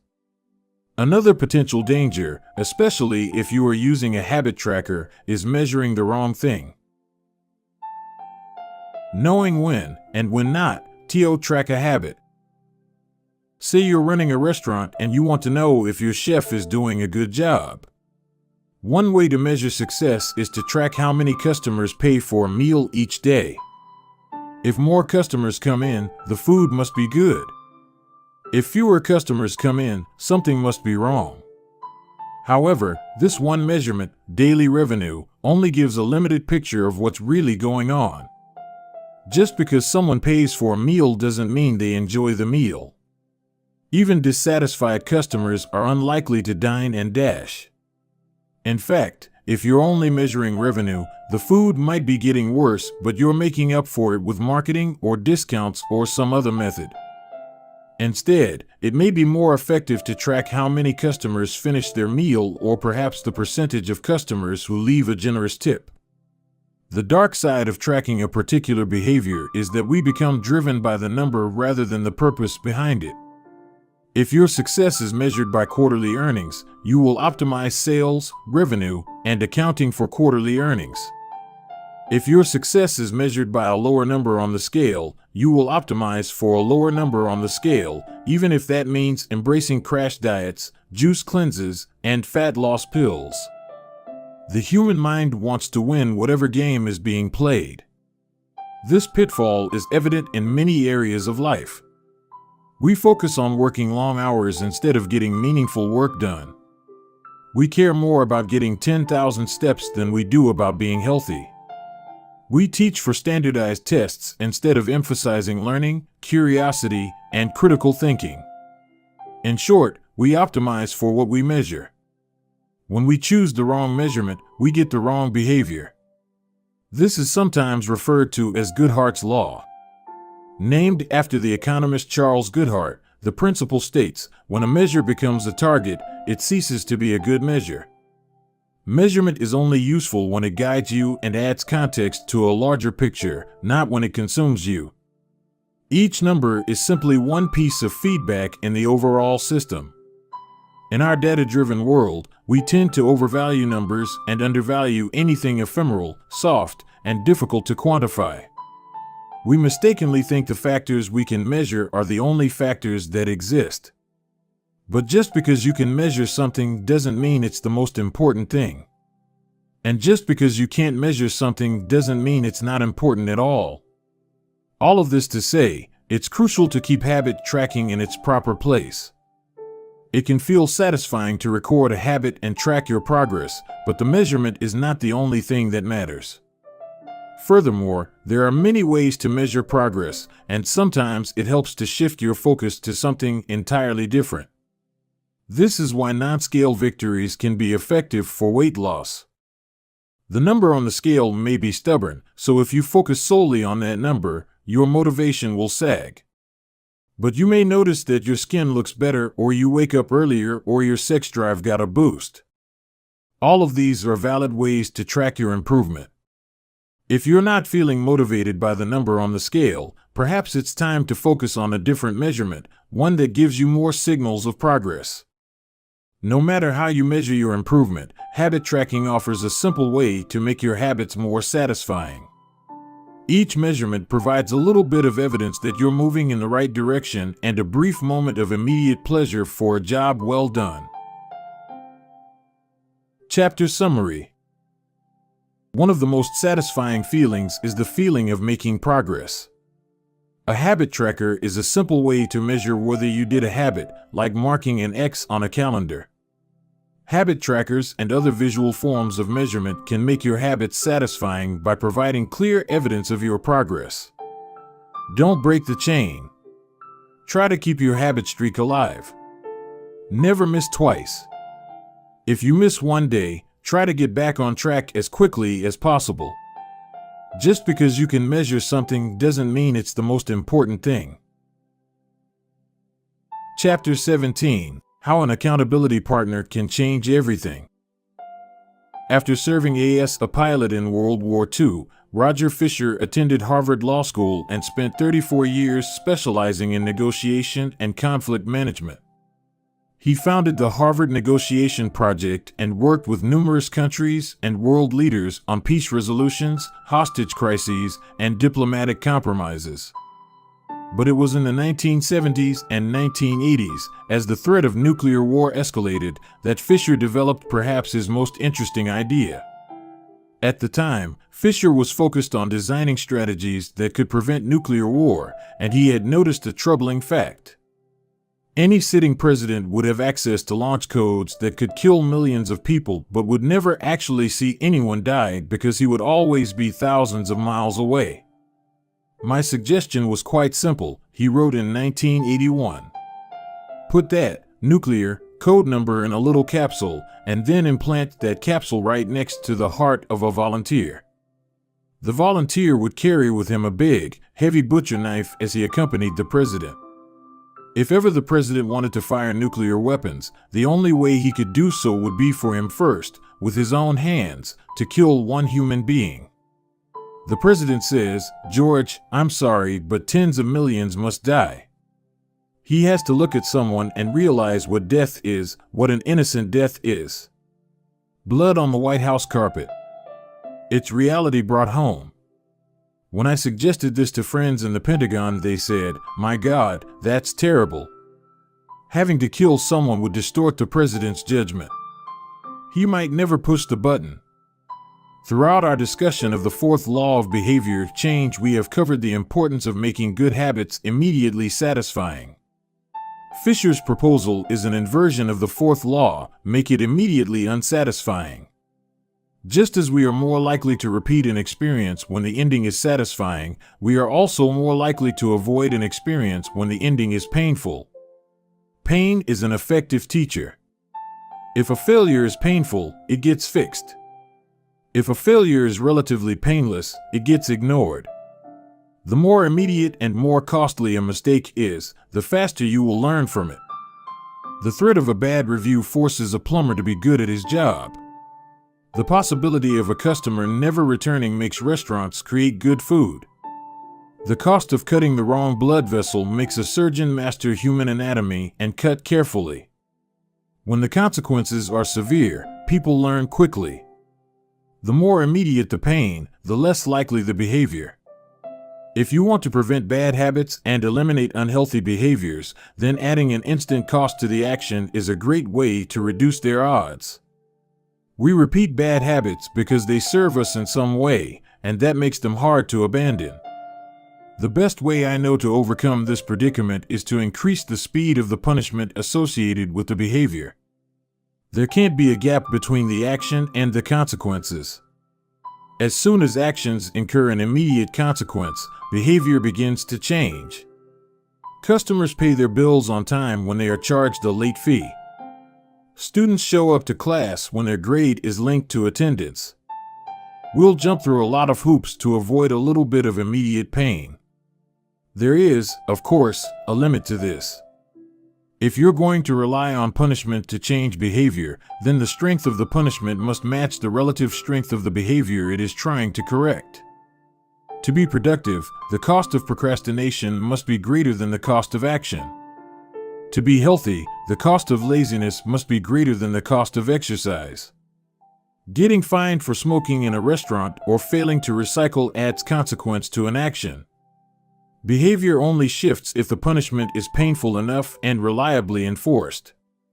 In general, the more local, tangible, concrete, and immediate the consequence, the more likely it is to influence individual behavior. The more global, intangible, vague, and delayed the consequence, the less likely it is to influence individual behavior.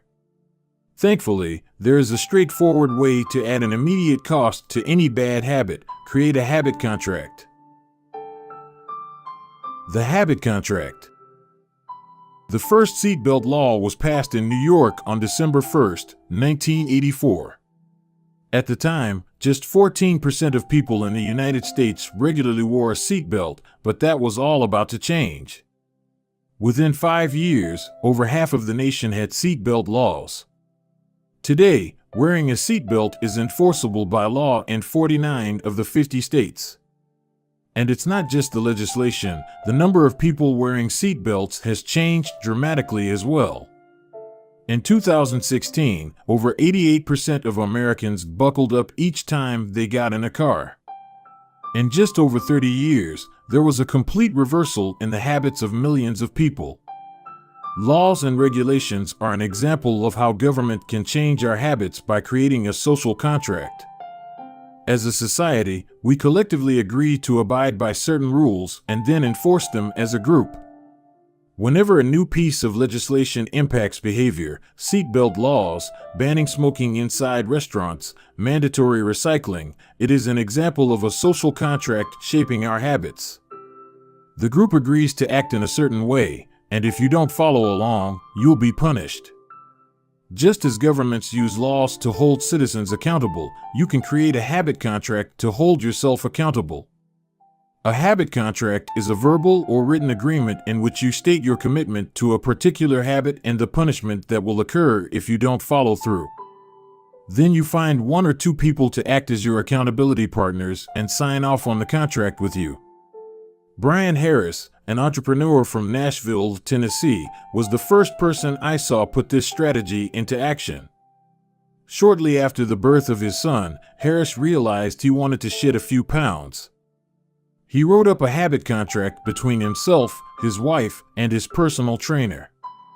The first version read, "Brian's number 1 objective for Q1 of 2017 is to start eating correctly again so he feels better, looks better, and is able to hit his long-term goal of 200 pounds at 10% body fat." Below that statement, Harris laid out a roadmap for achieving his ideal outcome. Phase number 1, get back to a strict slow-carb diet in Q1. Phase number 2, start a strict macronutrient tracking program in Q2. Phase number 3, refine and maintain the details of his diet and workout program in Q3. Finally, he wrote out each of the daily habits that would get him to his goal. For example, write down all food that he consumes each day and weigh himself each day. And then he listed the punishment if he failed. If Brian doesn't do these 2 items, then the following consequence will be enforced. He will have to dress up each workday and each Sunday morning for the rest of the quarter. Dress up is defined as not wearing jeans, t-shirts, hoodies, or shorts. He will also give Joey, his trainer, $200 to use as he sees fit if he misses 1 day of logging food. At the bottom of the page, Harris, his wife, and his trainer all signed the contract. My initial reaction was that a contract like this seemed overly formal and unnecessary, especially the signatures. But Harris convinced me that signing the contract was an indication of seriousness. Anytime I skip this part, he said, I start slacking almost immediately. 3 months later, after hitting his targets for Q1, Harris upgraded his goals. The consequences escalated, too. If he missed his carbohydrate and protein targets, he had to pay his trainer $100. And if he failed to weigh himself, he had to give his wife $500 to use as she saw fit. Perhaps most painfully, if he forgot to run sprints, he had to dress up for work every day and wear an Alabama hat the rest of the quarter, the bitter rival of his beloved Auburn team. The strategy worked. With his wife and trainer acting as accountability partners and with the habit contract clarifying exactly what to do each day, Harris lost the weight. To make bad habits unsatisfying, your best option is to make them painful in the moment. Creating a habit contract is a straightforward way to do exactly that. Even if you don't want to create a full-blown habit contract, simply having an accountability partner is useful. The comedian Margaret Cho writes a joke or song every day. She does the Psalm a Day challenge with a friend, which helps them both stay accountable. Knowing that someone is watching can be a powerful motivator. You are less likely to procrastinate or give up because there is an immediate cost. If you don't follow through, perhaps they'll see you as untrustworthy or lazy. Suddenly, you are not only failing to uphold your promises to yourself, but also failing to uphold your promises to others. You can even automate this process. Thomas Frank, an entrepreneur in Boulder, Colorado, wakes up at 5:55 each morning. And if he doesn't, he has a tweet automatically scheduled that says, "It's 6:10 and I'm not up because I'm lazy." Reply to this for $5 via PayPal, limit 5, assuming my alarm didn't malfunction. We are always trying to present our best selves to the world. We comb our hair and brush our teeth and dress ourselves carefully because we know these habits are likely to get a positive reaction. We want to get good grades and graduate from top schools to impress potential employers and mates and our friends and family. We care about the opinions of those around us because it helps if others like us. This is precisely why getting an accountability partner or signing a habit contract can work so well. Chapter Summary. The inversion of the fourth law of behavior change is make it unsatisfying. We are less likely to repeat a bad habit if it is painful or unsatisfying. An accountability partner can create an immediate cost to inaction. We care deeply about what others think of us, and we do not want others to have a lesser opinion of us. A habit contract can be used to add a social cost to any behavior. It makes the costs of violating your promises public and painful. Knowing that someone else is watching you can be a powerful motivator. Advanced tactics: how to go from being merely good to being truly great. Chapter 18. The truth about talent, when genes matter and when they don't. Many people are familiar with Michael Phelps, who is widely considered to be one of the greatest athletes in history. Phelps has won more Olympic medals not only than any swimmer, but also more than any Olympian in any sport. Fewer people know the name Hisham El Guru, but he was a fantastic athlete in his own right. El Guru is a Moroccan runner who holds 2 Olympic gold medals and is one of the greatest middle distance runners of all time. For many years, he held the world record in the mile, 1,500 meter, and 2,000 meter races. At the Olympic Games in Athens, Greece, in 2004, he won gold in the 1,500-meter and 5,000-meter races. These two athletes are wildly different in many ways. For starters, one competed on land and the other in water. But most notably, they differ significantly in height. El Guru is 5 feet, 9 inches tall. Phelps is 6 feet, 4 inches tall. Despite this 7-inch difference in height, the two men are identical in one respect. Michael Phelps and Hisham El Guru were the same length inseam on their pants. How is this possible? Phelps has relatively short legs for his height and a very long torso, the perfect build for swimming. El Guru has incredibly long legs and a short upper body, an ideal frame for distance running. Now, imagine if these world-class athletes were to switch sports. Given his remarkable athleticism, could Michael Phelps become an Olympic-caliber distance runner with enough training? It's unlikely. At peak fitness, Phelps weighed 194 pounds, which is 40% heavier than El Guru, who competed at an ultralight 138 pounds. Taller runners are heavier runners, and every extra pound is a curse when it comes to distance running. Against elite competition, Phelps would be doomed from the start. Similarly, El Guru might be one of the best runners in history, but it's doubtful he would ever qualify for the Olympics as a swimmer. Since 1976, the average height of Olympic gold medalists in the men's 1,500-meter run is 5 feet, 10 inches. In comparison, the average height of Olympic gold medalists in the men's 100-meter freestyle swim is 6 feet, 4 inches. Swimmers tend to be tall and have long backs and arms, which are ideal for pulling through the water. El Guru would be at a severe disadvantage before he ever touched the pool. The secret to maximizing your odds of success is to choose the right field of competition. This is just as true with habit change as it is with sports and business. Habits are easier to perform and more satisfying to stick with when they align with your natural inclinations and abilities. Like Michael Phelps in the pool or Hisham El Guru on the track, you want to play a game where the odds are in your favor. Embracing this strategy requires the acceptance of the simple truth that people are born with different abilities. Some people don't like to discuss this fact. On the surface, your genes seem to be fixed, and it's no fun to talk about things you cannot control.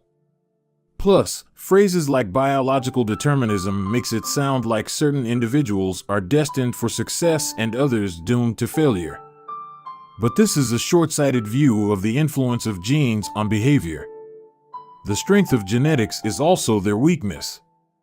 Genes cannot be easily changed, which means they provide a powerful advantage in favorable circumstances and a serious disadvantage in unfavorable circumstances. If you want to dunk a basketball, being 7 feet tall is very useful. If you want to perform a gymnastics routine, being 7 feet tall is a great hindrance. Our environment determines the suitability of our genes and the utility of our natural talents. When our environment changes, so do the qualities that determine success. This is true not just for physical characteristics, but for mental ones as well. I'm smart if you ask me about habits and human behavior, not so much when it comes to knitting, rocket propulsion, or guitar chords. Competence is highly dependent on context. The people at the top of any competitive field are not only well-trained, they are also well-suited to the task. And this is why, if you want to be truly great, selecting the right place to focus is crucial. In short, genes do not determine your destiny. They determine your areas of opportunity. As physician Gabor Mate notes, genes can predispose, but they don't predetermine.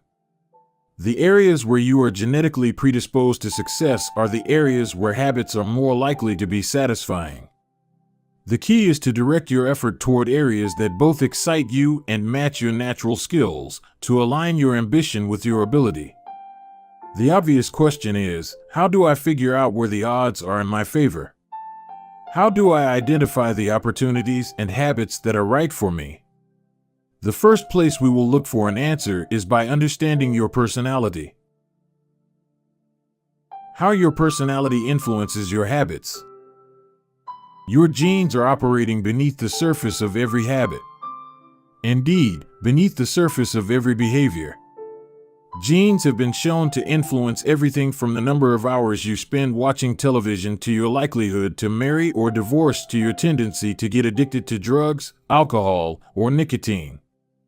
There's a strong genetic component to how obedient or rebellious you are when facing authority, how vulnerable or resistant you are to stressful events, how proactive or reactive you tend to be, and even how captivated or bored you feel during sensory experiences like attending a concert. As Robert Plowman, a behavioral geneticist at King's College in London, told me, it is now at the point where we have stopped testing to see if traits have a genetic component because we literally can't find a single one that isn't influenced by our genes. Bundled together, your unique cluster of genetic traits predispose you to a particular personality. Your personality is the set of characteristics that is consistent from situation to situation. The most proven scientific analysis of personality traits is known as the Big Five, which breaks them down into 5 spectrums of behavior. 1. Openness to experience, from curious and inventive on one end to cautious and consistent on the other. 2. Conscientiousness, organized and efficient to easygoing and spontaneous. 3. Extroversion, outgoing and energetic to solitary and reserved. You likely know them as extroverts versus introverts. 4. Agreeableness, friendly and compassionate to challenging and detached. 5. Neuroticism, anxious and sensitive to confident, calm, and stable. All 5 characteristics have biological underpinnings. Extroversion, for instance, can be tracked from birth. If scientists play a loud noise in the nursing ward, some babies turn toward it while others turn away. When the researchers tracked these children through life, they found that the babies who turned toward the noise were more likely to grow up to be extroverts. Those who turned away were more likely to become introverts. People who are high in agreeableness are kind, considerate, and warm. They also tend to have higher natural oxytocin levels, a hormone that plays an important role in social bonding, increases feelings of trust, and can act as a natural antidepressant. You can easily imagine how someone with more oxytocin might be inclined to build habits like writing thank you notes or organizing social events. As a third example, consider neuroticism, which is a personality trait all people possess to various degrees. People who are high in neuroticism tend to be anxious and worry more than others. This trait has been linked to hypersensitivity of the amygdala, the portion of the brain responsible for noticing threats. In other words, people who are more sensitive to negative cues in their environment are more likely to score high in neuroticism. Our habits are not solely determined by our personalities, but there is no doubt that our genes nudge us in a certain direction. Our deeply rooted preferences make certain behaviors easier for some people than for others. You don't have to apologize for these differences or feel guilty about them, but you do have to work with them. A person who scores lower on conscientiousness, for example, will be less likely to be orderly by nature and may need to rely more heavily on environment design to stick with good habits. As a reminder for the less conscientious readers among us, environment design is a strategy we discussed in chapters 6 and 12. The takeaway is that you should build habits that work for your personality. People can get ripped working out like a bodybuilder, but if you prefer rock climbing or cycling or rowing, then shape your exercise habit around your interests. If your friend follows a low-carb diet, but you find that low-fat works for you, then more power to you. If you want to read more, don't be embarrassed if you prefer steamy romance novels over nonfiction. Read whatever fascinates you. You don't have to build the habits everyone tells you to build. Choose the habit that best suits you, not the one that is most popular. There is a version of every habit that can bring you joy and satisfaction. Find it. Habits need to be enjoyable if they are going to stick. This is the core idea behind the 4th law. Tailoring your habits to your personality is a good start, but this is not the end of the story. Let's turn our attention to finding and designing situations where you're at a natural advantage. How to find a game where the odds are in your favor. Learning to play a game where the odds are in your favor is critical for maintaining motivation and feeling successful. In theory, you can enjoy almost anything. In practice, you are more likely to enjoy the things that come easily to you. People who are talented in a particular area tend to be more competent at that task and are then praised for doing a good job. They stay energized because they are making progress where others have failed, and because they get rewarded with better pay and bigger opportunities, which not only makes them happier but also propels them to produce even higher quality work. It's a virtuous cycle. Pick the right habit and progress is easy. Pick the wrong habit and life is a struggle. How do you pick the right habit? The first step is something we covered in the third law: make it easy. In many cases, when people pick the wrong habit, it simply means they picked a habit that was too difficult. When a habit is easy, you are more likely to be successful. When you are successful, you are more likely to feel satisfied. However, there is another level to consider. In the long run, if you continue to advance and improve, any area can become challenging. At some point, you need to make sure you're playing the right game for your skill set. How do you figure that out? The most common approach is trial and error. Of course, there's a problem with this strategy: life is short. You don't have time to try every career, date every eligible bachelor, or play every musical instrument. Thankfully, there is an effective way to manage this conundrum, and it is known as the explore/exploit trade-off. In the beginning of a new activity, there should be a period of exploration. In relationships, it's called dating. In college, it's called the liberal arts. In business, it's called split testing. The goal is to try out many possibilities, research a broad range of ideas, and cast a wide net. After this initial period of exploration, shift your focus to the best solution you've found, but keep experimenting occasionally. The proper balance depends on whether you're winning or losing. If you are currently winning, you exploit, exploit, exploit. If you are currently losing, you continue to explore, explore, explore. In the long run, it is probably most effective to work on the strategy that seems to deliver the best results about 80 to 90% of the time and keep exploring with the remaining 10 to 20%. Google famously asks employees to spend 80% of the workweek on their official job and 20% on projects of their choice, which has led to the creation of blockbuster products like AdWords and Gmail. The optimal approach also depends on how much time you have. If you have a lot of time, like someone at the beginning of their career, it makes more sense to explore because once you find the right thing, you still have a good amount of time to exploit it. If you're pressed for time, say, as you come up on the deadline for a project, you should implement the best solution you've found so far and get some results. As you explore different options, there are a series of questions you can ask yourself to continually narrow in on the habits and areas that will be most satisfying to you. What feels like fun to me, but work to others? The mark of whether you are made for a task is not whether you love it, but whether you can handle the pain of the task easier than most people. When are you enjoying yourself while other people are complaining? The work that hurts you less than it hurts others is the work you were made to do. What makes me lose track of time? Flow is the mental state you enter when you are so focused on the task at hand that the rest of the world fades away. This blend of happiness and peak performance is what athletes and performers experience when they are in the zone. It is nearly impossible to experience a flow state and not find the task satisfying at least to some degree. Where do I get greater returns than the average person? We are continually comparing ourselves to those around us, and a behavior is more likely to be satisfying when the comparison is in our favor. When I started writing at JamesClear.com, my email list grew very quickly. I wasn't quite sure what I was doing well, but I knew that results seemed to be coming faster for me than for some of my colleagues, which motivated me to keep writing. What comes naturally to me? For just a moment, ignore what you have been taught. Ignore what society has told you.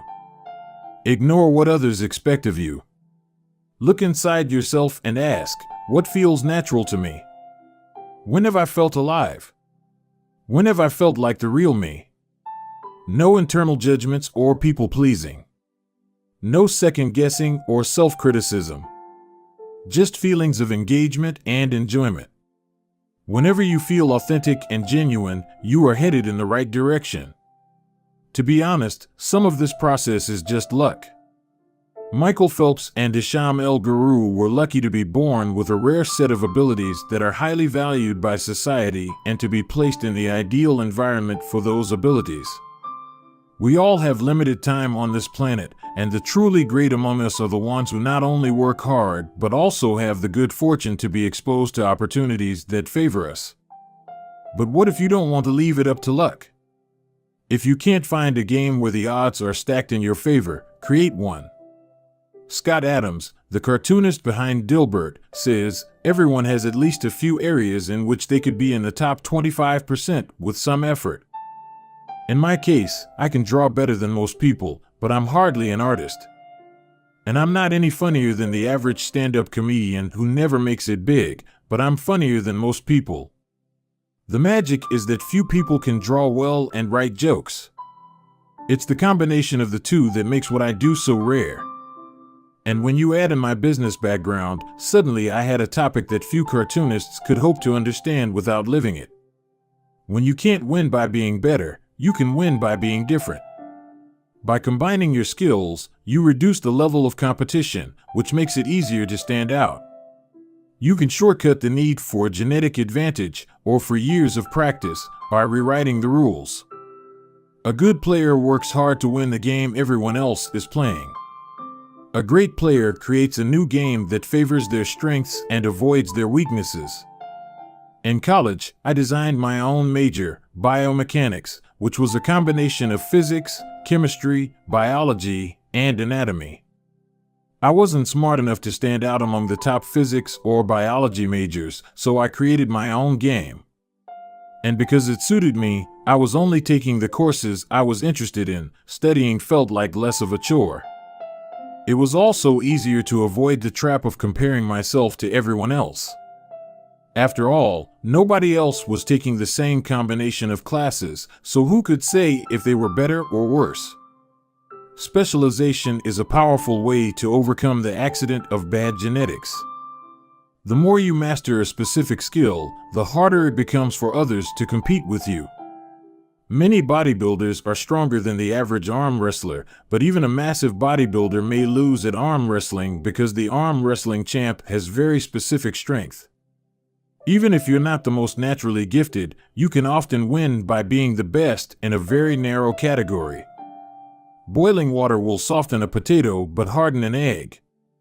You can't control whether you're a potato or an egg, but you can decide to play a game where it's better to be hard or soft. If you can find a more favorable environment, you can transform the situation from one where the odds are against you to one where they are in your favor. How to get the most out of your genes? Our genes do not eliminate the need for hard work. They clarify it. They tell us what to work hard on. Once we realize our strengths, we know where to spend our time and energy. We know which types of opportunities to look for and which types of challenges to avoid. The better we understand our nature, the better our strategy can be. Biological differences matter. Even so, it's more productive to focus on whether you are fulfilling your own potential than comparing yourself to someone else. The fact that you have a natural limit to any specific ability has nothing to do with whether you are reaching the ceiling of your capabilities. People get so caught up in the fact that they have limits that they rarely exert the effort required to get close to them. Furthermore, genes can't make you successful if you're not doing the work. Yes, it's possible that the ripped trainer at the gym has better genes, but if you haven't put in the same reps, It's impossible to say if you have been dealt a better or worse genetic hand. Until you work as hard as those you admire, don't explain away their success as luck. In summary, one of the best ways to ensure your habits remain satisfying over the long run is to pick behaviors that align with your personality and skills. Work hard on the things that come easy. Chapter Summary. The secret to maximizing your odds of success is to choose the right field of competition. Pick the right habit and progress is easy. Pick the wrong habit and life is a struggle. Genes cannot be easily changed, which means they provide a powerful advantage in favorable circumstances and a serious disadvantage in unfavorable circumstances. Habits are easier when they align with your natural abilities. Choose the habits that best suit you. Play a game that favors your strengths. If you can't find a game that favors you, create one. Genes do not eliminate the need for hard work. They clarify it. They tell us what to work hard on. Chapter 19. The Goldilocks Rule: How to Stay Motivated in Life and Work. In 1955, Disneyland had just opened in Anaheim, California, when a 10-year-old boy walked in and asked for a job. Labor laws were loose back then, and the boy managed to land a position selling guidebooks for 50 cents apiece. Within a year, he had transitioned to Disney's Magic Shop, where he learned tricks from the older employees. He experimented with jokes and tried out simple routines on visitors. Soon he discovered that what he loved was not performing magic, but performing in general. He set his sights on becoming a comedian. Beginning in his teenage years, he started performing in little clubs around Los Angeles. The crowds were small and his act was short. He was rarely on stage for more than 5 minutes. Most of the people in the crowd were too busy drinking or talking with friends to pay attention. One night, he literally delivered his stand-up routine to an empty club. It wasn't glamorous work, but there was no doubt he was getting better. His first routines would only last 1 or 2 minutes. By high school, his material had expanded to include a 5-minute act and, a few years later, a 10-minute show. At 19, he was performing weekly for 20 minutes at a time. He had to read 3 poems during the show just to make the routine long enough, but his skills continued to progress. He spent another decade experimenting, adjusting, and practicing. He took a job as a television writer and, gradually, he was able to land his own appearances on talk shows.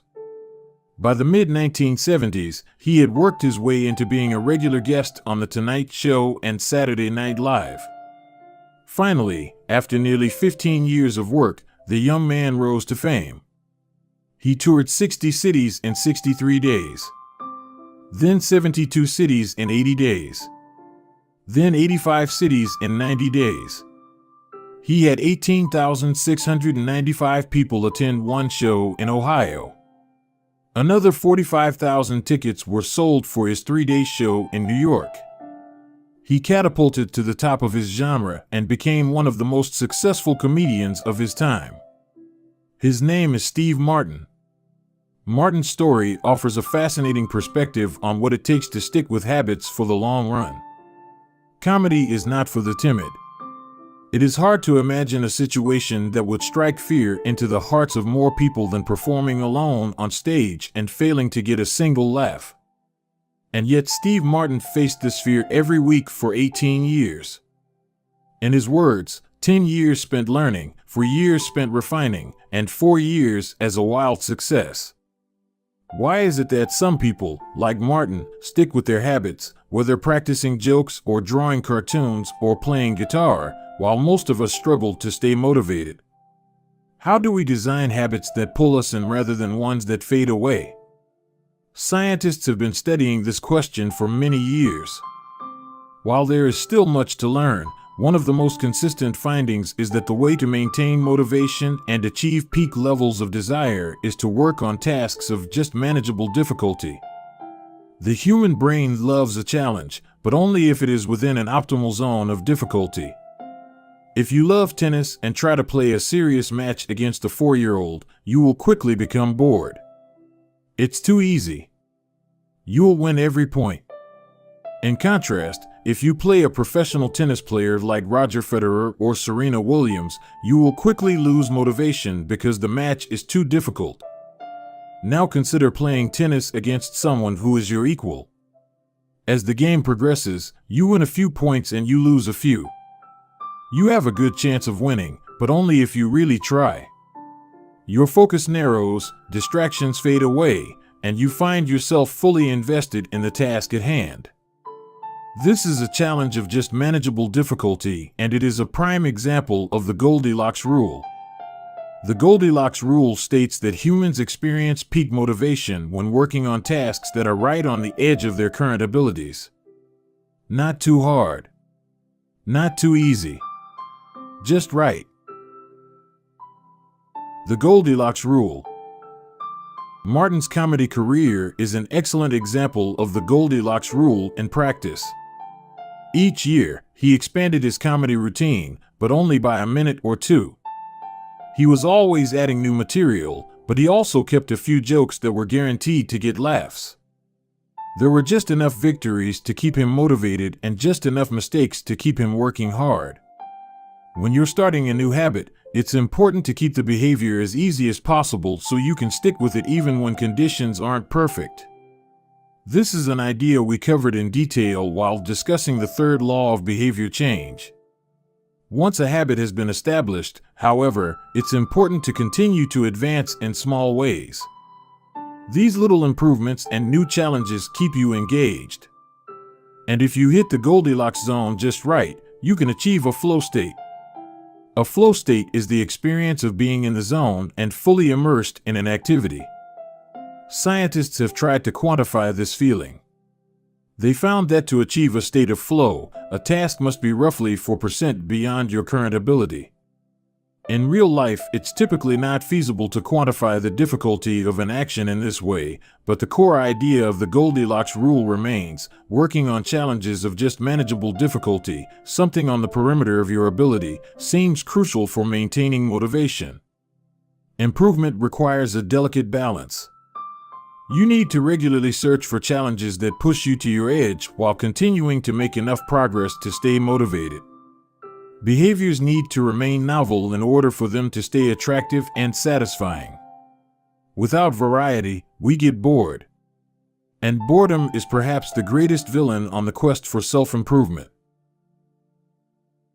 How to stay focused when you get bored working on your goals. After my baseball career ended, I was looking for a new sport. I joined a weightlifting team, and one day an elite coach visited our gym. He had worked with thousands of athletes during his long career, including a few Olympians. I introduced myself and we began talking about the process of improvement. What's the difference between the best athletes and everyone else? I asked.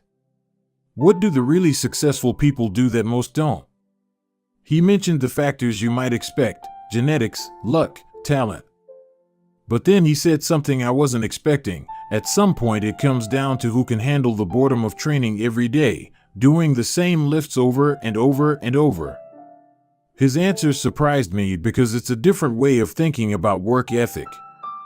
People talk about getting amped up to work on their goals. Whether it's business or sports or art, you hear people say things like, "It all comes down to passion," or "You have to really want it." As a result, many of us get depressed when we lose focus or motivation because we think that successful people have some bottomless reserve of passion. But this coach was saying that really successful people feel the same lack of motivation as everyone else. The difference is that they still find a way to show up despite the feelings of boredom. Mastery requires practice. But the more you practice something, the more boring and routine it becomes. Once the beginner gains have been made and we learn what to expect, our interest starts to fade. Sometimes it happens even faster than that. All you have to do is hit the gym a few days in a row or publish a couple of blog posts on time, and letting one day slip doesn't feel like much. Things are going well. It's easy to rationalize taking a day off because you're in a good place. The greatest threat to success is not failure, but boredom. We get bored with habits because they stop delighting us. The outcome becomes expected.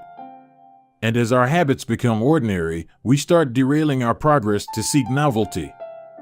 Perhaps this is why we get caught up in a never-ending cycle, jumping from one workout to the next, one diet to the next, one business idea to the next. As soon as we experience the slightest dip in motivation, we begin seeking a new strategy, even if the old one was still working. As Machiavelli noted, men desire novelty to such an extent that those who are doing well wish for a change as much as those who are doing badly. Perhaps this is why many of the most habit-forming products are those that provide continuous forms of novelty. Video games provide visual novelty. Porn provides sexual novelty. Junk foods provide culinary novelty. Each of these experiences offer continual elements of surprise. In psychology, this is known as a variable reward. Slot machines are the most common real-world example. A gambler hits the jackpot every now and then, but not at any predictable interval. The pace of rewards varies. This variance leads to the greatest spike of dopamine, enhances memory recall, and accelerates habit formation. Variable rewards won't create a craving. That is, you can't take a reward people are uninterested in, give it to them at a variable interval, and hope it will change their mind, but they are a powerful way to amplify the cravings we already experience because they reduce boredom. The sweet spot of desire occurs at a 50-50 split between success and failure. Half of the time you get what you want. Half of the time you don't. You need just enough winning to experience satisfaction and just enough wanting to experience desire. This is one of the benefits of following the Goldilocks rule. If you're already interested in a habit, working on challenges of just manageable difficulty is a good way to keep things interesting. Of course, not all habits have a variable reward component, and you wouldn't want them to.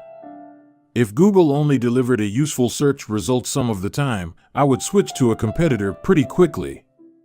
If Uber only picked up half of my trips, I doubt I'd be using that service much longer. And if I flossed my teeth each night and only sometimes ended up with a clean mouth, I think I'd skip it. Variable rewards or not, no habit will stay interesting forever. At some point, everyone faces the same challenge on the journey of self-improvement. You have to fall in love with boredom.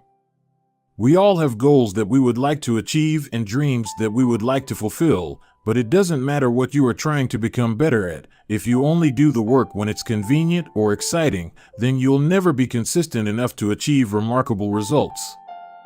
I can guarantee that if you manage to start a habit and keep sticking to it, there will be days when you feel like quitting. When you start a business, there will be days when you don't feel like showing up. When you're at the gym, there will be sets that you don't feel like finishing. When it's time to write, there will be days that you don't feel like typing. But stepping up when it's annoying or painful or draining to do so, that's what makes the difference between a professional and an amateur. Professionals stick to the schedule, amateurs let life get in the way.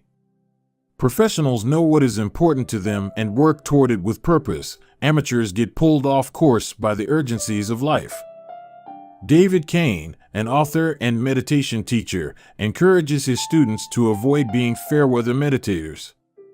Similarly, you don't want to be a fair-weather athlete or a fair-weather writer or a fair-weather anything. When a habit is truly important to you, you have to be willing to stick to it in any mood. Professionals take action even when the mood isn't right. They might not enjoy it, but they find a way to put the reps in. There have been a lot of sets that I haven't felt like finishing, but I've never regretted doing the workout. There have been a lot of articles I haven't felt like writing, but I've never regretted publishing on schedule.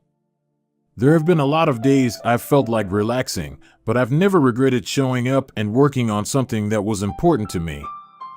The only way to become excellent is to be endlessly fascinated by doing the same thing over and over. You have to fall in love with boredom. Chapter Summary. The Goldilocks rule states that humans experience peak motivation when working on tasks that are right on the edge of their current abilities. The greatest threat to success is not failure but boredom. As habits become routine, they become less interesting and less satisfying. We get bored. Anyone can work hard when they feel motivated. It's the ability to keep going when work isn't exciting that makes the difference. Professionals stick to the schedule, amateurs let life get in the way. Chapter 20: The Downside of Creating Good Habit. Habits create the foundation for mastery. In chess, it is only after the basic movements of the pieces have become automatic that a player can focus on the next level of the game.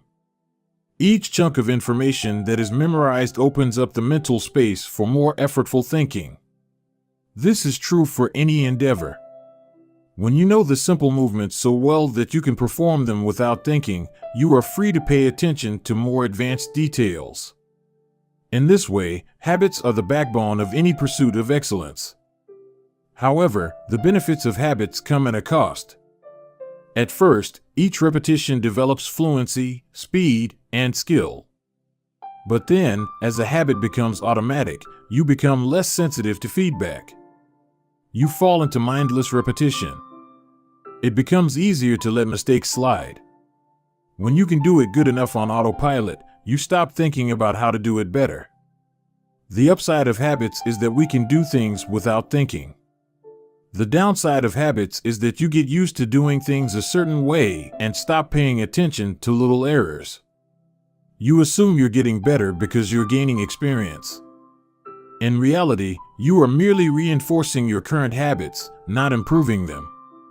In fact, some research has shown that once a skill has been mastered, there is usually a slight decline in performance over time. Usually, this minor dip in performance is no cause for worry. You don't need a system to continuously improve how well you brush your teeth or tie your shoes or make your morning cup of tea. With habits like these, good enough is usually good enough. The less energy you spend on trivial choices, the more you can spend it on what really matters. However, when you want to maximize your potential and achieve elite levels of performance, you need a more nuanced approach. You can't repeat the same things blindly and expect to become exceptional. Habits are necessary, but not sufficient for mastery. What you need is a combination of automatic habits and deliberate practice. Habits plus deliberate practice equals mastery. To become great, certain skills do need to become automatic. Basketball players need to be able to dribble without thinking before they can move on to mastering layups with their non-dominant hand. Surgeons need to repeat the first incision so many times that they could do it with their eyes closed, so that they can focus on the hundreds of variables that arise during surgery. But after one habit has been mastered, you have to return to the effortful part of the work and begin building the next habit.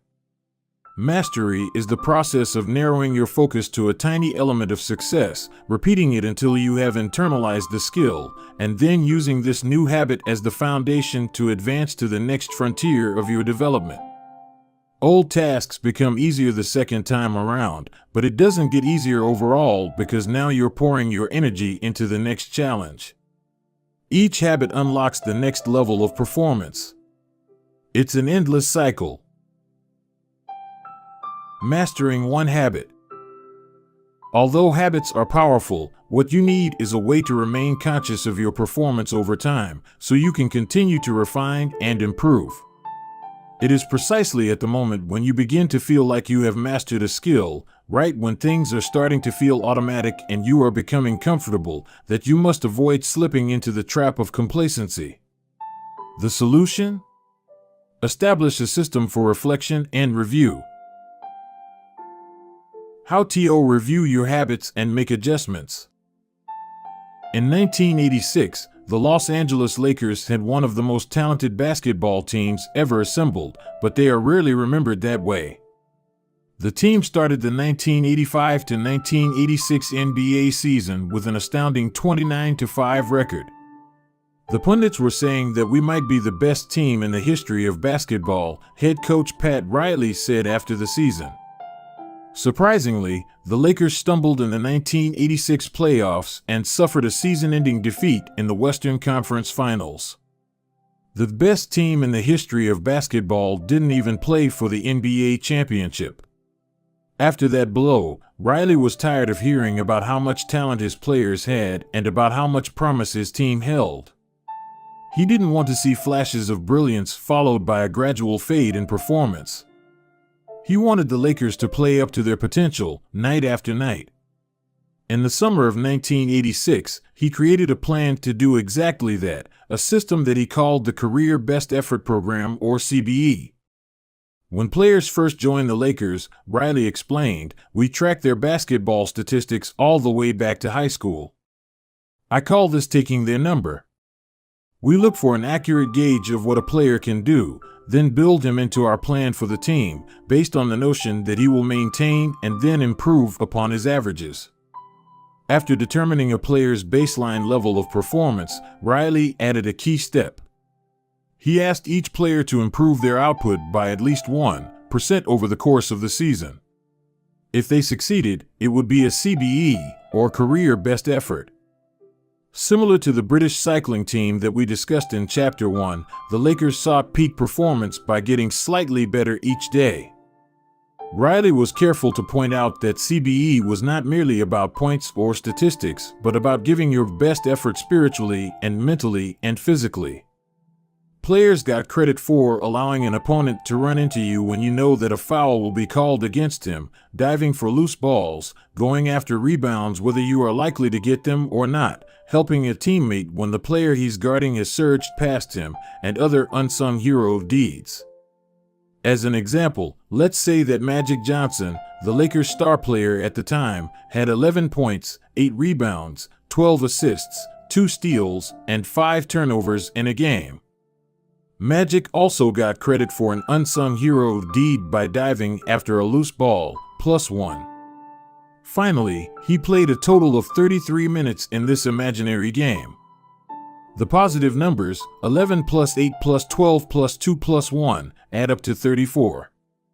Then, we subtract the 5 turnovers, 34 to 5, to get 29. Finally, we divide 29 by 33 minutes played. 29 divided by 33 is equal to 0.879. Magic CBE number here would be 879. This number was calculated for all of a player's games, and it was the average CBE that a player was asked to improve by 1% over the season. Riley compared each player's current CBE to not only their past performances, but also those of other players in the league. As Riley put it, we rank team members alongside league opponents who play the same position and have similar role definitions. Sports writer Jackie McMullen noted, Riley trumpeted the top performers in the league in bold lettering on the blackboard each week and measured them against the corresponding players on his own roster. Solid, reliable players generally rated a score in the 600s, while elite players scored at least 800. Magic Johnson, who submitted 138 triple-doubles in his career, often scored over 1,000. The Lakers also emphasized year-over-year progress by making historical comparisons of CBE data. Riley said, "We stacked the month of November 1986 next to November 1985 and showed the players whether they were doing better or worse than at the same point last season. Then we showed them how their performance figures for December 1986 stacked up against November's." The Lakers rolled out CBE in October 1986. 8 months later, they were NBA champions. The following year, Pat Riley led his team to another title as the Lakers became the first team in 20 years to win back-to-back NBA championships. Afterward, he said, "Sustaining an effort is the most important thing for any enterprise. The way to be successful is to learn how to do things right, then do them the same way every time."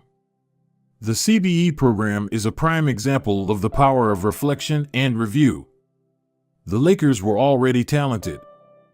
CBE helped them get the most out of what they had and made sure their habits improved rather than declined. Reflection and review enables the long-term improvement of all habits because it makes you aware of your mistakes and helps you consider possible paths for improvement. Without reflection, we can make excuses, create rationalizations, and lie to ourselves. We have no process for determining whether we are performing better or worse compared to yesterday. Top performers in all fields engage in various types of reflection and review, and the process doesn't have to be complex. Kenyan runner Eliud Kipchoge is one of the greatest marathoners of all time and an Olympic gold medalist. He still takes notes after every practice in which he reviews his training for the day and searches for areas that can be improved. Similarly, gold medal swimmer Katie Ledecky records her wellness on a scale of 1 to 10 and includes notes on her nutrition and how well she slept. She also records the times posted by other swimmers. At the end of each week, her coach goes over her notes and adds his thoughts. It's not just athletes either.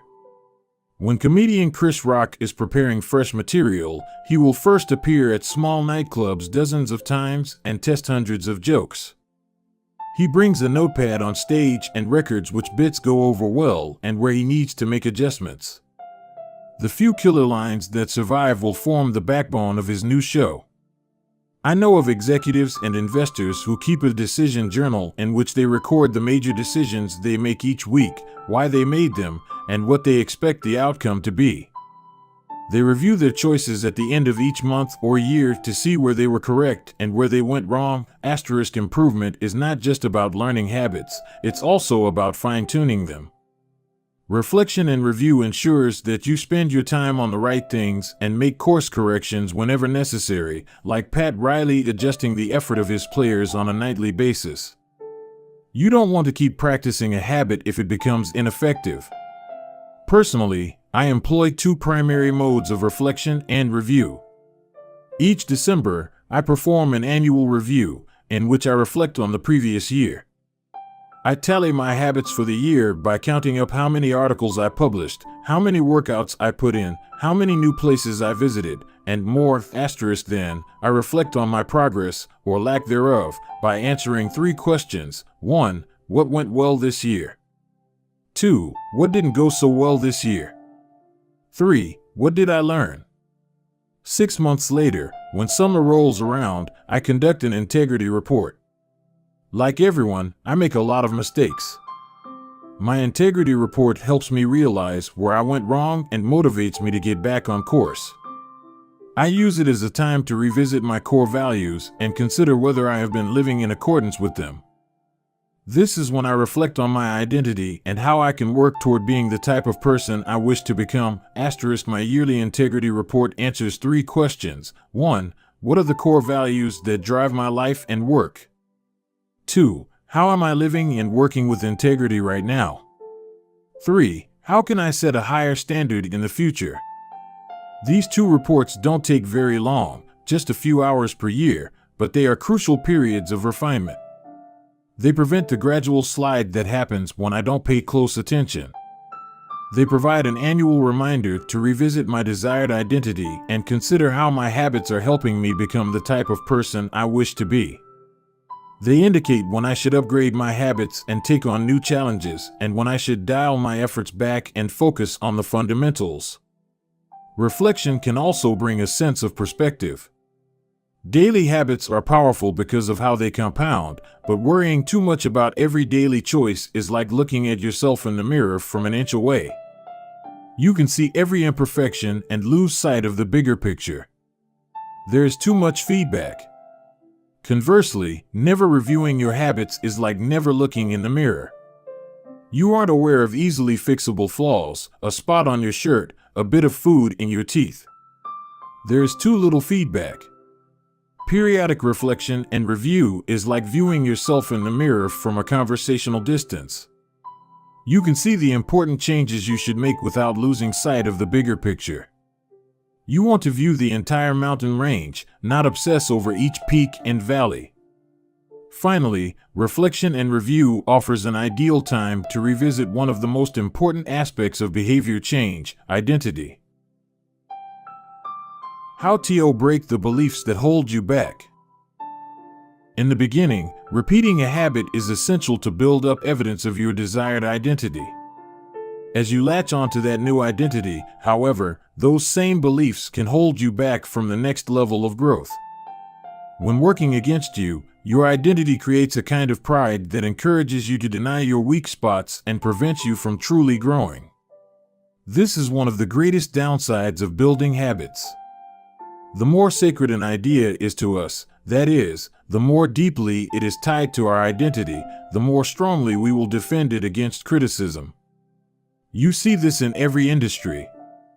The schoolteacher who ignores innovative teaching methods and sticks with her tried-and-true lesson plans. The veteran manager who is committed to doing things his way. The surgeon who dismisses the ideas of her younger colleagues. The band who produces a mind-blowing first album and then gets stuck in a rut. The tighter we cling to an identity, the harder it becomes to grow beyond it. One solution is to avoid making any single aspect of your identity an overwhelming portion of who you are. In the words of investor Paul Graham, keep your identity small. The more you let a single belief define you, the less capable you are of adapting when life challenges you. If you tie everything up in being the point guard or the partner at the firm or whatever else, then the loss of that facet of your life will wreck you.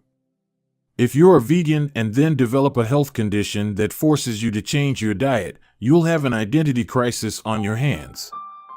When you cling too tightly to one identity, you become brittle. Lose that one thing and you lose yourself. For most of my young life, being an athlete was a major part of my identity.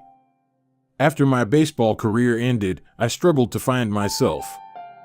When you spend your whole life defining yourself in one way and that disappears, who are you now? Military veterans and former entrepreneurs report similar feelings. If your identity is wrapped up in a belief like "I'm a great soldier," what happens when your period of service ends? For many business owners, their identity is something along the lines of "I'm the CEO" or "I'm the founder." If you have spent every waking moment working on your business, how will you feel after you sell the company? The key to mitigating these losses of identity is to redefine yourself such that you get to keep important aspects of your identity even if your particular role changes. "I'm an athlete" becomes "I'm the type of person who is mentally tough and loves a physical challenge." "I'm a great soldier" transforms into "I'm the type of person who is disciplined, reliable, and great on a team." "I'm the CEO" translates to "I'm the type of person who builds and creates things." When chosen effectively, an identity can be flexible rather than brittle. Like water flowing around an obstacle, your identity works with the changing circumstances rather than against them. The following quote from the Tao Te Ching encapsulates the ideas perfectly: "Men are born soft and supple, dead, they are stiff and hard. Plants are born tender and pliant, dead, they are brittle and dry. Thus whoever is stiff and inflexible is a disciple of death. Whoever is soft and yielding is a disciple of life. The hard and stiff will be broken. The soft and supple will prevail." Lao Tzu. Habits deliver numerous benefits, but the downside is that they can lock us into our previous patterns of thinking and acting, even when the world is shifting around us. Everything is impermanent. Life is constantly changing, so you need to periodically check in to see if your old habits and beliefs are still serving you. A lack of self-awareness is poison. Reflection and review is the antidote. Chapter Summary. The upside of habits is that we can do things without thinking. The downside is that we stop paying attention to little errors. Habits plus deliberate practice equals mastery. Reflection and review is a process that allows you to remain conscious of your performance over time. The tighter we cling to an identity, the harder it becomes to grow beyond it. Conclusion. The secret to results that last here is an ancient Greek parable known as the Sorites paradox, which talks about the effect one small action can have when repeated enough times. One formulation of the paradox goes as follows: can one coin make a person rich? If you give a person a pile of 10 coins, you wouldn't claim that he or she is rich. But what if you add another? And another? And another? At some point, you will have to admit that no one can be rich unless one coin can make him or her so. We can say the same about atomic habits. Can one tiny change transform your life? It's unlikely you would say so. But what if you made another? And another? And another? At some point, you will have to admit that your life was transformed by one small change. The holy grail of habit change is not a single 1% improvement, but 1,000 of them. It's a bunch of atomic habits stacking up, each one a fundamental unit of the overall system. In the beginning, small improvements can often seem meaningless because they get washed away by the weight of the system. Just as one coin won't make you rich, one positive change like meditating for 1 minute or reading one page each day is unlikely to deliver a noticeable difference. Gradually, though, as you continue to layer small changes on top of one another, the scales of life start to move. Each improvement is like adding a grain of sand to the positive side of the scale, slowly tilting things in your favor. Eventually, if you stick with it, you hit a tipping point. Suddenly, it feels easier to stick with good habits. The weight of the system is working for you rather than against you. Over the course of this book, we've looked at dozens of stories about top performers. We've heard about Olympic gold medalists, award-winning artists, business leaders, life-saving physicians, and star comedians who have all used the science of small habits to master their craft and vault to the top of their field. Each of the people, teams, and companies we have covered has faced different circumstances, but ultimately progressed in the same way, through a commitment to tiny, sustainable, unrelenting improvements. Success is not a goal to reach or a finish line to cross. It is a system to improve, an endless process to refine.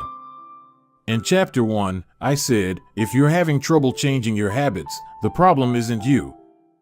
The problem is your system. Bad habits repeat themselves again and again not because you don't want to change, but because you have the wrong system for change. As this book draws to a close, I hope the opposite is true. With the 4 laws of behavior change, you have a set of tools and strategies that you can use to build better systems and shape better habits. Sometimes a habit will be hard to remember and you'll need to make it obvious. Other times you won't feel like starting and you'll need to make it attractive. In many cases, you may find that a habit will be too difficult and you'll need to make it easy. And sometimes, you won't feel like sticking with it and you'll need to make it satisfying. You want to push your good habits toward the left side of the spectrum by making them obvious, attractive, easy, and satisfying. Meanwhile, you want to cluster your bad habits toward the right side by making them invisible, unattractive, hard, and unsatisfying. This is a continuous process. There is no finish line. There is no permanent solution. Whenever you're looking to improve, you can rotate through the 4 laws of behavior change until you find the next bottleneck. Make it obvious. Make it attractive. Make it easy. Make it satisfying. Round and round. Always looking for the next way to get 1% better. The secret to getting results that last is to never stop making improvements. It's remarkable what you can build if you just don't stop. It's remarkable the business you can build if you don't stop working. It's remarkable the body you can build if you don't stop training. It's remarkable the knowledge you can build if you don't stop learning. It's remarkable the fortune you can build if you don't stop saving. It's remarkable the friendships you can build if you don't stop caring. Small habits don't add up. They compound. That's the power of atomic habits. Tiny changes. Remarkable results. Appendix. What should you read next? Thank you so much for taking the time to read this book. It has been a pleasure sharing my work with you. If you are looking for something to read next, allow me to offer a suggestion. If you enjoyed Atomic Habits, then you may like my other writing as well. My latest articles are sent out in my free weekly newsletter. Subscribers are also the first to hear about my newest books and projects. Finally, in addition to my own work, each year I send out a reading list of my favorite books from other authors on a wide range of subjects. You can sign up at JamesClear.com/newsletter. Little Lessons from the Four Laws. In this book, I have introduced a 4-step model for human behavior: cue, craving, response, reward. This framework not only teaches us how to create new habits, but also reveals some interesting insights about human behavior. In this section, I have compiled some lessons and a few bits of common sense that are confirmed by the model. The purpose of these examples is to clarify just how useful and wide-ranging this framework is when describing human behavior. Once you understand the model, you'll see examples of it everywhere. Awareness comes before desire. A craving is created when you assign meaning to a cue. Your brain constructs an emotion or feeling to describe your current situation, and that means a craving can only occur after you have noticed an opportunity. Happiness is simply the absence of desire. When you observe a cue, but do not desire to change your state, you are content with the current situation. Happiness is not about the achievement of pleasure, which is joy or satisfaction, but about the lack of desire. It arrives when you have no urge to feel differently. Happiness is the state you enter when you no longer want to change your state. However, happiness is fleeting because a new desire always comes along. As Cod Budris says, happiness is the space between one desire being fulfilled and a new desire forming. Likewise, suffering is the space between craving a change in state and getting it. It is the idea of pleasure that we chase. We seek the image of pleasure that we generate in our minds.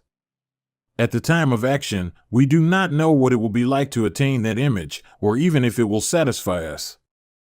The feeling of satisfaction only comes afterward. This is what the Austrian urologist Viktor Frankl meant when he said that happiness cannot be pursued, it must ensue. Desire is pursued. Pleasure ensues from action. Peace occurs when you don't turn your observations into problems. The first step in any behavior is observation. You notice a cue, a bit of information, an event. If you do not desire to act on what you observe, then you are at peace. Craving is about wanting to fix everything. Observation without craving is the realization that you do not need to fix anything. Your desires are not running rampant. You do not crave a change in state. Your mind does not generate a problem for you to solve. You're simply observing and existing. With a big enough why you can overcome any how. Friedrich Nietzsche, the German philosopher and poet, famously wrote, "He who has a why to live for can bear almost any how." This phrase harbors an important truth about human behavior. If your motivation and desire are great enough, that is, why you are acting, you'll take action even when it is quite difficult. Great craving can power great action, even when friction is high. Being curious is better than being smart. Being motivated and curious counts for more than being smart because it leads to action. Being smart will never deliver results on its own because it doesn't get you to act. It is desire, not intelligence, that prompts behavior. As Naval Ravikant says, the trick to doing anything is first cultivating a desire for it. Emotions drive behavior. Every decision is an emotional decision at some level. Whatever your logical reasons are for taking action, you only feel compelled to act on them because of emotion. In fact, people with damage to emotional centers of the brain can list many reasons for taking action but still will not act because they do not have emotions to drive them. This is why craving comes before response. The feeling comes first, and then the behavior. We can only be rational and logical after we have been emotional. The primary mode of the brain is to feel, the secondary mode is to think. Our first response, the fast, non-conscious portion of the brain, is optimized for feeling and anticipating. Our second response, the slow, conscious portion of the brain, is the part that does the thinking. Psychologists refer to this as System 1, feelings and rapid judgments, versus System 2, rational analysis.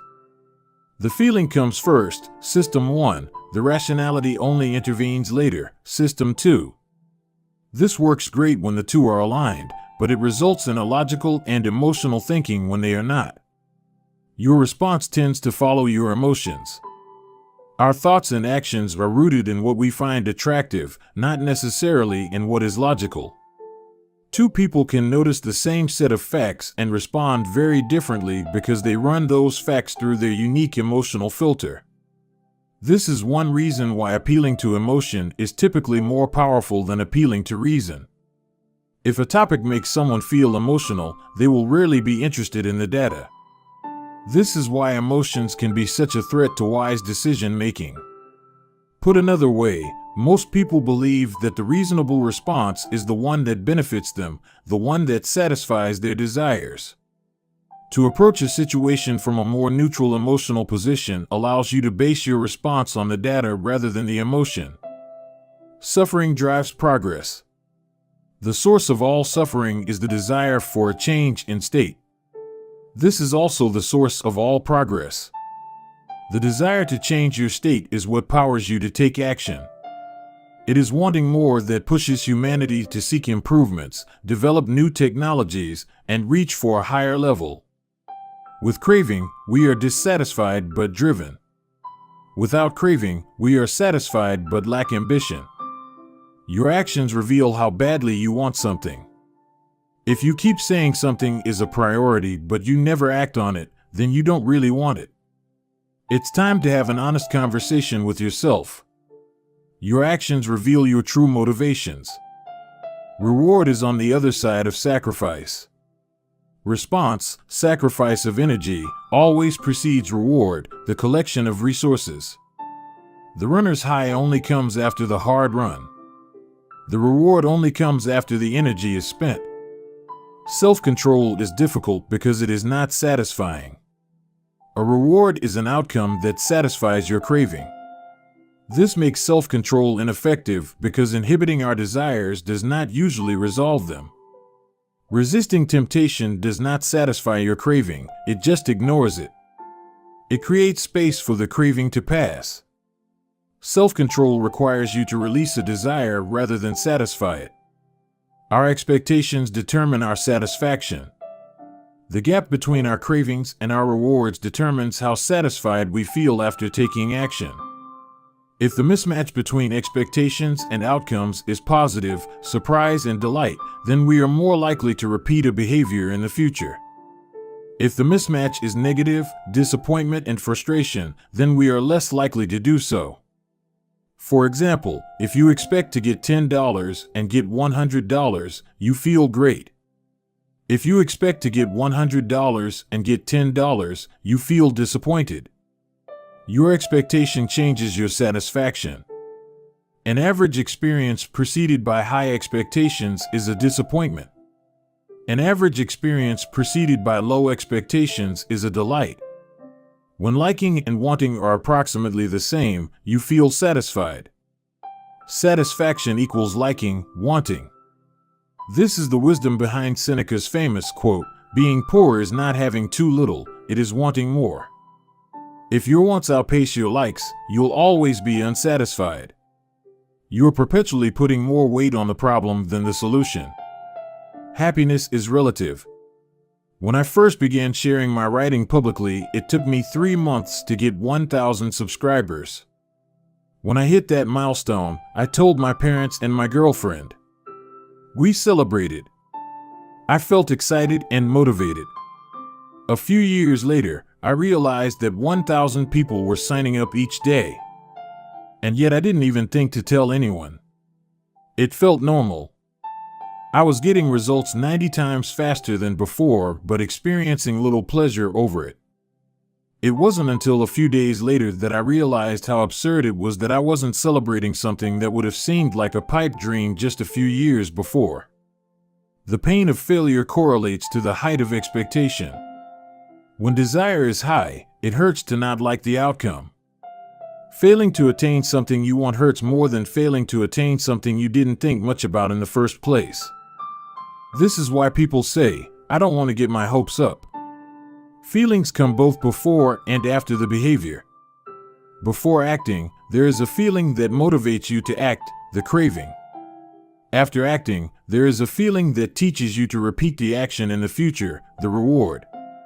Cue greater than craving, feeling, greater than response, greater than reward, feeling. How we feel influences how we act, and how we act influences how we feel. Desire initiates. Pleasure sustains. Wanting and liking are the two drivers of behavior. If it's not desirable, you have no reason to do it. Desire and craving are what initiate a behavior. But if it's not enjoyable, you have no reason to repeat it. Pleasure and satisfaction are what sustain a behavior. Feeling motivated gets you to act. Feeling successful gets you to repeat. Hope declines with experience and is replaced by acceptance. The first time an opportunity arises, there is hope of what could be. Your expectation, cravings, is based solely on promise. The second time around, your expectation is grounded in reality. You begin to understand how the process works, and your hope is gradually traded for a more accurate prediction and acceptance of the likely outcome. This is one reason why we continually grasp for the latest get-rich-quick or weight loss scheme. New plans offer hope because we don't have any experiences to ground our expectations. New strategies seem more appealing than old ones because they can have unbounded hope. As Aristotle noted, youth is easily deceived because it is quick to hope. Perhaps this can be revised to youth is easily deceived because it only hopes. There is no experience to root the expectation in. In the beginning, hope is all you have. Acknowledgements. I have relied heavily on others during the